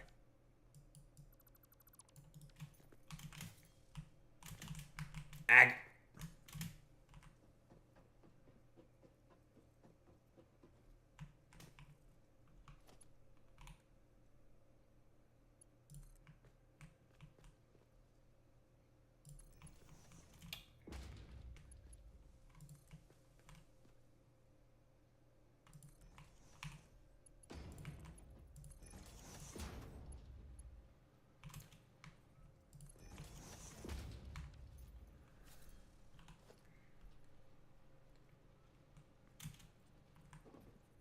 Never liked jump pads. I think jump pads are also shit as well. I agree.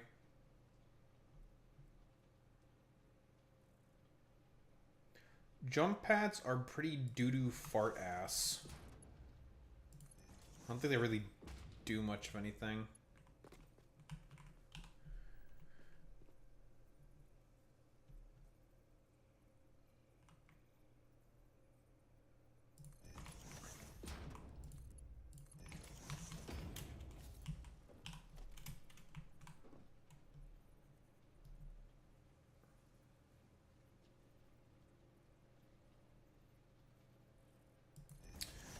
They're just kind of bad.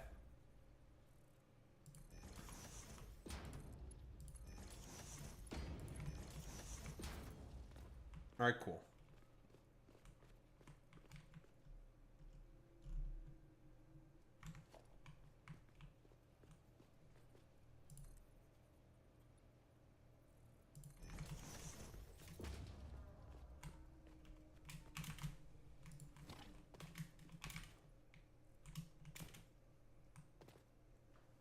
Alright, there's my fancy fun time bullshit. Hooray. We're going to be using this area to essentially make our iron plates, reinforced iron plates, and rotors, and frames. That is the plan. What's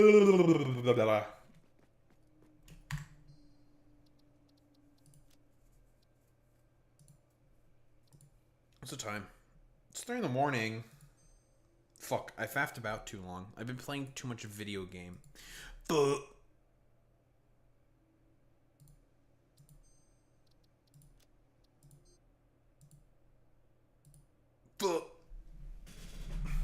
Okay. We were gonna do a Hasan bad segment. And something making fun of Mika Brzezinski. But I played too much satisfying of my factory. I was satisfying my factory.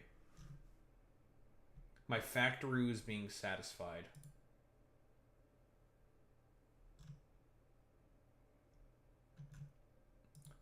I'm gonna satisfy! Hasan is bad. This is true. Many people are saying Hasan kind of bad.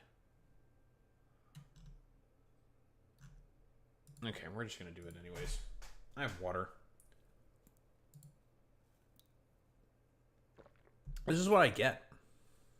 I'm punishing myself for being stupid. Alright, let's do this.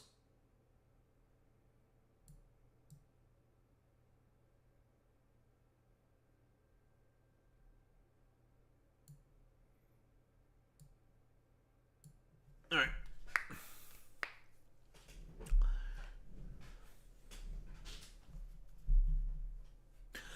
So, should we really be surprised that even though Graham Plattner is now the Democratic fucking nominee for the Senate race within Maine, the establishment types within the, well, you know, Democrats and the Republicans, blah, blah, blah, blah, are still coming up with, I think, the dumbest fucking questions possible in order to ask Graham Plattner to see if he's, I don't know, like morally consistent or something.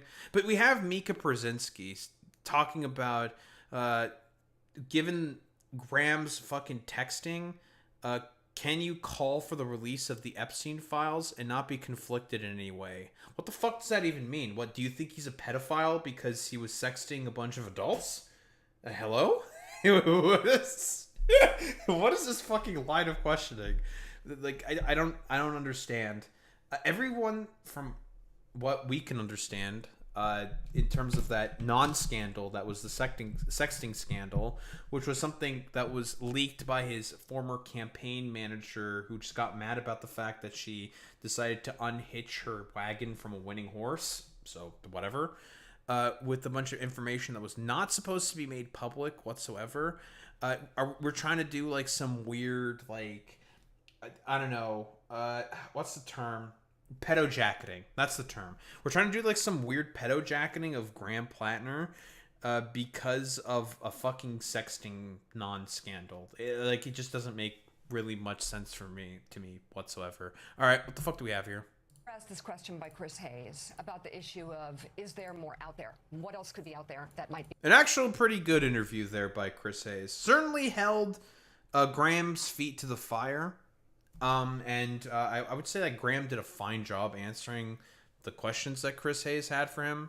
I'm going to be pretty honest here. Even though Chris Hayes was just like, yeah, this is for the most part pretty stupid, but it's what's making the rounds right now, so whatever, I have to ask you about them. Very, very honest of Chris Hayes, but then again, he's like, I would say like the only good journalist within America.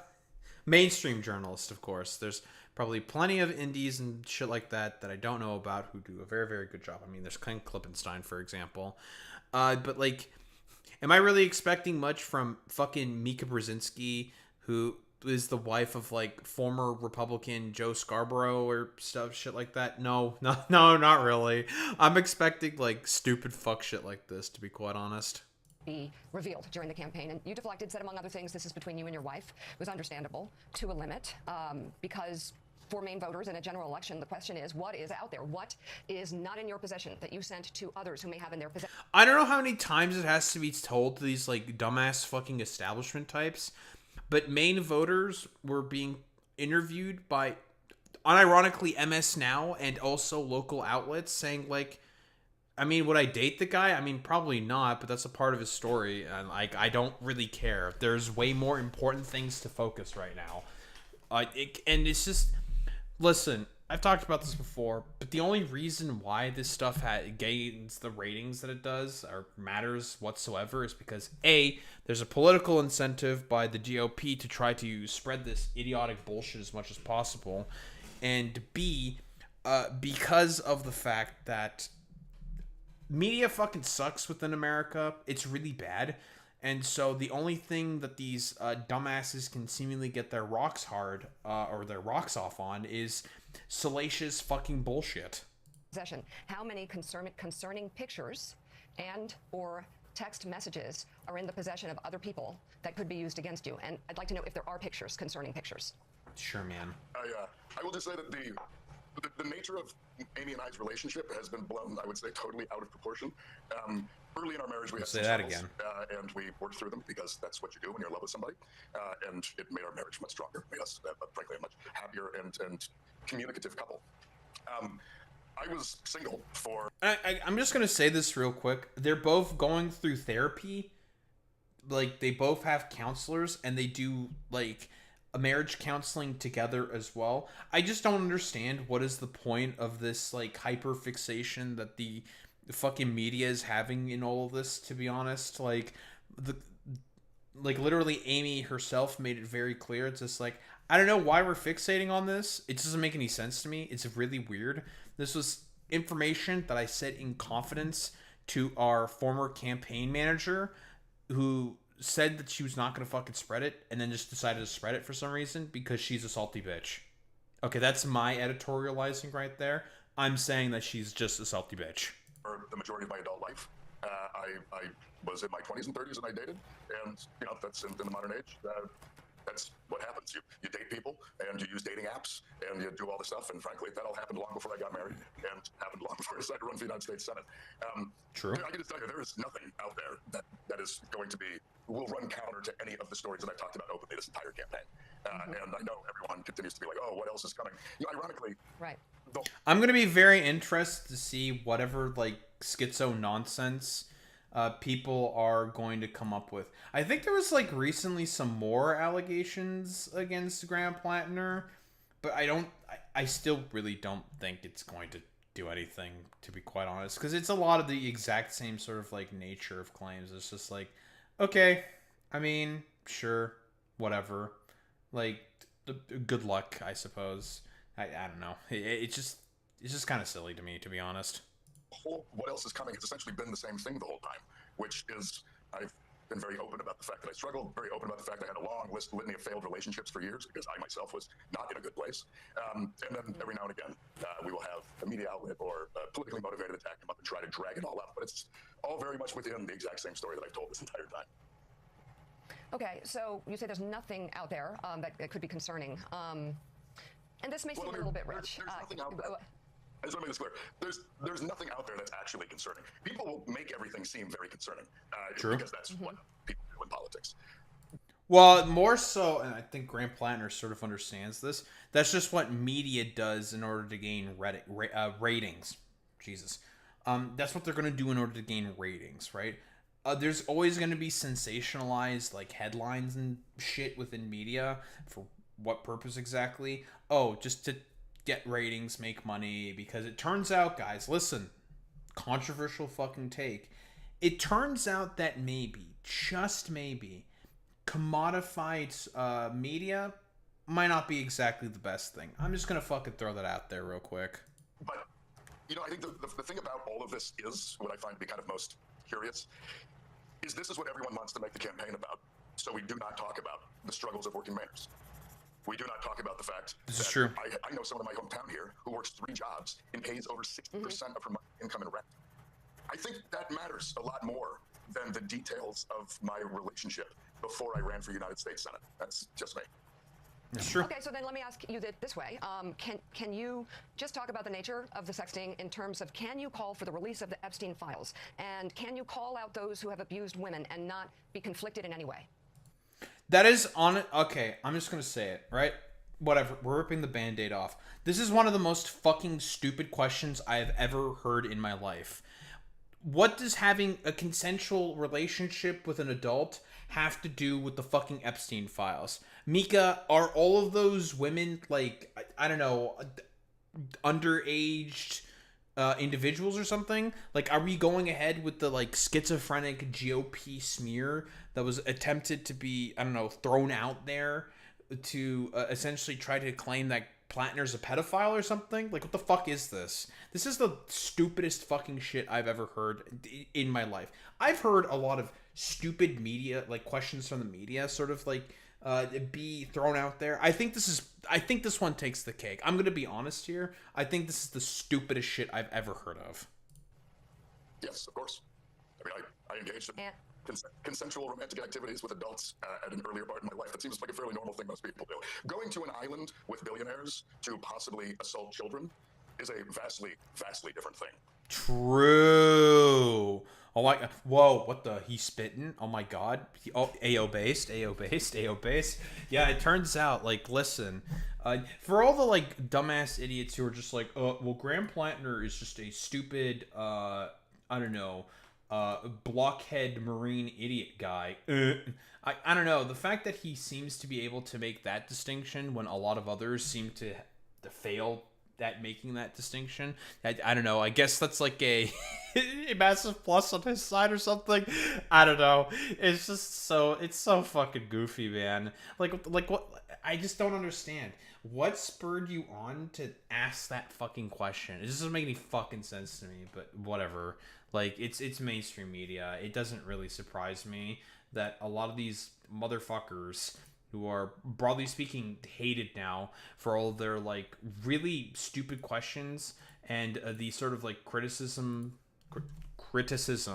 that Trump, generally speaking, has when he says that they are, or rather, a lot of people are fake news, you know, the fake news media. The reason why a lot of that shit sticks is because of dumbass shit like this. It's just like, okay, man, like, good one or something. Which is one of the reasons why, for example, a lot of Trump supporters tend to like a lot of the left-leaning populists. It's not because of some, like, horseshoe theory bullshit. Like all of these, like, schizo blue MAGA types like to sort of suggest that it is. No, it's because they also can see and understand that a lot of the establishment types are also throwing a lot of the exact same bullshit like this at their sort of, like, preferred candidates who talk in the ways that they, generally speaking, like. And they see that they throw a lot of these exact same, like, well, depending on the question, of course, they perceive it as ridiculous. Some of those questions are not ridiculous when asking about, like, Donald Trump with a lot of his, like, impropriety and the Russiagate and whatnot, because there was stuff that was found out to be true about Russiagate, but whatever. That's just, like, the Teflon Don jujitsu nonsense that specifically Donald Trump does in order to essentially make people be like, you know, I just think this is very, very stupid, or whatever. Very, very cringe, blah, blah, blah, blah, blah. But whatever. As expected from, like, mainstream media, the reason why a lot of this shit, broadly speaking, is or the criticisms of saying that mainstream news is fucking dog shit is because of, well, this in particular. Just dumbass fucking questions like this, where it's just like, okay, like, stupid, ridiculous. It's very, very fucking silly that this is basically happening right now with, like, these really ridiculous questions. And at the very least, everyone can sort of sense and understand that it's stupid, and everyone just, like, looks at this and says, like, there's a reason why I like this guy instead, because the media, broadly speaking, has lost the credibility that it used to have because of the fact that it's just a bunch of commodified fucking slop. And that's the biggest issue, and why no one likes mainstream sort of news. But, I mean, like, what else is there to really say? This question is fucking stupid. Yeah, I mean, this question is fucking stupid. Why is Mika Brzezinski asking this? I don't know, to try to get some rating dunkery-doo fucking headline, I guess, for lack of a better term. And because I guess she's got fucking nothing better to say or to ask Graham Plattner over a non-scandal basically raised by his salty former campaign manager, who's just mad about the fact that she decided to unhitch her sort of proverbial wagon from a winning fucking horse. Don't think there's really much else to say besides that.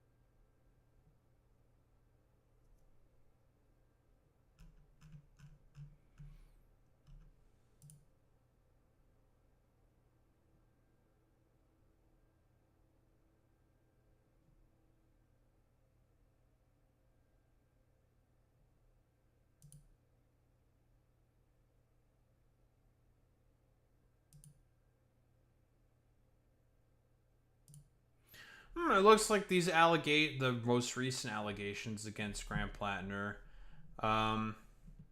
certainly have a little something to them. So 2021, he cheated apparently on his fiance with some girl who was 10 years younger than him. Something like that. So she was 26. He would have been 36 at the time, because I think he's 41 right now.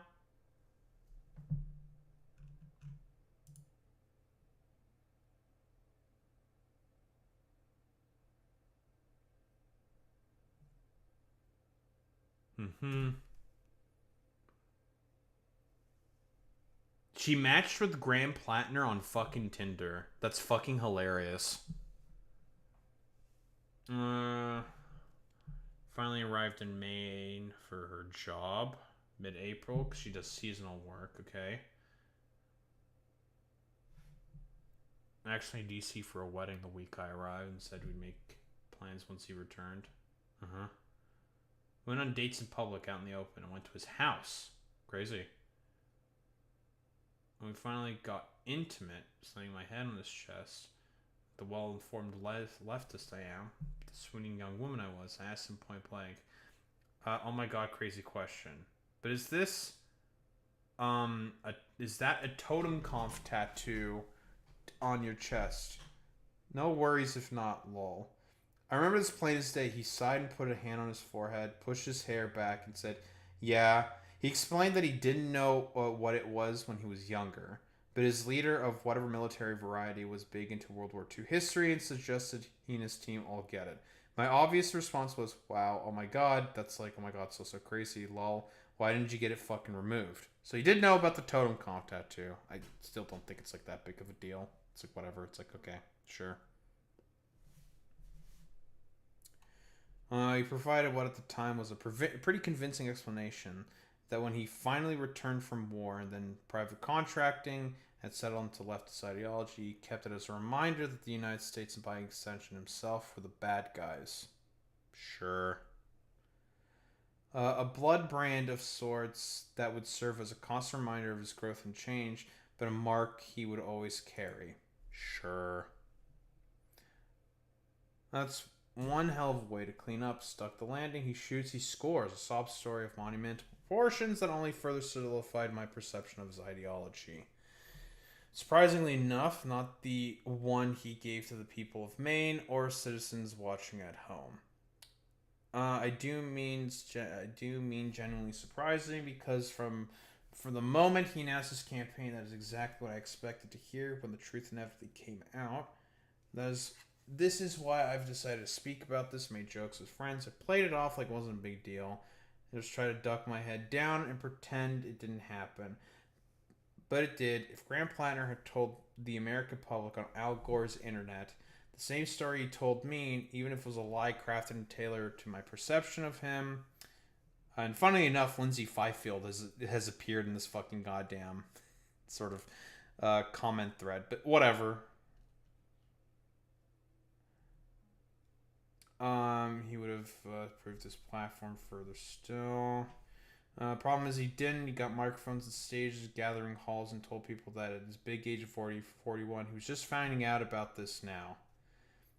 We stopped talking shortly after that because a friend relayed to me that while she was at his house, having some of our mutual friends look at his car, talk about a woman he had blown it with, saying she was the love of his life. I was naive and probably a little too starry-eyed for my own good, but as a person who had been on a handful of dates with him and fucked around a bit, I was smart enough to know he wasn't talking about me. I took the hint. It wasn't until a month later in August that upon a conversation with a mutual friend and it being revealed that I had been seeing Graham, I found that he had been engaged the entire time while we were talking, exchanging photos and videos. I can't say for certain if he was still engaged when we were seeing each other in person, just that his mutual friend told me he was engaged with another woman named Jen and that she had walked in on him having sex with another person at a wedding they were at in DC. Ooh, salacious. Mutual friend also advised that he was trying to repair things with this woman and asked me if I was going to seek her out to tell her. Okay. Sentiment there was very similar to what I've been feeling since the announcement of his campaign. It was a stranger in a strange land. I've been there long. Small towns, no longer involved. Don't feel the need to publicly say. Last revelations. It seems that my story was one of the most recent. The way that these women have been brushed off, scrutinized over their political leanings, accused of being paid agitators. Wait, but Lindsay Fifield is a paid agitator, though. That's just a fact.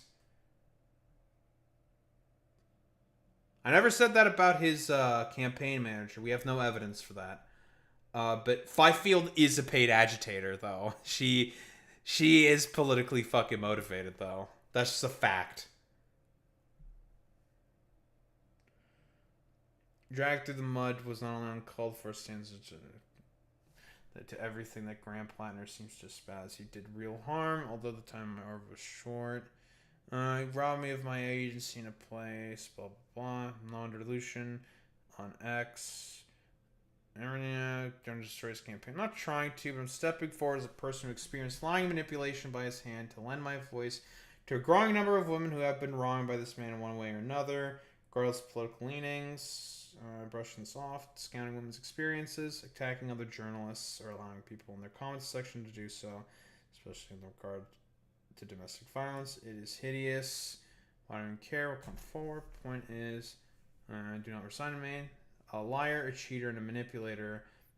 My own first-hand experience petitioning becoming a member of legislative body. Nothing to do with Susan Collins has everything to do with the fact if we want a better Democratic Party, we need to elect better Democrats. Unfortunately, there's not better Democrats in Maine. It is what it is. Onto this campaign since information started coming out. It's been one lie after another, one manipulation after another, one woman after speaking out about harm that he's done. I mean, like, literally also rape survivors have come out to defend him. Like, it's fucking complicated. It's annoying, but whatever. A Dune quote. What the? Holy shit. She knows ball. Okay.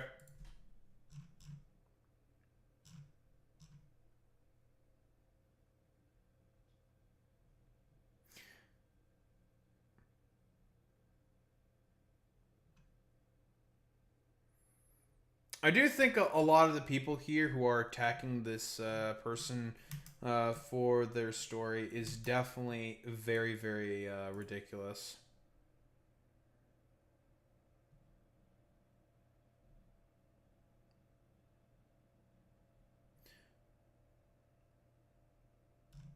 So yeah, he does know about the totem conf tattoo, but ultimately, I don't think it really matters all that much. No one gave a shit. Okay. Fascinating.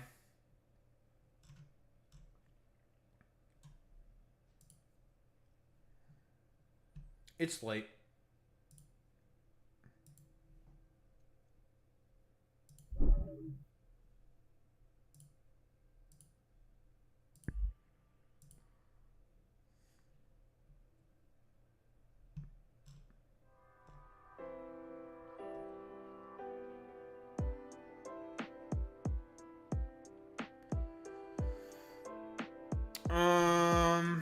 Who are we rating out to today?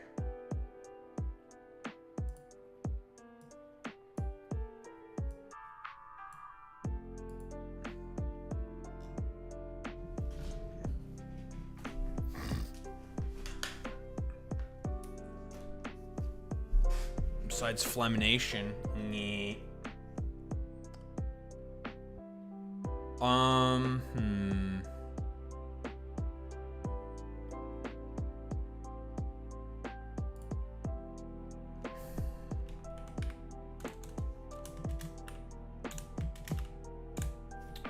God damn it. Fucking language. Fucking cringe butthole. There we go. Fuck you.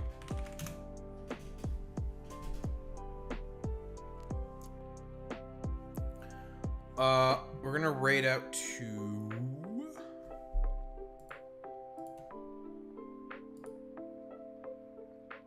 Pigma. Don't know.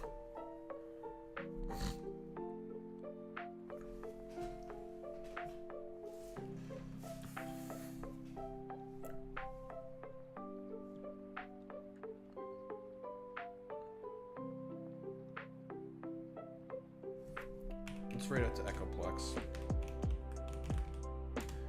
Alright, dorks. Raid messages. You know what to do, you know what to say. If you're a sub, you say you've been blessed by Romanian Jesus.